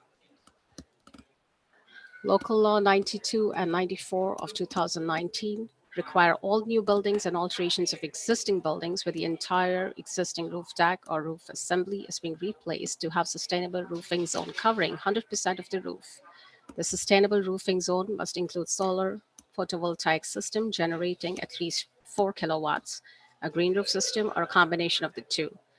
Building Bulletin 10 of 2019 and the code citations on this slide can be referred to for more details. Projects with solar roof installations that choose to pursue the New York State property tax abatement shall comply with the qualifying requirements as defined by their respective PTA programs. Next, please. This slide outlines the flood zone requirements in terms of documents and inspections, Form P from map panels, calculations, the BFE and the DFE on the elevations, site surveys, if there is anything that requires to comply with having being installed above the DFE, or compliance with either of the options based on the design. Next, please. With respect to the equipment locations in a flood zone, the utility meter can be located anywhere the utility company requests, that is above or below the DFE. Any meter from the solar company and any other new equipment must be located above the DFE, which is design flood elevation. The AC disconnect switch must be located below the DFE, may be located below the DFE, and must be readily accessible. Next, please. Ballast projects. Ballasted systems are prohibited for installations 100 feet or higher above the grade. Ballast must be fully contained and must comply with the requirements for aggregate in Chapter 15 of the New York City Building Code. Next, please. Specialized projects. Solar canopies located over any accessory off-street parking space can now be filed as solar applications in DOB now. We'll go further into the detail of that in the next coming slides. Next, please.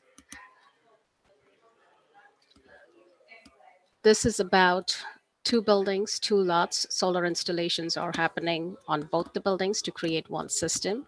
However, one building is going to receive the solar energy and the tax abatement. Next, please.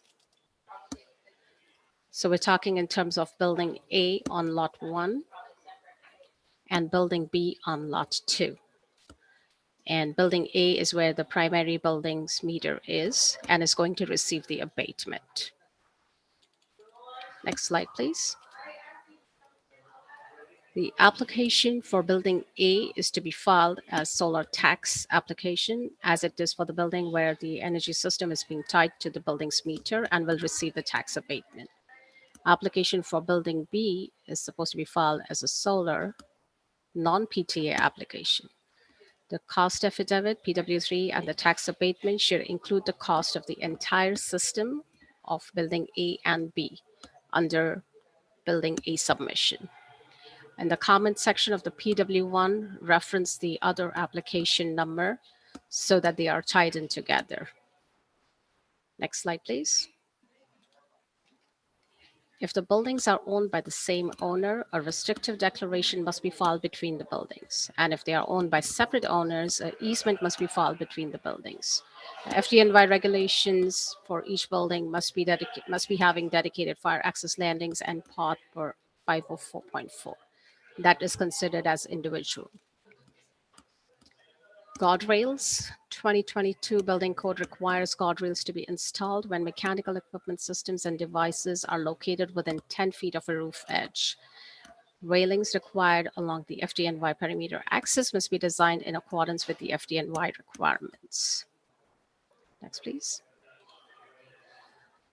Building Bulletin 8 of 2023 clarifies when personal fall arrest systems can be used in lieu of guards for the sole purpose of solar panel maintenance. The intent of the bulletin is not to waive the installation of the guards required for other types of equipment or if required by other sections of the New York City Code or the New York City Fire Code. So this sums up our solar presentation. Thank you so much.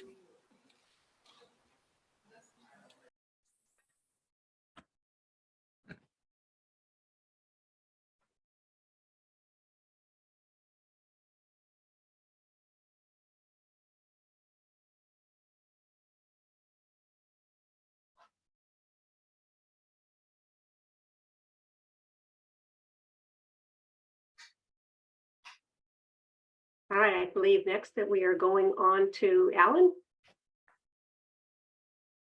Yes. or Chital. I guess it's Alan going first. I'm sorry. Yes, it's going to be the director of OTCER, Alan Price. Thank you very much. All right, over to you, Alan. Thank you so much, Lori. Today's presentation from OTCR and OAE is on stationary energy storage systems. We'd like to cover filing requirements, and also we will be introducing the Office of Alternative Energy. As far as the filing requirements are concerned, certainly this presentation may look familiar. We will be covering many of the same requirements that we covered last year. However, there are a number of different changes, and we certainly would like to highlight these new developments regarding filing for energy storage systems. Again, as I mentioned, we will also be introducing the Office of Alternative Energy. Your presenters today, myself, Alan Price, I'm the director of OTCR, Office of Technical Certification and Research, and OAE, Office of Alternative Energy. Stephen Hong will also be presenting with me. He is the Deputy Director for the Office of Alternative Energy. Next, please. Okay, this slide may look familiar. If anyone remembers all of the presentation that we did last year. This slide represents the overall requirements for energy storage systems. There are basically two. Of course, energy storage systems are an installation that needs to be permitted. So a DOB Now application for construction document approval is required, as would be for any project that requires permitting. However, the energy storage systems are considered to be an alternative material, meaning they are not covered in the code. Therefore, an OTCR2 application would be required.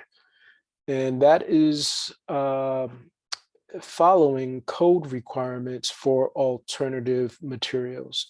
The code basically says that alternative materials must be approved before they can be used on a project. So the OTCR2 application allows us to look at the alternative material, the material not covered in the code. In this case, it's the ESS. And we will make sure that the ESS would be acceptable for use by the Department of Buildings.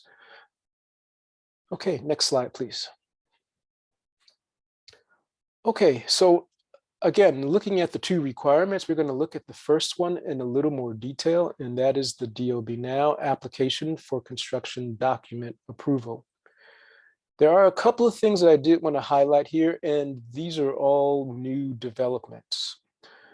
So when filing in DOB Now for any electric energy storage system, you would need to file as a GC, General Construction Work Type.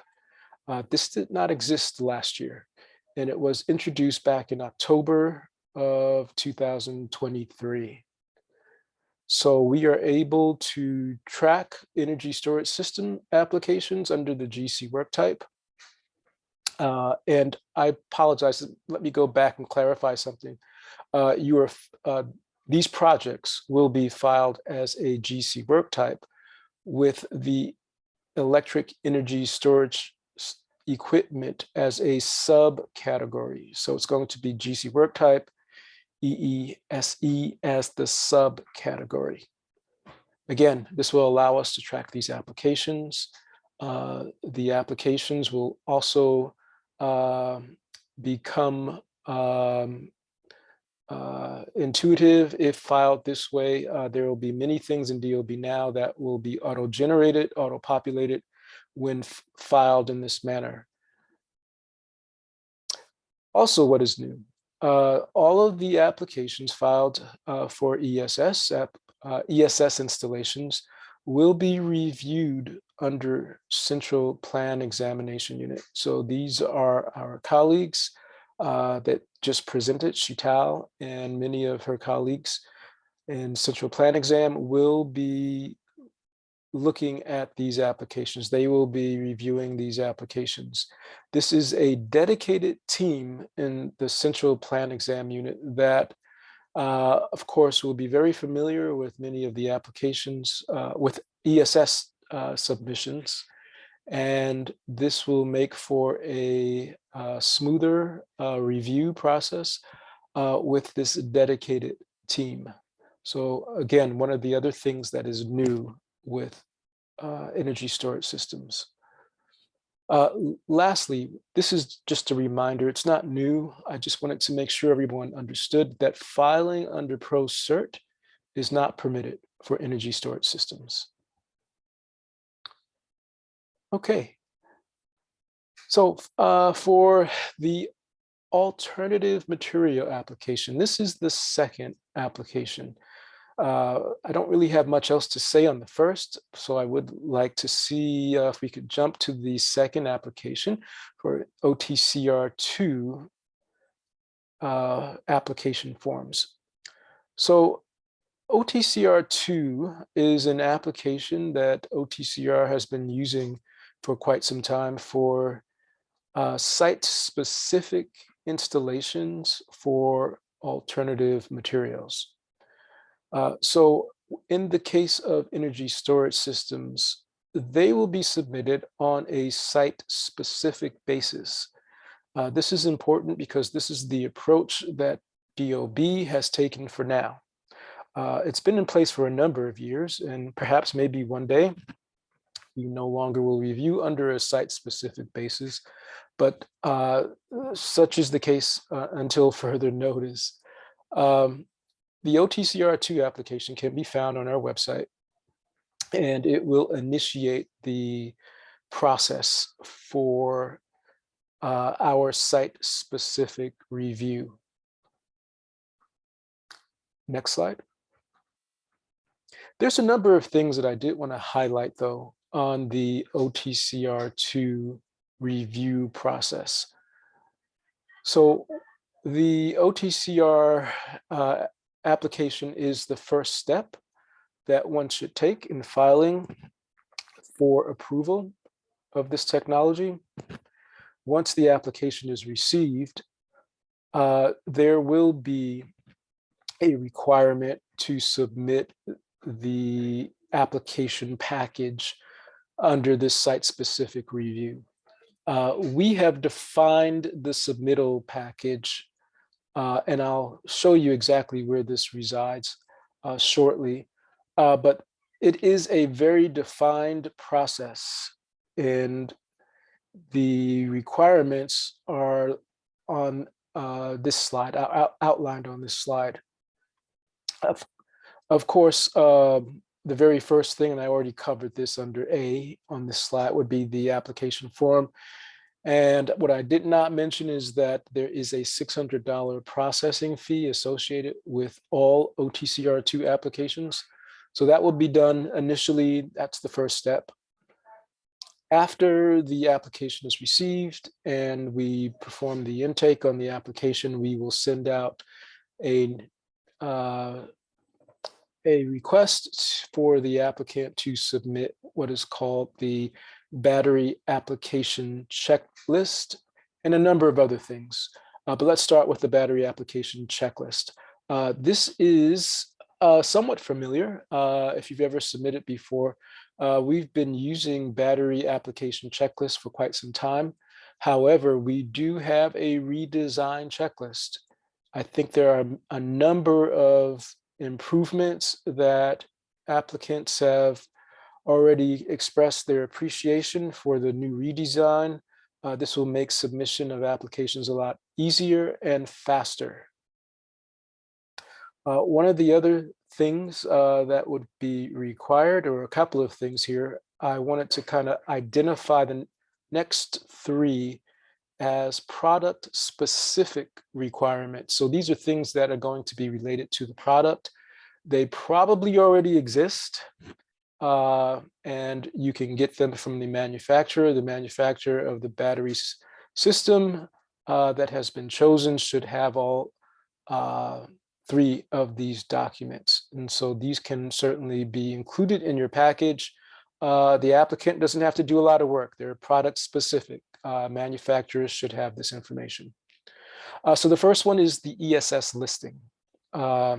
We have a requirement for all ESS systems to be listed to UL 9540. Listing is extremely common for any type of equipment that is used on a project that has to be permitted. Our code is full of requirements for listing. For instance, a boiler has to be listed, HVAC equipment has to be listed, number of different things, number of different equipment must be listed per code.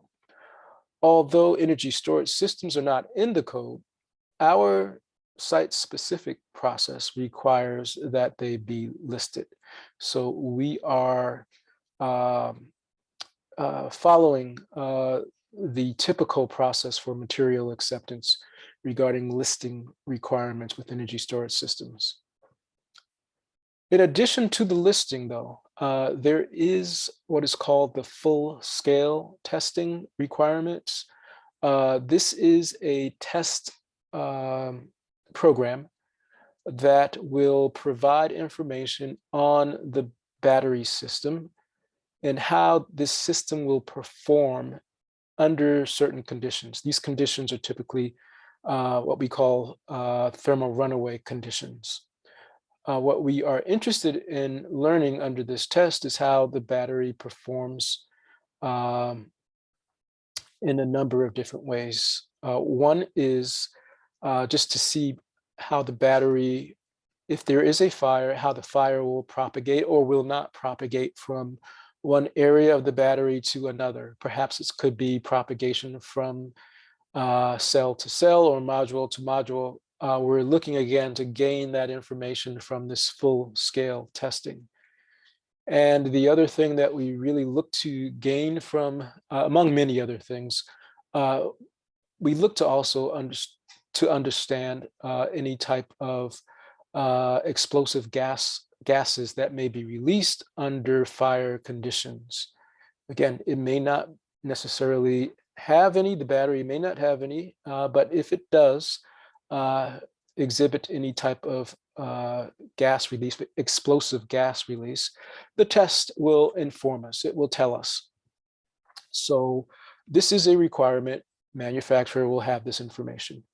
Lastly, in the in the product specific categories of documents that we require will be the FDNY certificate of approval.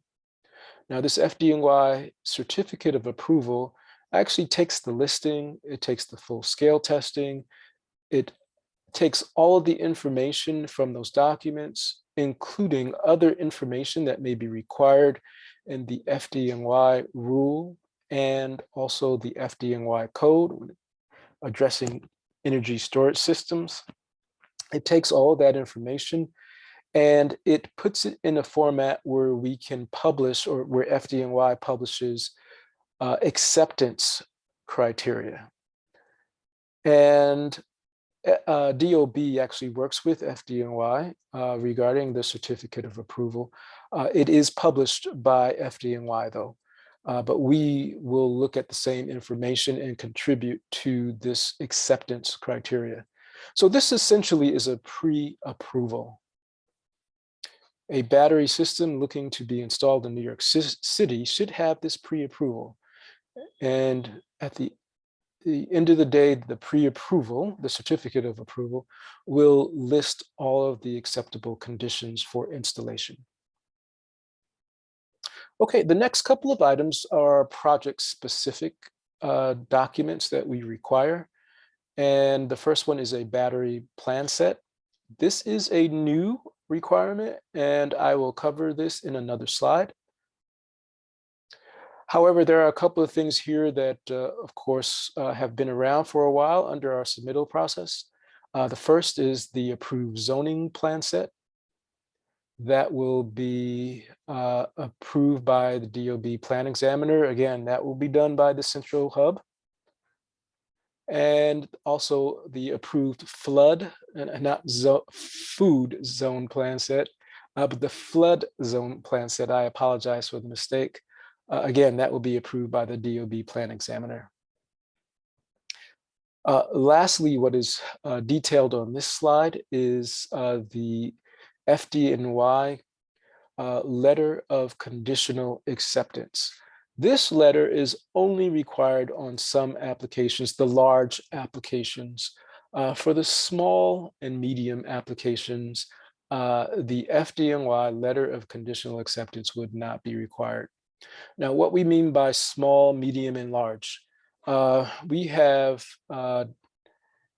included this distinction in batteries in New York City for quite some time now. We have defined small batteries. This isn't a small project. The distinctions are regarding the equipment and not the project. But a small battery is one that has a capacity up to 20 kilowatt hours.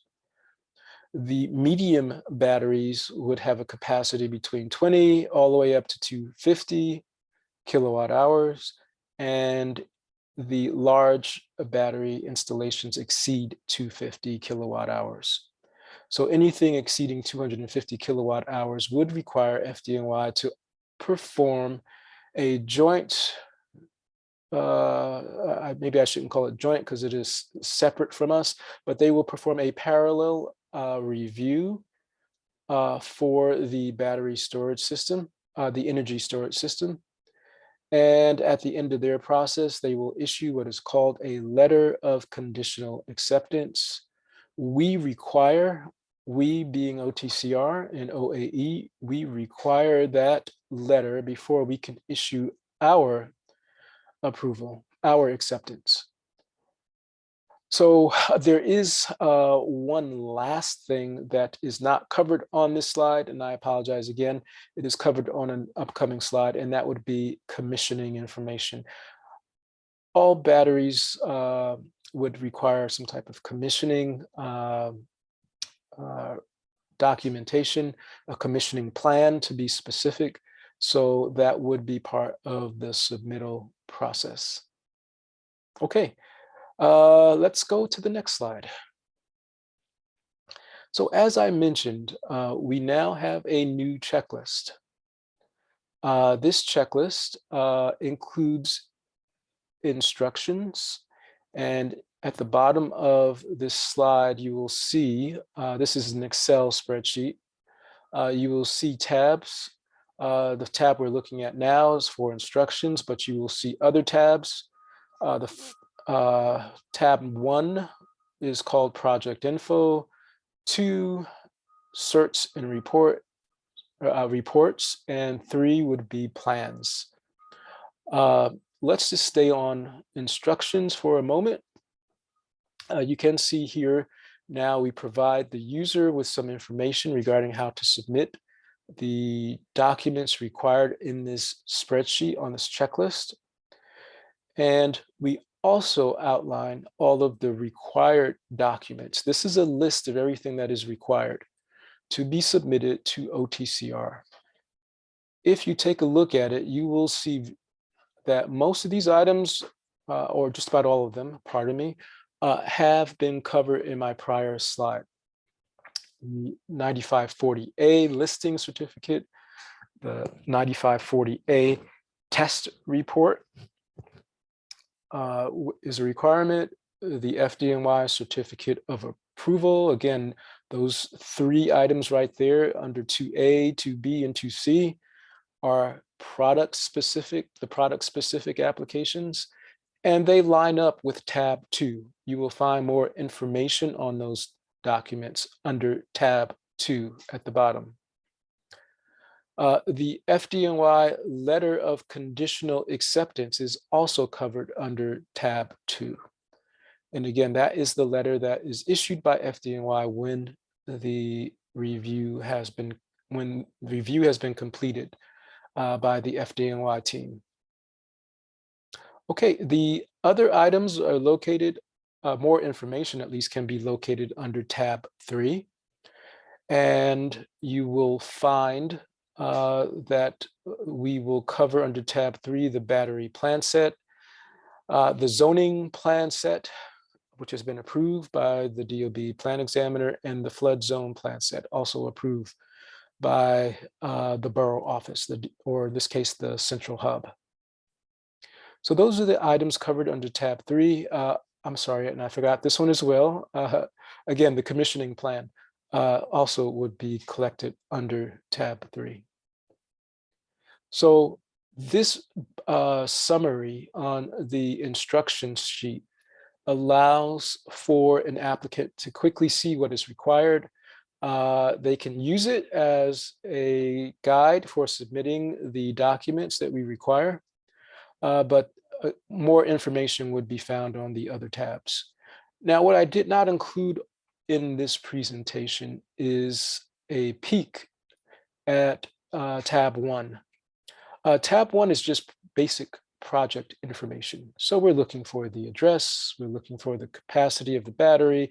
It's basic information. The registered design professional of record information for the owner. Again, basic information.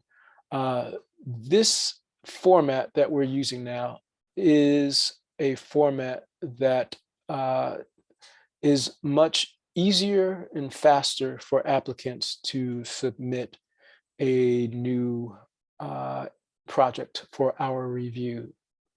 So we have received good feedback. If you haven't used it before and you have an upcoming job, please, you will find this spreadsheet on our website.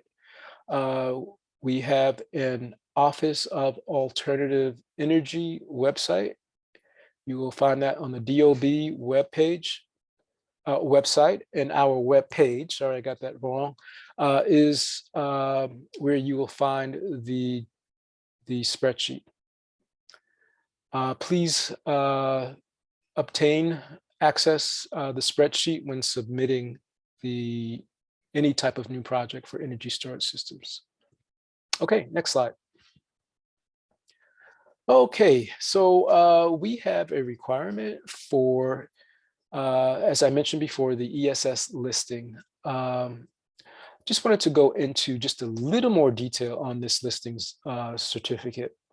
There has been some questions about the UL listing standard that is used for the listing certificate.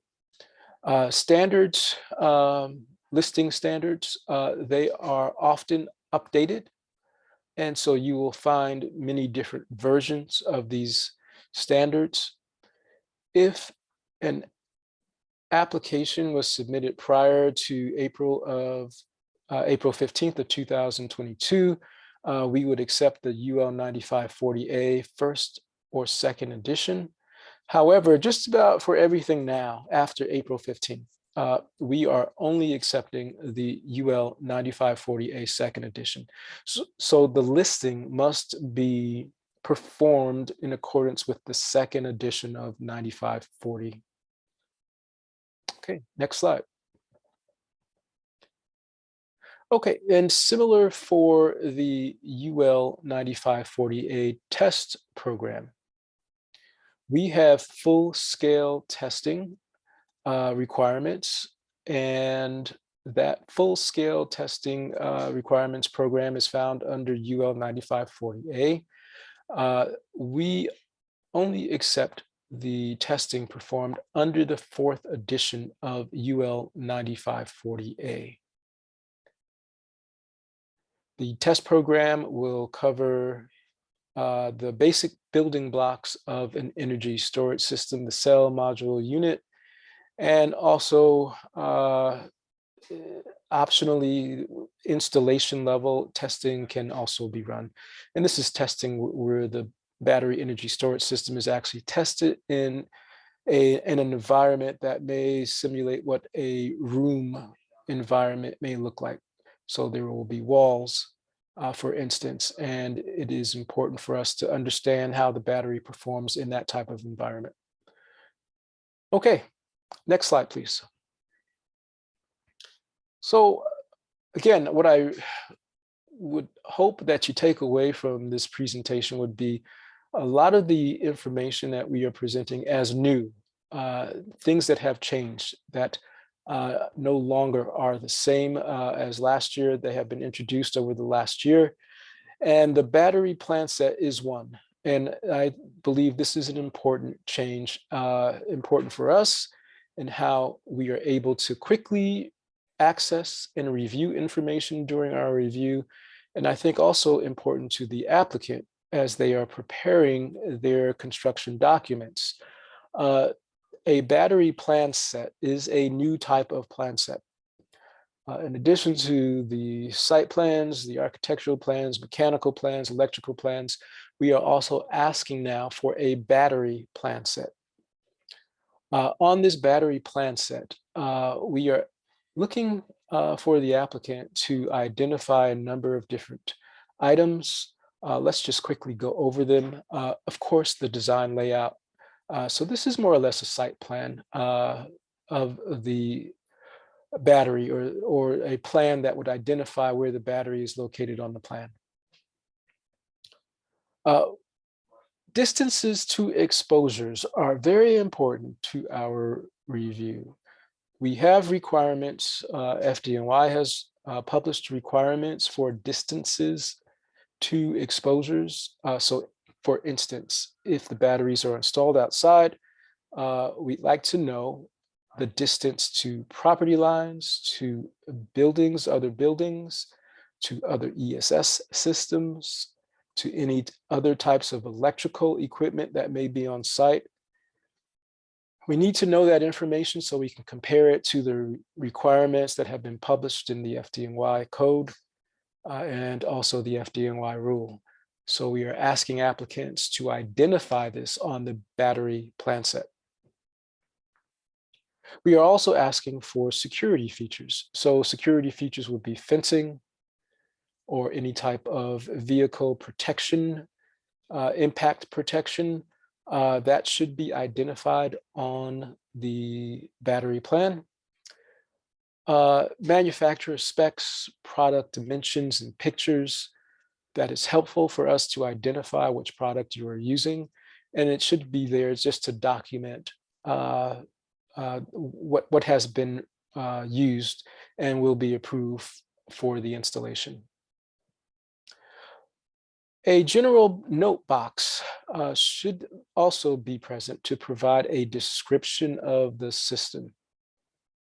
So that would not just include the battery in the make and model of the battery, but also the rest of the system, which would include the inverter, include fire suppression systems, anything that is part of the system for the ESS should be included in a description for the general note box.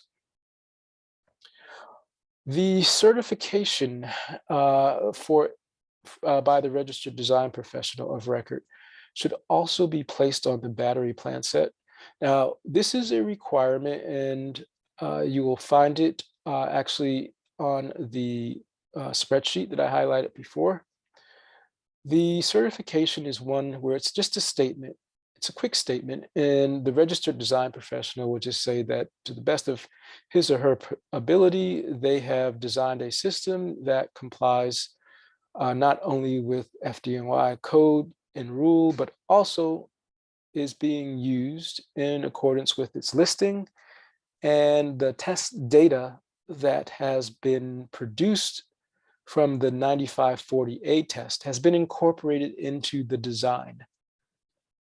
So that is, again, a quick statement from the registered design professional. We have wording that can be used for this certification statement, and we'd like to see that on the battery plan as well.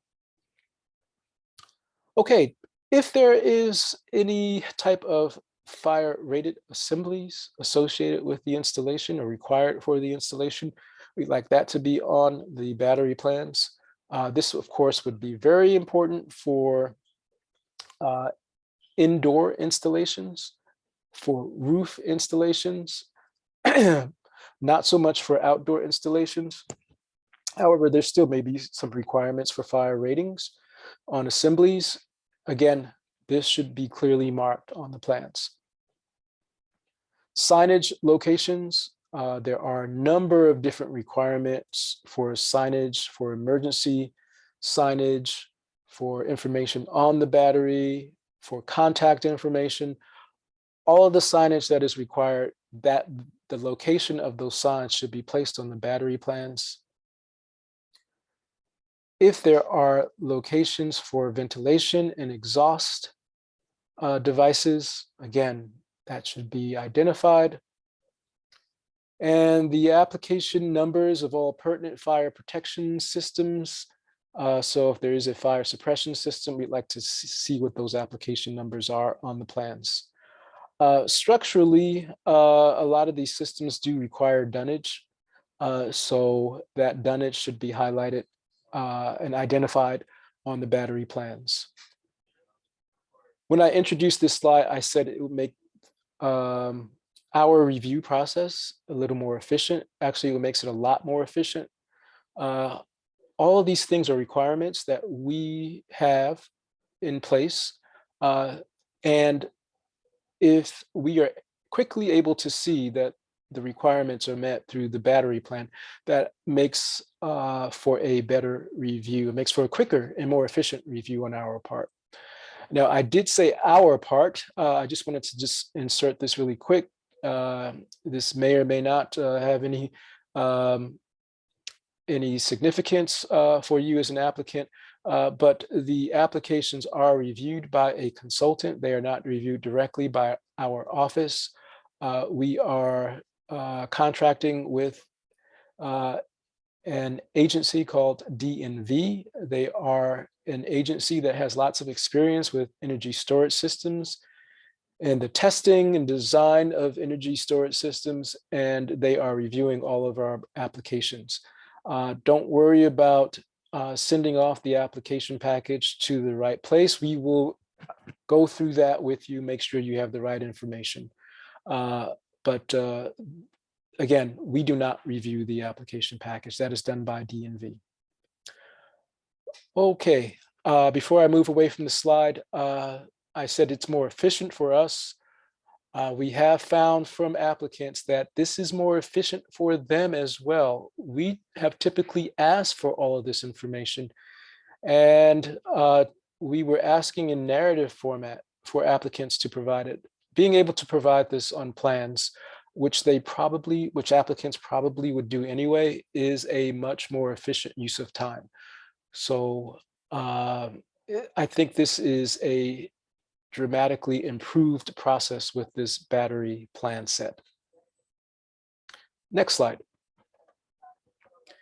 Again, just to highlight the battery plan set, on our website, you will find a link to examples for battery plan sets. We know this is new. We know engineers, architects have not been used to this type of filing, so we have included it. As we have included an example on our website. So the same place you will find the spreadsheet, you will also find the link that will give you access to these sample battery plans. And hopefully that may clear up any questions any applicants may have. You will see at the bottom is the certification statement, the bottom left. As I mentioned before, we do have prepared certification language. So we make it quite easy to prepare the battery plan set. Okay, next slide. There are 2 pages. So I just wanted to kind of make you aware of the 2 pages. Since we're on this page, you can see the red arrows here are some of the distances, some of the separation distances that we require for these submissions. So again, this will hopefully answer a lot of the questions that anyone may have when they are preparing a battery plan set. Okay, next.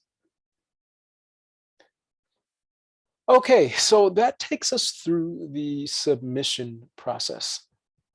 So once we have those documents, there will be some back and forth between D&V, our consultant, and the applicant. More than likely, there will be some objections. Those objections have to be satisfied by the applicant. And when we get to a point where all the objections have been satisfied, we can then issue what is called a conditional acceptance letter. That conditional acceptance letter is recorded in DOB Now. And there is some relation to the conditional acceptance letter to the construction document approval process, the DOB Now process for obtaining a permit. We'll get to that shortly. Next slide. Okay, so once the conditional acceptance letter has been issued, it will allow the contractor to install the energy storage system. When they install the energy storage system, of course, they must do so in accordance with the conditional acceptance letter and in accordance with the FDNY letter of approval, if that's applicable. However, after the installation, we will require that the registered design professional submit a certification that just certifies they have indeed performed or installed the work, or the work has been installed in accordance with the OTCR conditional acceptance letter and the FDNY approval document. Once we get that report, next slide, we can issue our final acceptance letter. And so this will be required for sign off of the project, of the energy storage project. So all these items are built into the system when filed under the GC energy storage system subcategory work types. Okay, next slide. So as I mentioned, there is some communication between the DOB Now application process for a permit to obtain a permit and also to the OTCR process for alternative material review. The processes, of course, can go on in parallel. You don't have to finish one before the other. We expect them to be in parallel. Actually, they must be done in parallel with each other. But there are some connection points that I just wanted to quickly highlight. So for our conditional acceptance letter, again, that is when the documents have been reviewed, battery plan set has been reviewed, the objections have been satisfied, and OTCR has the information where we can issue approval, conditional approval. All of that must be done before a permit is issued. So we must issue our conditional approval prior to DOB now permitting. It's prior to permitting. So that is a requirement. It cannot be issued after permitting. It can't be issued during installation. It must be issued prior to permitting. And the last connection, our final approval must be issued before sign off. In order to get sign off, this will be in the system, you will be required to have OTCR final approval issued for the energy storage system. Okay, that takes us through the entire process for filing for energy storage systems. I'm now going to turn it over to Stephen, and he can highlight the introduction for the Office of Alternative Energy and some other information as well. Yeah, thank you so much, Alan. Next slide, please. Hi, so for the next couple of slides, we're just going to introduce the upcoming policies that's going to take place to expedite the construction of the battery energy storage systems. So as we all know, the battery energy storage system has been around for a long time. But, you know, the national standard for the design of the battery energy storage systems, it's very recent. You know, we have to say, you know, in 2016, that's when FPA started to develop the standard for the energy storage systems. And then in 2020, that's when FPA published the 855 for the energy storage systems. So in 2022, get the stuff built report by the mayor's office. It's also known as the blast report, the initiatives. The city recognized the energy storage systems is the key component to the green energy goal, and therefore, we need to remove any regulatory barriers. That's for example, because of the code, the recent code revision wasn't able to integrate a lot of the recent stuff. So was the goal of the current administration is they want the DOB code requirements to catch up, and also to make it consistent with the national standard for the design of the battery. Next, please. So we have a few upcoming policies in the pipeline. One of which is for 1 and 2 family dwelling. So we're talking about R3, group R3 occupancy for small batteries. So each system or each battery will not be more than 20 kilowatt hour, as what Ellen mentioned. That's considered a small battery. If they're designed and installed according to the criteria established by CUNY, FDNY, and the DOB working group, such a system doesn't have to go through the OTCR2 site-specific evaluation process. So as what Alan previously described, and this will save a lot of time for the 1 and 2 family small battery systems. And of course, if the design follows such criteria, the professional certification will be allowed for the system. Next, please. What's also in the pipeline for energy storage system is we plan to adopt the NFPA 855. Of course, we adopted 2020 version, 2020 edition, so this will establish like this. So our rule will be consistent with the national standard.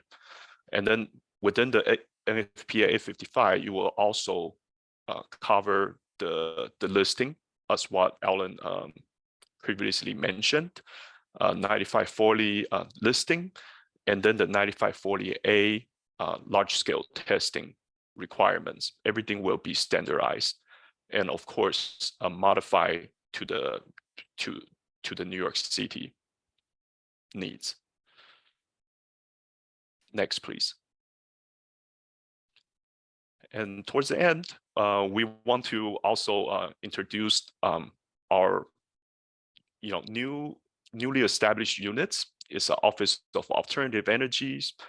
So our mission is to catalyze New York City's transition to a clean, resilient, and equitable energy future. And we also want to establish a streamlined process for applicants to obtain necessary approvals and maintain approvals to install and maintain alternative energy projects from the Department of Buildings and from other relevant agencies. And of course, the best way to streamline the processes is to establish policies for each one of the alternative energy technologies. So the alternative energy projects, they can be realized. Next, please. So those are just highlight of the policies and the technologies that's currently in the OAE's policy development pipelines. Of course, besides the ESS and the to achieve the city's green energy goals, right? They are also there are many ways. Of course, we're looking to renewable natural gas and hydrogen technologies. We also looking to carbon capturing technologies, and then energy efficient systems such as heat pumps, and then wind turbine. We're developing a new rule for this, and then also charging stations, the mobile ESS, and then also all types of innovative technologies that basically that's going to support the city's mandate for electrification. Next, please. And please, if you have any question, or if you have any one of those alternative energy projects, feel free to reach out to us. We have a website. It's Department of Buildings, and then you will see Office of Alternative Energy. That's like there's a web page that's designated to that. You can also email us at oae@buildings.nyc.gov.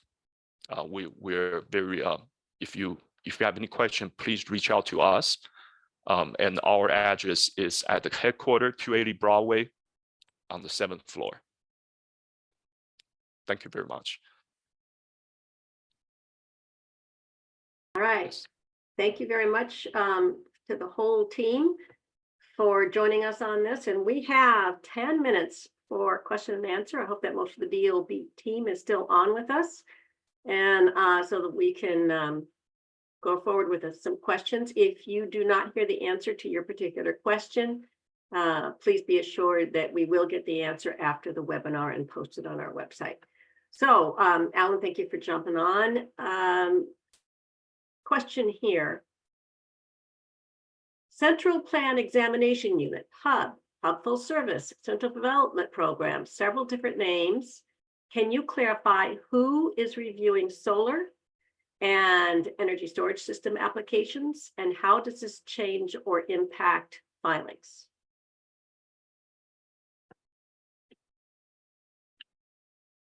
If you guys want to pass, just let me know. Yeah, Lori, I don't know if anyone is on from Hub. Shital? Shital, I see is still with us, but not on. Mike is not on yet. Well, Well, yeah, I can quickly add something to that. So energy storage systems, pardon me, will be reviewed by Central Hub. Now, as far as the name is concerned, I don't know the official name, and I do apologize for that. But all energy storage systems will be reviewed centrally under the hub. And it looks like Ang is here, and he may be able to provide additional context.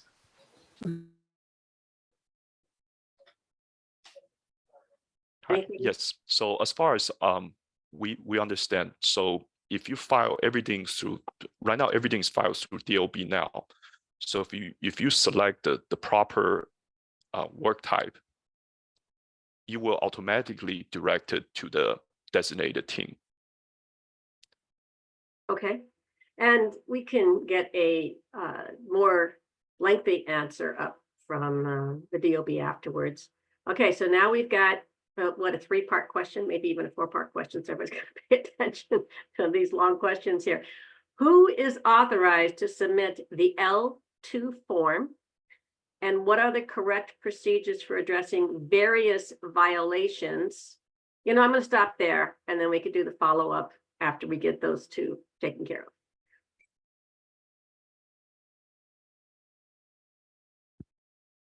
Anybody? Question on the L2 forms? I believe, hi, this is Sheetal. Hi, Sheetal, go right ahead. L2s are related to civil penalties, and currently they are being reviewed in the borough office. We are not reviewing it at central development programs. So they're wondering who is authorized to submit the form, if I'm reading the question. Okay, we'll have to get back on this one. Okay. I'm not sure. And then there's a follow-up of a violation is related to the solar aspect of construction.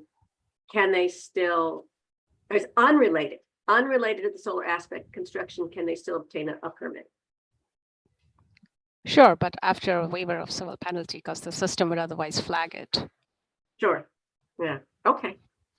Thank you for that. Any updates or timelines regarding New York City electrical code revisions? And I'll wait for the follow-up on that. Yeah, this is kind of outside of what we do in OTCR and OAE. We work closely with many of our colleagues that are working on the electrical code revision. However, I don't have a date, unfortunately, so this will be something that we will have to get back to you on. Okay, so just to keep in mind, they're looking for when they're going to do that transition to the 2020 NEC and require the new code standards out with the field work. So I guess it's good for planning ahead. You need to know what's coming up. Sure. Is it possible to create a single filing in DOB now for a project including both solar and energy storage?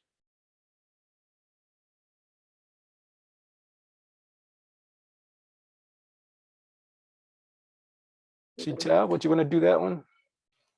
I am not 100% sure, but I do know I had seen a filing with battery energy and storage together. So there's not a standard quite yet? You're going to get back to us on that? I will, yes, please. Okay, great. Let me go on down to the requirements for electrical filings for energy storage systems. Yeah, that's something I did not highlight in my presentation. However, there is a requirement for an electrical permit for energy storage systems. As you can imagine, this is electrical equipment. Many of these installations are feeding the grid. Sometimes the energy storage systems are feeding local loads, the owner's local loads. So an electrical filing is required. This is typically done with an ED16A. Beyond that, if you're looking for any information, just let me know and I can ask our colleagues on the electrical side to provide a little more detailed information. Thank you very much, Alan, and the whole team. We really appreciate your time. And I know that the whole solar industry appreciates your expertise and the advancement of solar and storage in New York City. It certainly has come a long way since TRIA first started working with New York City back in 2006 on this. So thank you again for your time. All the questions will get answered, and we are going to move on now. Thanks again. And we're going to be talking with NYSERDA about VDER, VDER compensation for solar and storage systems. I'd like to thank you, DOB. You guys can thank you off camera and off mic. And we got next up, I can see him there in the batter's box, Luke Forrester. Luke, welcome. Luke is a senior business analyst at NYSERDA, supporting solar, PV, and energy storage programs. He's been very active in New York's distributed energy industry for 15 years. We really appreciate your availability, Luke, and I'll hand it over to you. Lori, thanks for having me. I'm delighted to be here, and thank you to the whole CUNY and thank you to the Con Ed team for hosting such a great event. Thanks for the great intro. I'm going to cover a lot of ground on this presentation. I'll be talking about all things VDER and touching on some of the new features of the value stack calculator. So with that in mind, let's dive in. I'll give an overview of the value stack. I know many people on the call have some level of familiarity with a value stack, so I'll be going through it in a little bit more depth than people may have received in the past. Then I'll be talking about the calculator, some of the new features, and we'll try to carve out some time for Q&A at the end. Let's move on. A bit of a history lesson here. So the value stack came out, there was an order in 2017 as a successor for net metering for certain project types. There were a series of public working groups. I know the trades and many market participants were involved in the design and the negotiations that went into that initial VDER order. And one of the principles was to gradually roll it out. So right now we've got VDER, also known as the value stack, for many project types, but we still have net metering for some as well. So we're still undergoing that slow transition away from net metering in New York State. The real guiding principle behind VDER is that the compensation for a clean kilowatt hour should reflect the time and the location of its generation. So if you've got, for instance, a solar project that's in a very congested part of the grid, like New York City, and it's producing energy during a peak load time, that project will get compensated more per kilowatt hour than a project in a less congested part of the grid that's producing during an off-peak time. So there's a lot of math and a lot of calculations that go into finding a project's overall annual compensation. Compensation is based on the energy that a project pushes to the grid. So this is really applicable to front of the meter projects but also to behind the meter projects that sometimes have energy generation exceeding their instantaneous load. So any kilowatt hour that's pushed to the grid is going to be receiving that VETR compensation. VETR's gone through kind of a wave of reform in 2019, where there was a second order that frankly made it a little bit simpler, easier to understand, and compensation was a little bit more predictable. So if you take a look at the NYSERDA value stack calculator page, you'll see that we have a phase 1 order for those really old projects from 2017, 2018, and what we call the phase 2 order from projects 2019 through the present. No real talk of a phase 3 at this point. You know, phase 2 is working pretty well. So that's what we've got for the foreseeable future. And as I mentioned, we still have net metering, also known as NEM, in place for certain types of projects. And we'll talk about that a little bit on the next slide. So let's advance to that, please. Thank you. I just wanted to differentiate which projects get value stack, which get net metering. Value stack is available for basically anything front of the meter. So any type of community solar, any type of remote crediting projects. And it's also what projects above 750 kilowatts AC will receive, regardless of if they're front of the meter or behind the meter. In terms of technologies, I know this is really a solar and storage based event, but the value stack is available for, you know, PV storage, wind, digesters, fuel cells, and maybe missing one or two there, but essentially any sort of distributed energy technology. Certain technologies will get different value stack components than others, but we'll get into that on a later part of the presentation. We've still got net metering. It's called phase 1 net metering. It's available as the default tariff compensation for residential PV. And it's also the default compensation for behind the meter projects under 750 kilowatts. If you've got a project that's eligible for net metering and you really, really want the value stack, you know, you can contact the utility and opt in to the value stack. I believe that's a permanent decision. So, you know, think about that before doing so. In phase 1 net metering has a 20-year compensation term. And there is no annual kind of true up or cash out of extra credits the way we used to have in the past. I'll give a run through of the different elements of the value stack. They're listed here. The first 4, energy capacity, environmental value, DRV, are going to apply to all solar projects. The last 2, LSRV in the community credit or market transition credit, have largely been phased out. So I'm going to gloss over those items a little bit, but I've got a slide for each one of these. So let's dive right in. One of the more complicated, kind of confusing elements in the value stack is the energy component. You'll also see it referred to as LBMP, or location-based marginal pricing. In a nutshell, it's what power plants get for the energy that they produce in the NYSO market. Full description, it's the day-ahead hourly auction price for a kilowatt hour or megawatt hour of energy, trued up for transmission and distribution factors.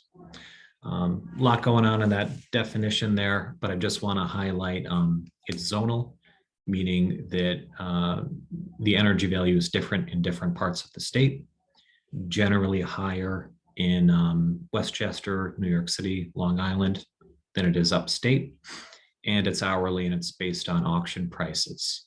So those energy values float around significantly hour to hour, day to day, year to year.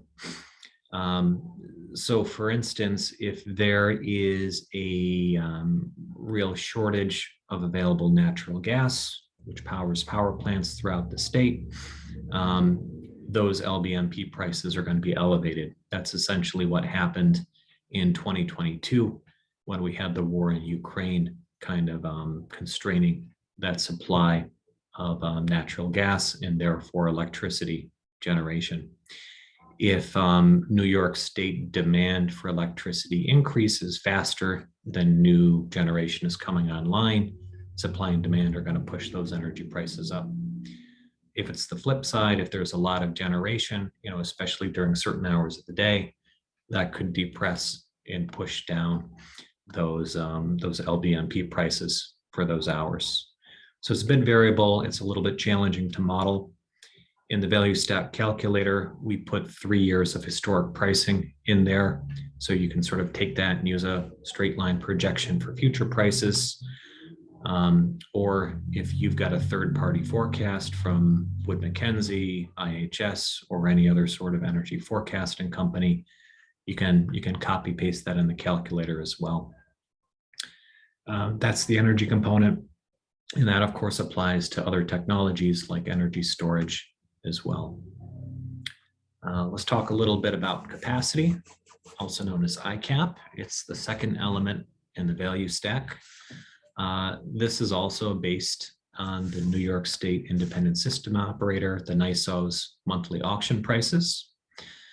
And sort of the philosophy here is a project's ICAP payment is based on how well it will reduce New York State's peak annual load.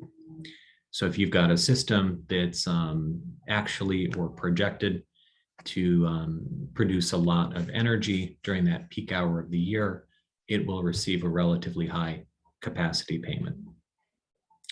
We've got, and I see we got a lot of questions in the Q&A.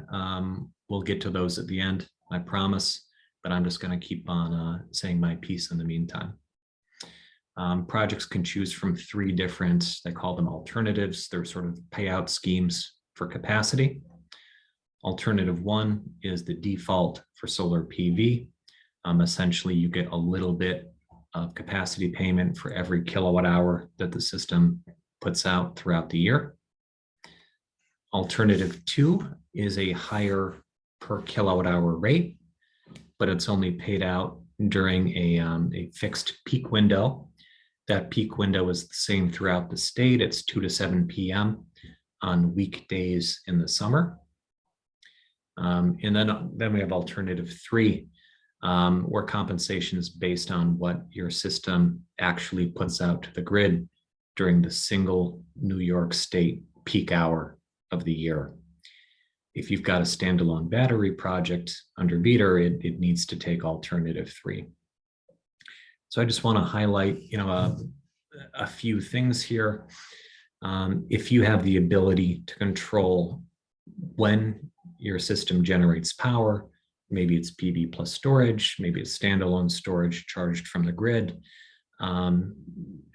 capacity can be a very potent and rich element in the value stack.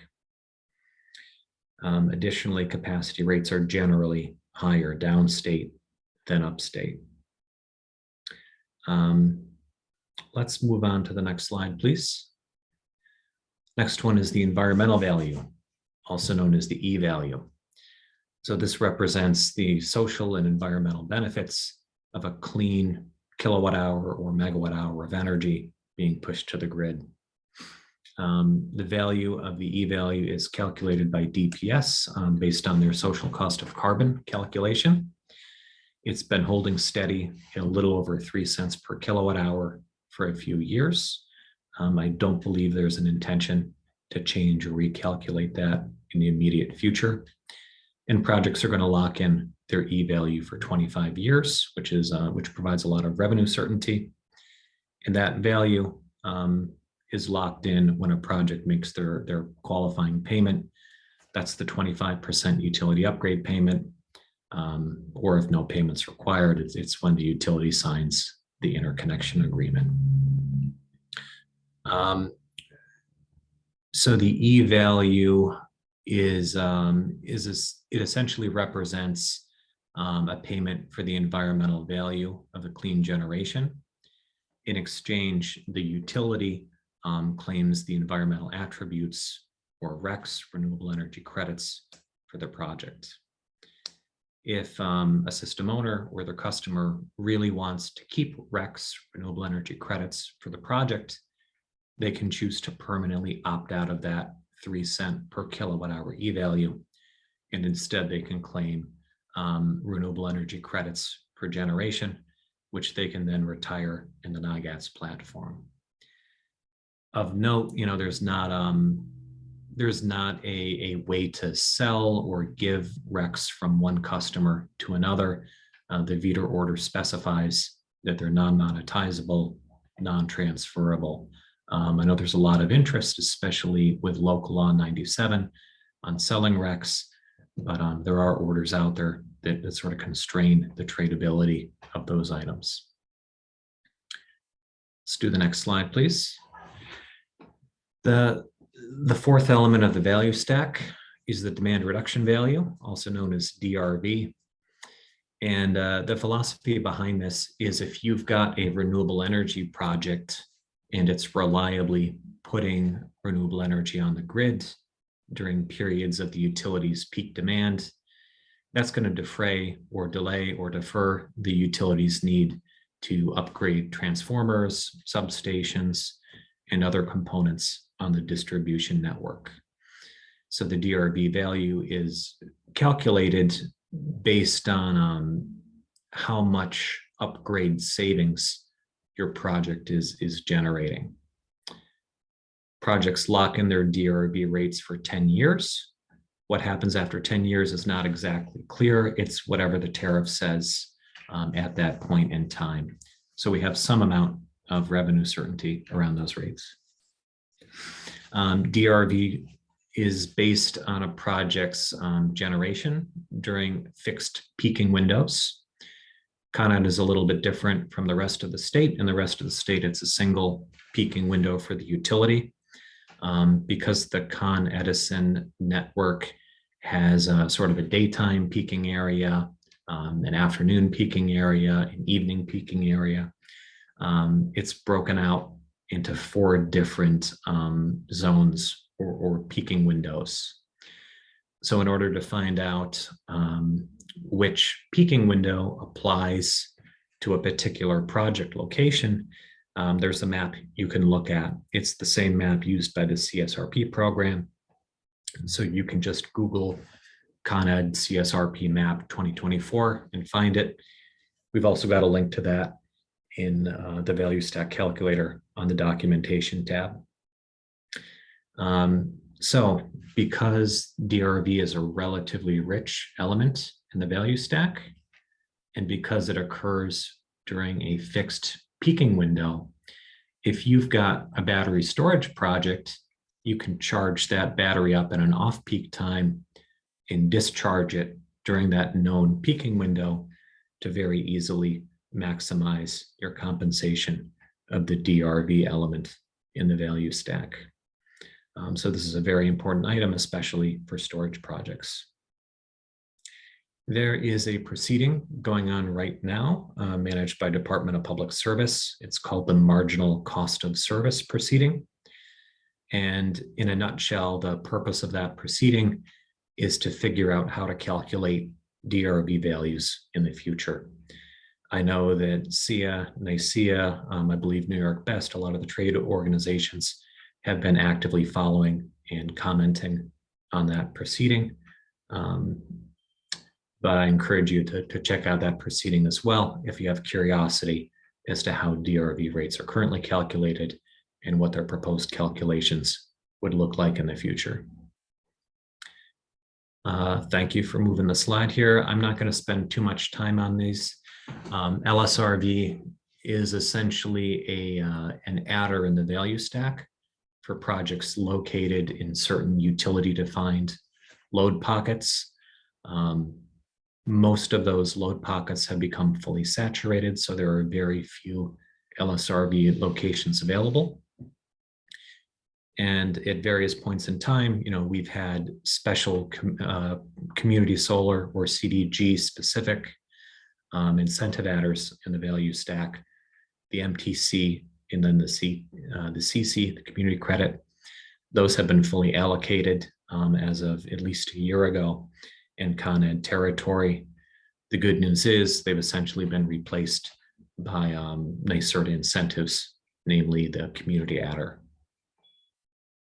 And let's move on. So that's a lot of info. I know I sort of gave you a big information dump with a lot of technical knowledge there, but there are resources out there to help keep it all straight. NYSERDA has a dedicated value stack page and a VEDA resources subpage. We've got some great content in there, including a 2-page document giving an overview of those value stack elements. We have some webinar recordings, both the video files and the slides, and direct links to the utility tariffs in the monthly documents as well. We've even got an Excel file that has all the historic DRV, capacity, MTC rates for each utility. So there's some good stuff out there. Con Edison has a great, relatively brief guide as well. I put a link for that on the slides. And of course, we are going to be sharing the slides after the event. So there's a lot of good content out there to help you navigate the ins and outs of the value stack. One item I'm particularly excited about is the value stack calculator. When the order came out in 2017, we said, man, this is a lot of information. It's going to be really hard for a project or a developer to really estimate what their compensation will be.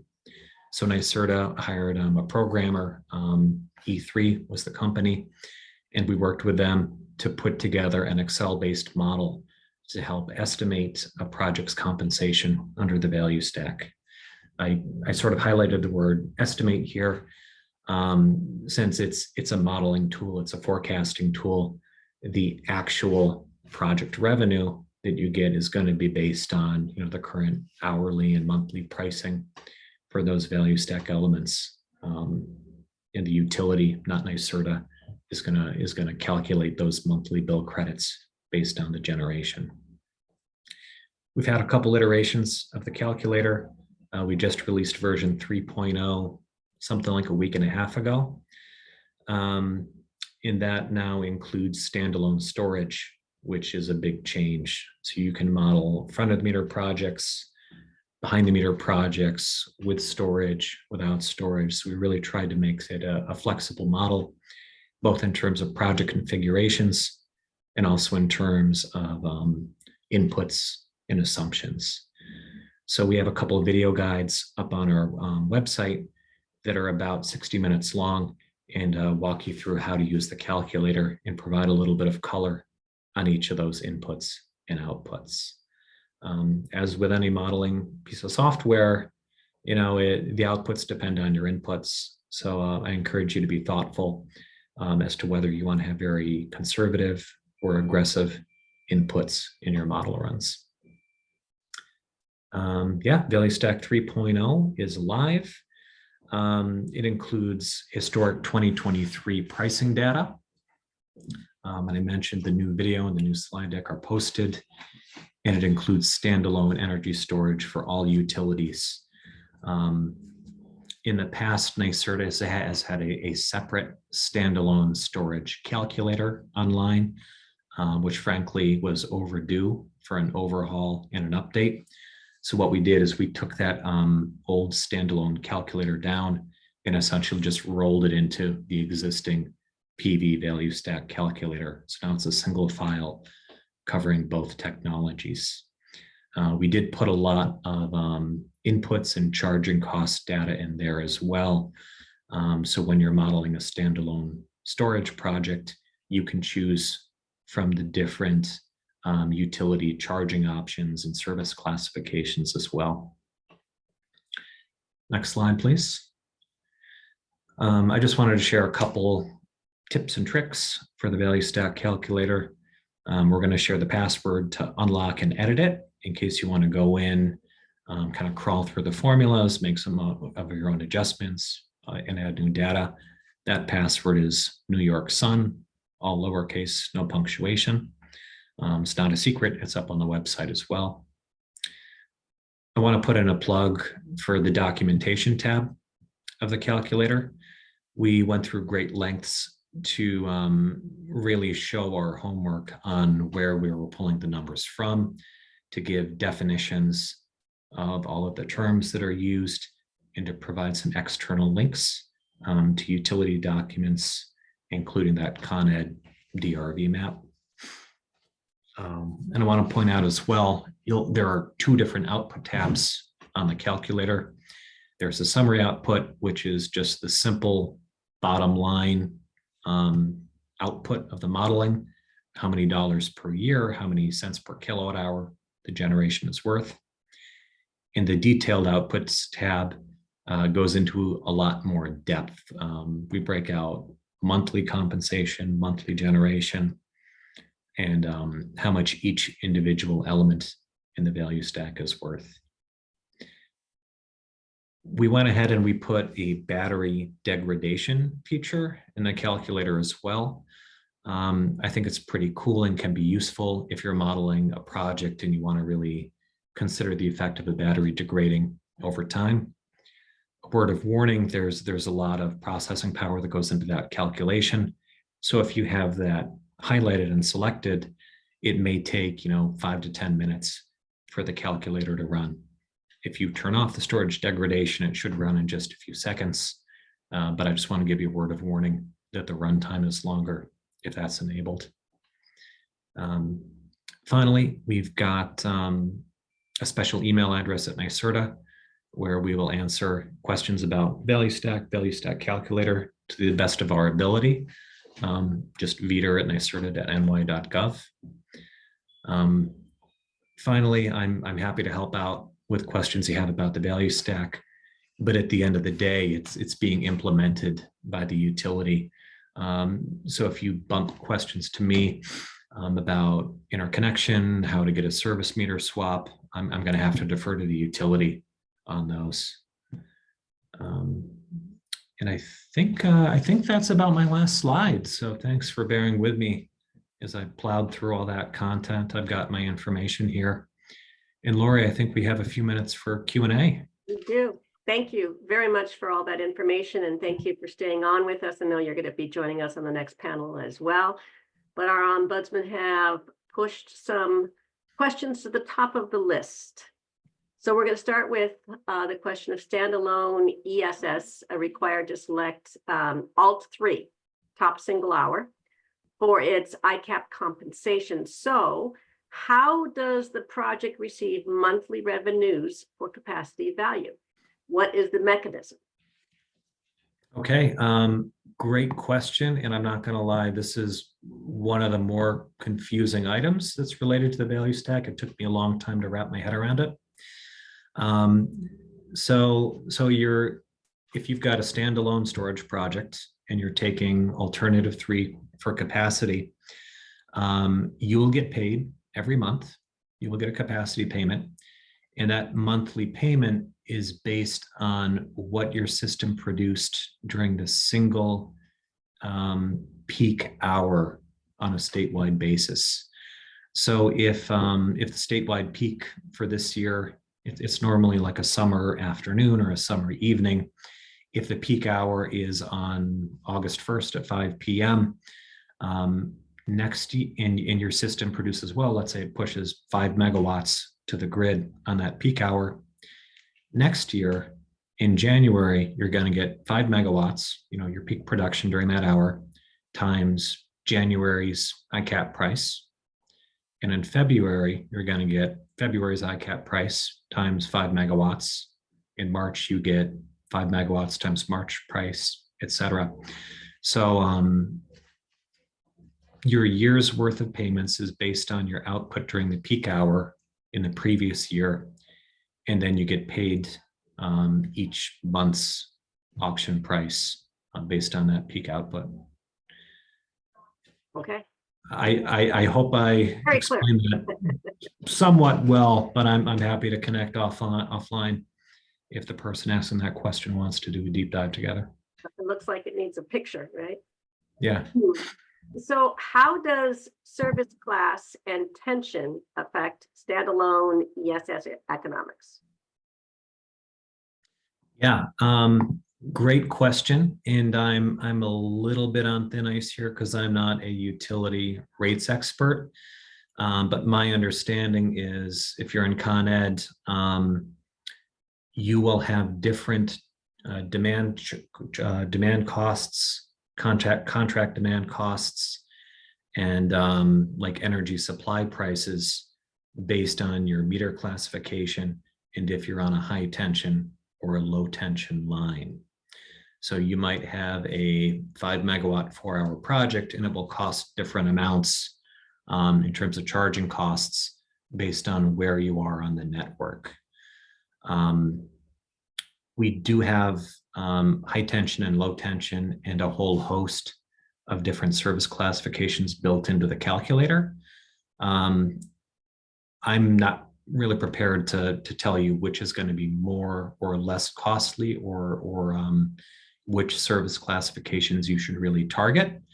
But all that data is built into the calculator. We've got a special storage charging tab where you can essentially look at a table with all those charging cost data in one spot. Okay. Sounds like a preview of the calculator might be kind of fun. Well, it depends on your definition of fun. So based on the earlier presentation from Con Edison, and I'm not sure if you were on, but they were talking about FERC 222 and dual participation and the new tariff coming out sometime next month. So will those revenues fit in here? Yeah, great question. I'm thinking probably not. My understanding of FERC 2222 essentially has to do with kind of like a pooling of small storage projects together so they can participate in NYSO markets. We really wanted to keep the VETR calculator for VETR. We didn't want to pull in tax credits and NYSERDA incentives. It's not like a full project revenue modeling tool. It's just the value stack. So that's the plan, is just to keep it as a value stack tool. Okay. And final question before we jump into the panel. How will DRV rates be paid out after 10 years? That's a great question. It's of course locked in for 10 years, both the compensation rate, cents per kilowatt hour, and the peaking window is going to be locked in by a project for 10 years. The language in the order essentially says, and after 10 years, you get whatever the current offering is. It's possible, and I'm just speculating here, that you could lock it in for another 10 years. It's possible that the current rates could be extended, but we really don't have any firm guidance on what it's going to look like at year 11 at this point.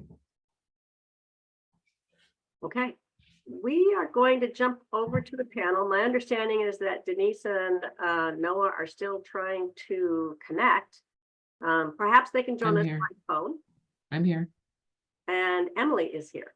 So this next panel is a discussion on federal, state, and city support for the solar and storage industries. I see Noah joining us. Yay, Noah. And I will let you, Emily, and Denise is here now too, just in the nick of time. Emily, I'm going to hand it over to you for introductions, and thank you very much, Emily. Great. Thanks so much. All right. So I guess we've really kind of covered a lot of material today, right? Thanks to everyone still hanging on at the end of the day here. I know we've covered a lot today. And we thought that it would be a good idea to kind of take a look at how all of these policies really impact the industries we're talking about, right? Solar and storage. So we're happy to have this panel conversation with our three panelists here. I'll give a brief introduction of each of them. So first, starting with Denise Sheehan, serves as a senior advisor to the New York Battery and Energy Storage Technology Consortium, New York BEST. In her role, Ms. Sheehan coordinates New York BEST policy and regulatory affairs activities. She also provides advice and oversight of New York BEST strategic direction and operational management, including member relations, communications, and program development. She has more than 35 years of management experience in government and nonprofit sectors. So thank you for joining us today, Denise. Noah Ginsberg joined NYSEIA as Executive Director in early 2023.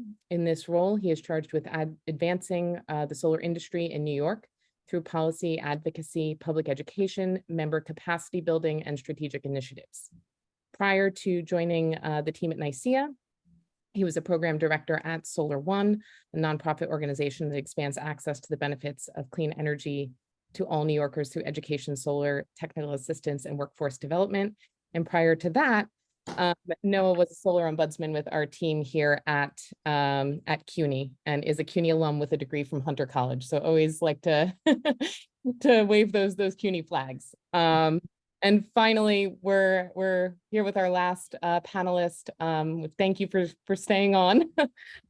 We have Luke, a senior business analyst, Luke Forrester, a senior business analyst at NYSERDA, supporting solar PV and energy storage programs. And you've been active in the DG space for 15 years, I believe. So glad to have so much expertise on the panel here today. And we might as well just jump right in. So based on a recent SEIA report, for the first time in 2023, solar now accounts for more than 50% of all new generation added to the grid across the United States. That's huge, right? So I guess my question is for you, Noah. Which incentives and policies have had the greatest impact on deploying more solar and storage, and in particular in New York City? Thanks, Emily, and it's great to be on the panel, and congrats on a wonderful event today.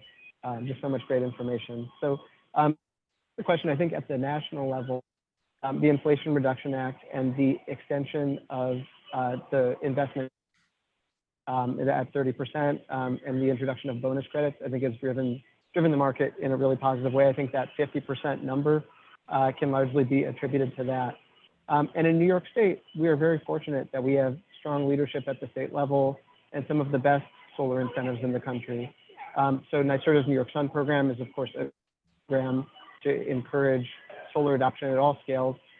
It's not available in all parts of New York State, but in many parts of the state and in New York City, that's certainly an impactful piece. And then a state that's really impactful is the residential solar tax credit, which allows homeowners that install solar to claim 25% of the cost of their solar project as an income tax credit, up to $5,000.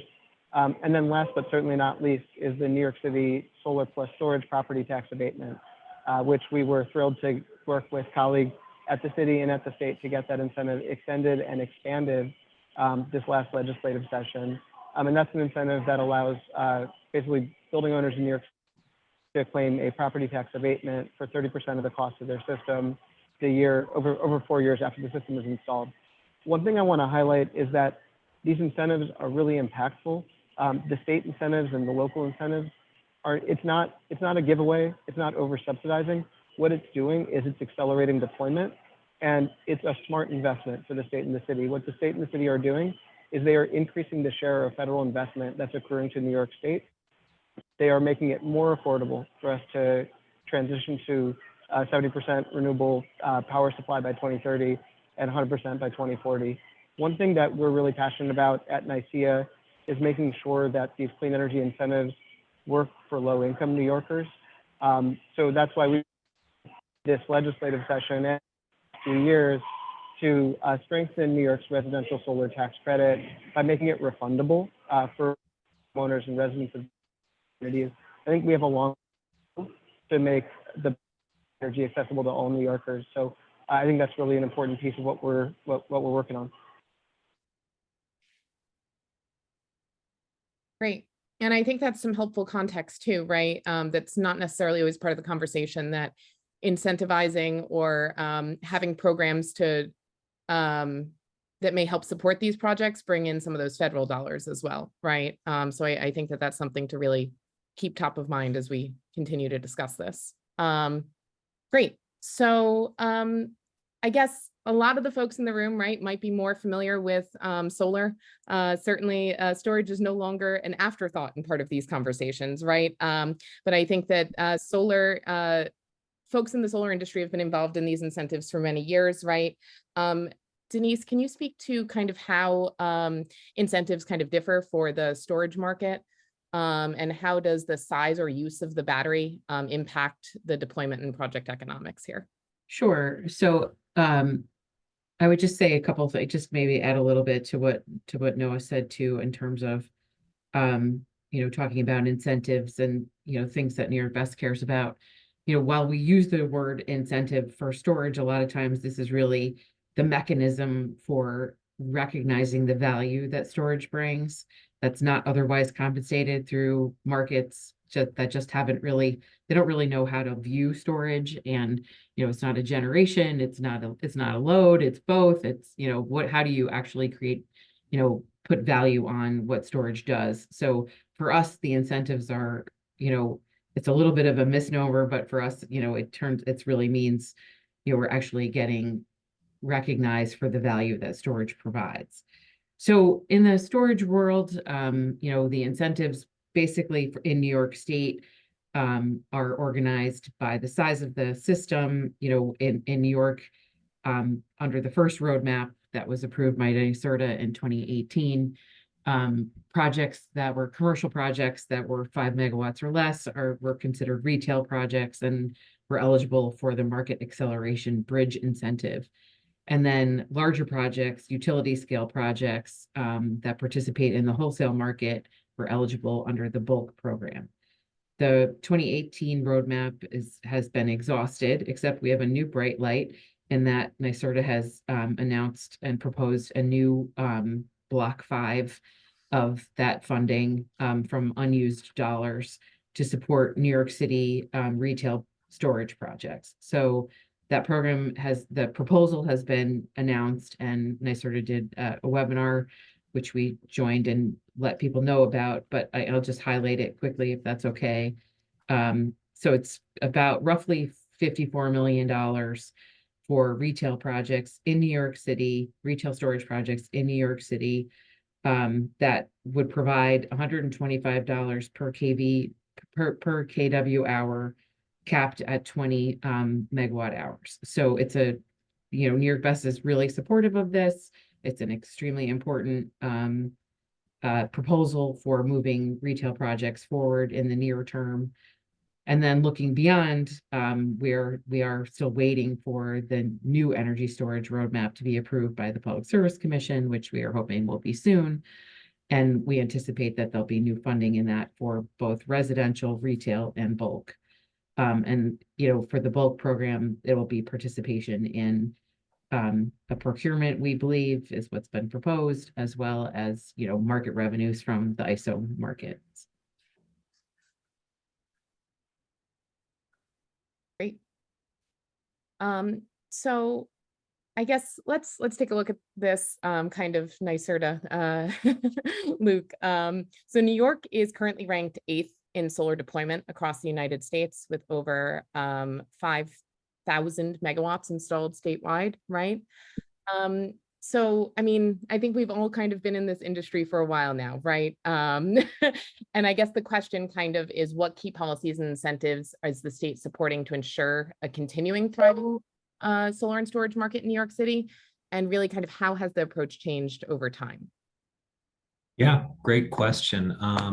Thanks for sending that my way. I'm proud to say we're on year 10 of the New York Sun Megawatt Block Program. That launched in 2014, so we're a little over 10 years now. New York Sun offers a capacity-based incentive for projects installed in Con Ed territory and in other parts of the state, with different incentive rates based on the size of the project, whether they're residential or we break it out into small, medium, or large commercial projects as well. So over the years, we've really maintained that base incentive structure, for transparency and simplicity. But we've also added sort of incentive adders to encourage projects that provide distinct social benefits. For example, we introduced the community adder to encourage community solar. We added a beneficial siting adder for projects built on brownfields or landfills.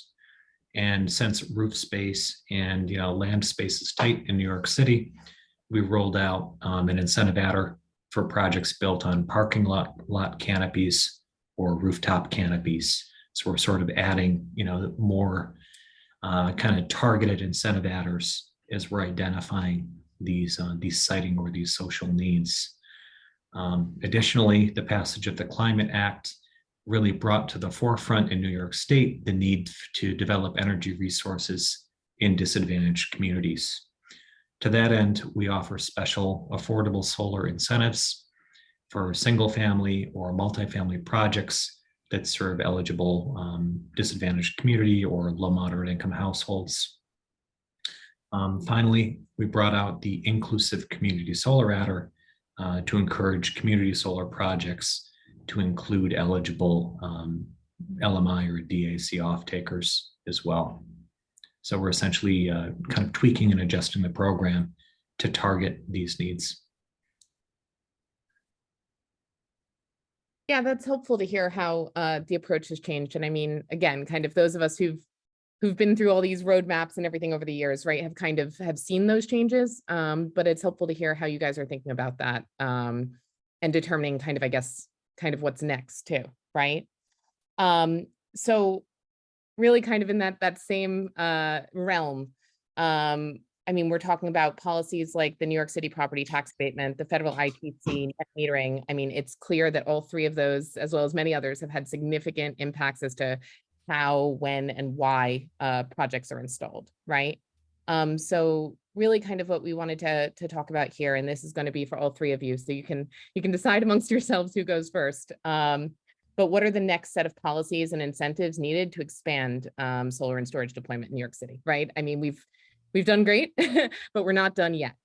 So what's needed in order to accelerate that deployment and make sure that we're able to hit our goals, and what are your organizations working on that folks should be aware of in these realms? Want to go, Noah? You go first, Noah. Okay, Denise, if you're volunteering me, I'm happy to. No, it's a great question, and I love the answer that you gave, Denise, about incentives being a misnomer, and this really being a form of compensation for the value that these projects are creating. When we think about next, I mean, look, I've already shared that NYSEIA is hard at work trying to make the state tax credit refundable for low-income families and strengthening that incentive. We think that's really important. But beyond that, to be honest, I don't think it's necessarily about more incentives. I think at this point, it's about identifying what are the things that can be done to streamline processes, to lower costs.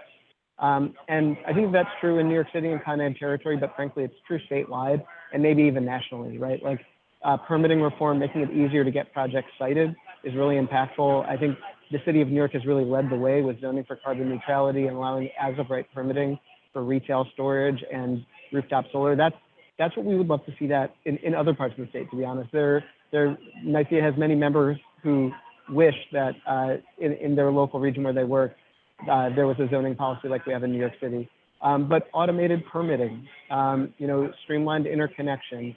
There are a lot of things that we could do that would really move the needle, that wouldn't have a cost, but would provide a lot of benefit. So my opinion is that the next phase is really going to be about, targeted incentives that focus on beneficial siting and low-income access, and then broader interconnection and siting reform to lower costs for everyone. So I'll jump in. If that's okay, Emily. That's all right. Please. Yes, thank you. So I totally agree with Noah. For storage, that we have some additional things that we're working on, and it's primarily because, especially in the New York City area, but it's true across the state. But with respect to how storage is valued and compensated, we're still facing an uphill climb. And that has a lot to do with the way tariffs and riders are constructed and the legacy of, service classes and, trying to, again, shoehorn storage into things that never envisioned storage. So one of the things that's important for us is to rationalize tariffs and riders, in particular around storage, and whether it's technology, we could argue it as a technology neutral change as well, but looking at what the technology does, how it performs, and designing tariffs and riders around that.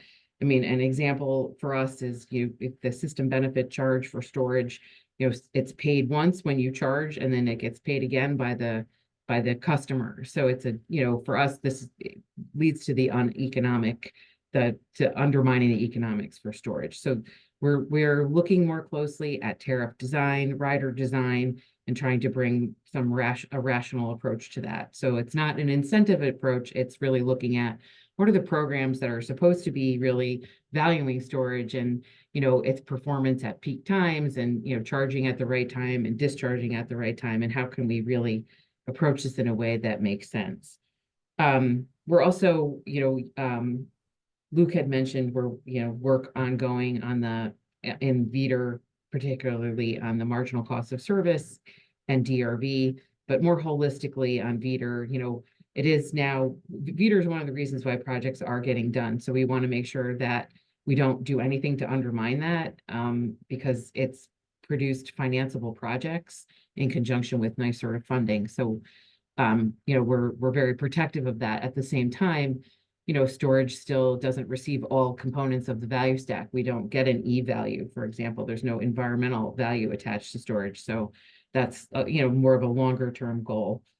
And then the other thing that we're working on that's really kind of, you know, right now in the state legislature is the sales tax exemption for energy storage, which other technologies receive, and, you know, energy storage does not. So that's, you know, again, would be very helpful in economics for storage, would level the playing field for storage vis-a-vis other technologies. So those are some of the things that we're working on. All right, I'm up next then. First, I want to say I agree entirely with Noah and Denise. I think there's a lot of good that can be done with great design and with soft cost reduction, especially regarding customer acquisition and siting. I think everyone on the call knows it's not easy to site and interconnect either a solar or a storage project, especially on the commercial scale. With all that being said, you know, NYSERDA is still going to try to go to bat and chase down more budget for incentives. Denise, you talked a little bit about Energy Storage Roadmap 2.0. That was filed 2 Decembers ago, so 15 months ago or so. It's currently before the Public Service Commission for review. I know an updated version of the roadmap was filed, I think, last week with some updated budget projection numbers. So we, like you, are kind of waiting with bated breath, and we're hopeful for a timely approval of that, which would provide significant funding to NYSERDA for residential, commercial, utility scale projects, both upstate and downstate.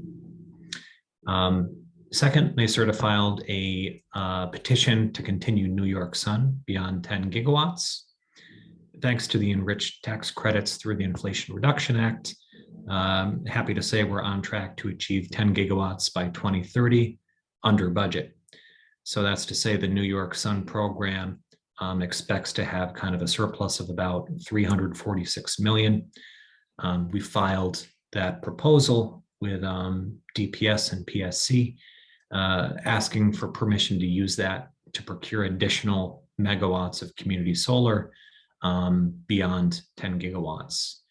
One caveat in that filing is that it would be for community solar, specifically serving disadvantaged communities. That proposal is currently open for public comment through the SAPA process. Third path for additional funding for NYSERDA has to do with the Environmental Protection Agency's Solar for All solicitation.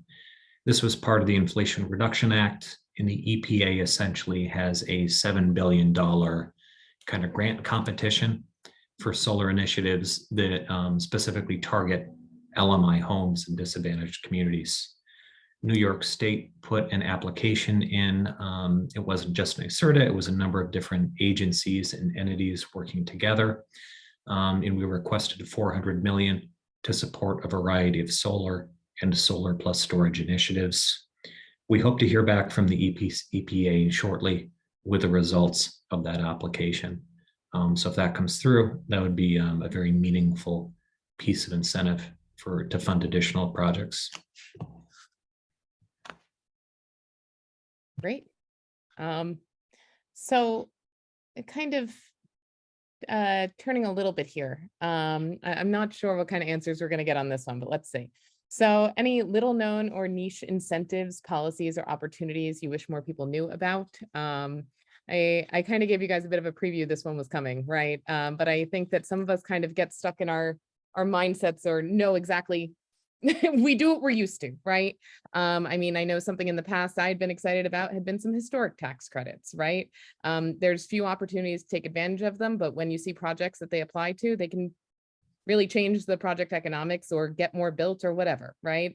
So I think that sometimes there are these opportunities out there, and now's the chance to share with our audience if there are any that you'd like to share. Well, I'll just jump in to say I think that the historic tax credit is a great example because it's something that's only available for a small subset of projects. For those projects that can get it, it's hugely valuable, and importantly, it's a refundable tax credit.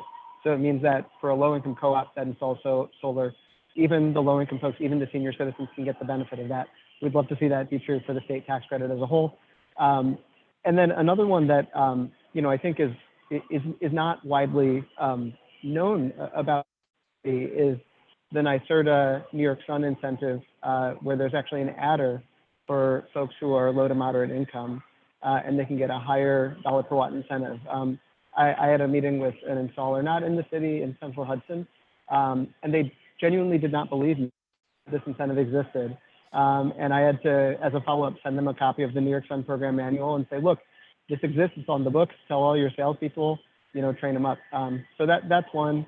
And at the risk of stealing Luke's thunder, I will say I'm also personally a little excited about the recently announced floating solar adder, although how many use cases there are for that in New York City. People would want floating solar in the pond in Central Park. Personally, I think that would look nice, but that's just me. Cool. Emily, I've got a couple quick ones here. Not through New York Sun, but a different group at NYSERDA does workforce development, and they have a number of existing programs that can help, cover the cost of an intern or hiring new people or providing training to an existing workforce. So those programs are great. They're out there as well. We also have a sort of pre-development program. So if you've got, for instance, of LMI multifamily housing down in the city, and they're interested in getting solar on their roof, but they don't know how to size the system, hire a consultant, and really go about choosing a contractor. We do have, a little bit of grant money available to help them through that pre-development process. And this is such a great program, I got to mention it, even though it's not really for New York City. USDA Rural Development has their REAP, Renewable Energy for America, grant and loan guarantee program. In order to qualify, you need to essentially be a farm or a small business or in a rural location. Rural includes essentially everything but New York City. So, even Westchester qualifies, I believe, but they've been running that program for well over a decade, and they've got some great staff there, and they're helping a lot of projects out. So that's out there as well. So the other thing that I would add is, potential future opportunities with NYPA, with the New York Power Authority. They do have an RFQ out right now, seeking qualified vendors to participate in potential upcoming solicitations. NYPA has new expanded authority under the Build Public Renewables Act that was passed last year. And, there's a lot of interest in having people, in NYPA starting to do more to help the state meet its goals.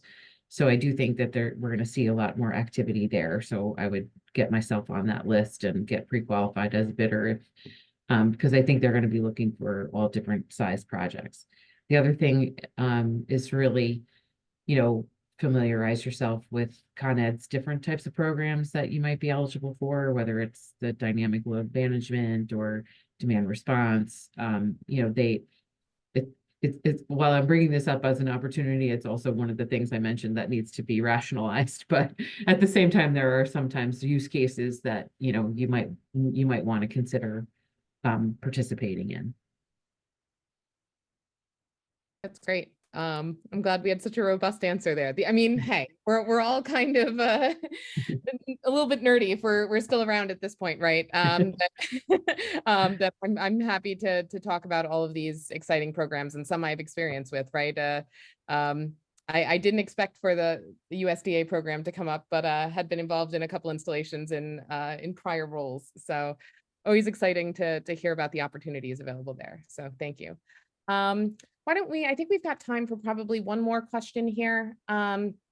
So let's go ahead and ask how installers can best leverage the different incentives and policies, right? It's not always just monetary incentives, but sometimes just policies in play to deploy these technologies together, right? Solar and storage, we know, have some natural so a natural pairing there, right? I don't need to convince this crowd.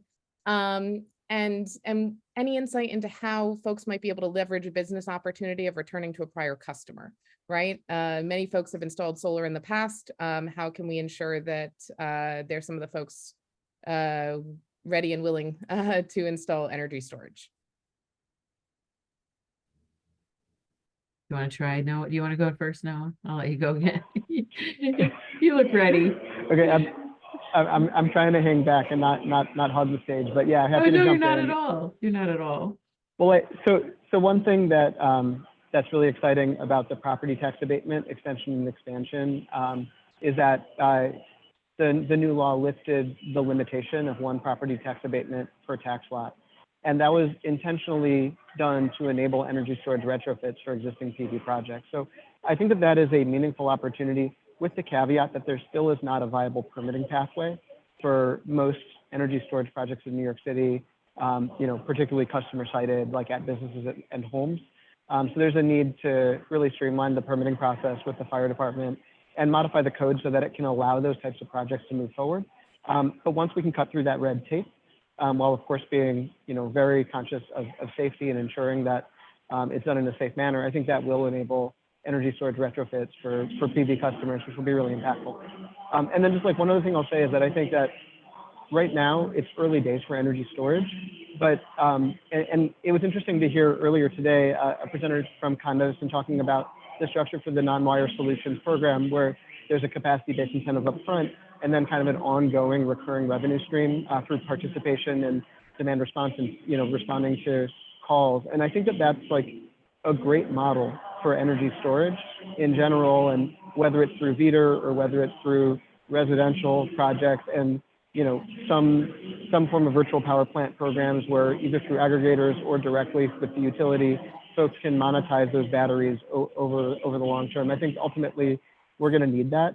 If we think about where we're going from a grid that's powered from high capacity factor polluting fuel sources, right? We've got natural gas, that's our main source of power in the city.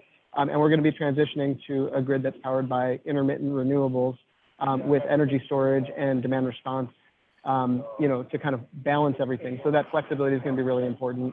And I think we're at this moment where we need to deploy the assets, we need to get the storage built. But once we have it, I think it's going to be hugely valuable for that additional flexibility. Hard to add more to what Noah had to say, but I was going to talk about virtual power plants also. But the other thing, as the city implements local law 97, I think that can be part of the, like, let's go back to customers, see what the opportunities are for adding storage in that context, and if that can be helpful in terms of meeting local law 97 and or generating, some additional revenue for building owners and operators. So that's the other thing I would add.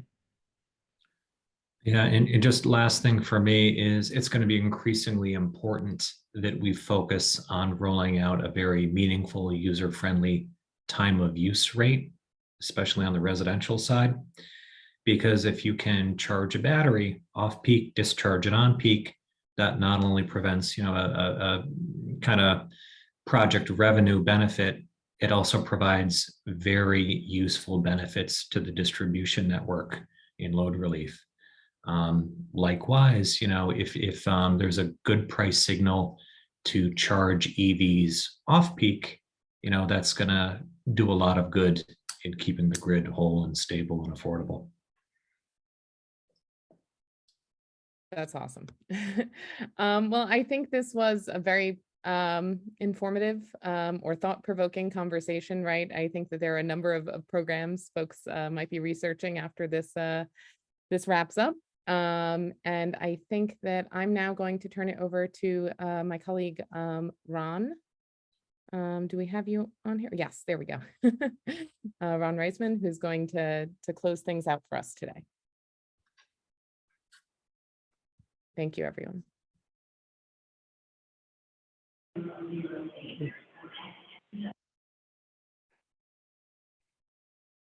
Ron, are you available?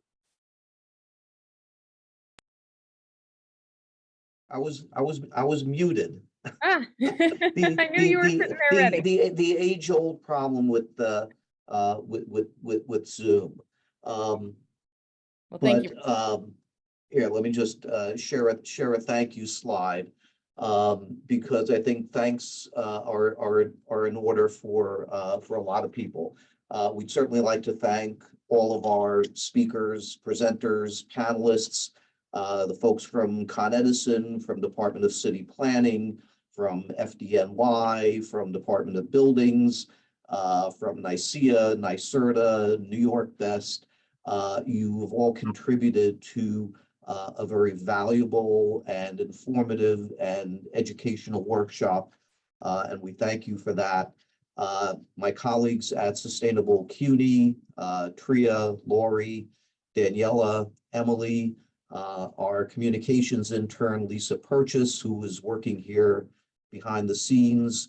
It's a privilege to be working with them, and just you know, an honor to be part of the team that they're on. Also, speaking of behind the scenes, we have the team from CUNY Webinars, John Jenna, Michael Mueller, and Casey Wu. They're an awesome bunch. You don't see them, but you see what they do, which is to put this entire event on. They are the technology behind all the faces that you've seen. And our co-hosts at Con Edison, Julio Tartaguila led the team. You saw many of them in speaking roles earlier today. And we thank Con Ed for being our partners in this venture now for more than a decade, and hopefully for decades to come. As Lori mentioned, all of the slide decks that you've seen will be posted on the website. A recording of the webinar itself will be posted on the website, and the questions that we were unable to answer live on this broadcast will be answered in writing and posted on the website. And just one final shameless plug before we leave. The Solar and Storage Summit, another annual event that is presented by CUNY and NYSEIA, is going to be held on June 27th at the John Jay College Gerald W. Lynch Theater. I know many of you have attended in the past, and we hope you do so again this year. June 27th, mark your calendars. There are going to be announcements coming out. And as much as it's good to see everybody virtually here online, it'll be even better to see you in person there. So until the Solar Summit, thank you again and have a great rest of the day.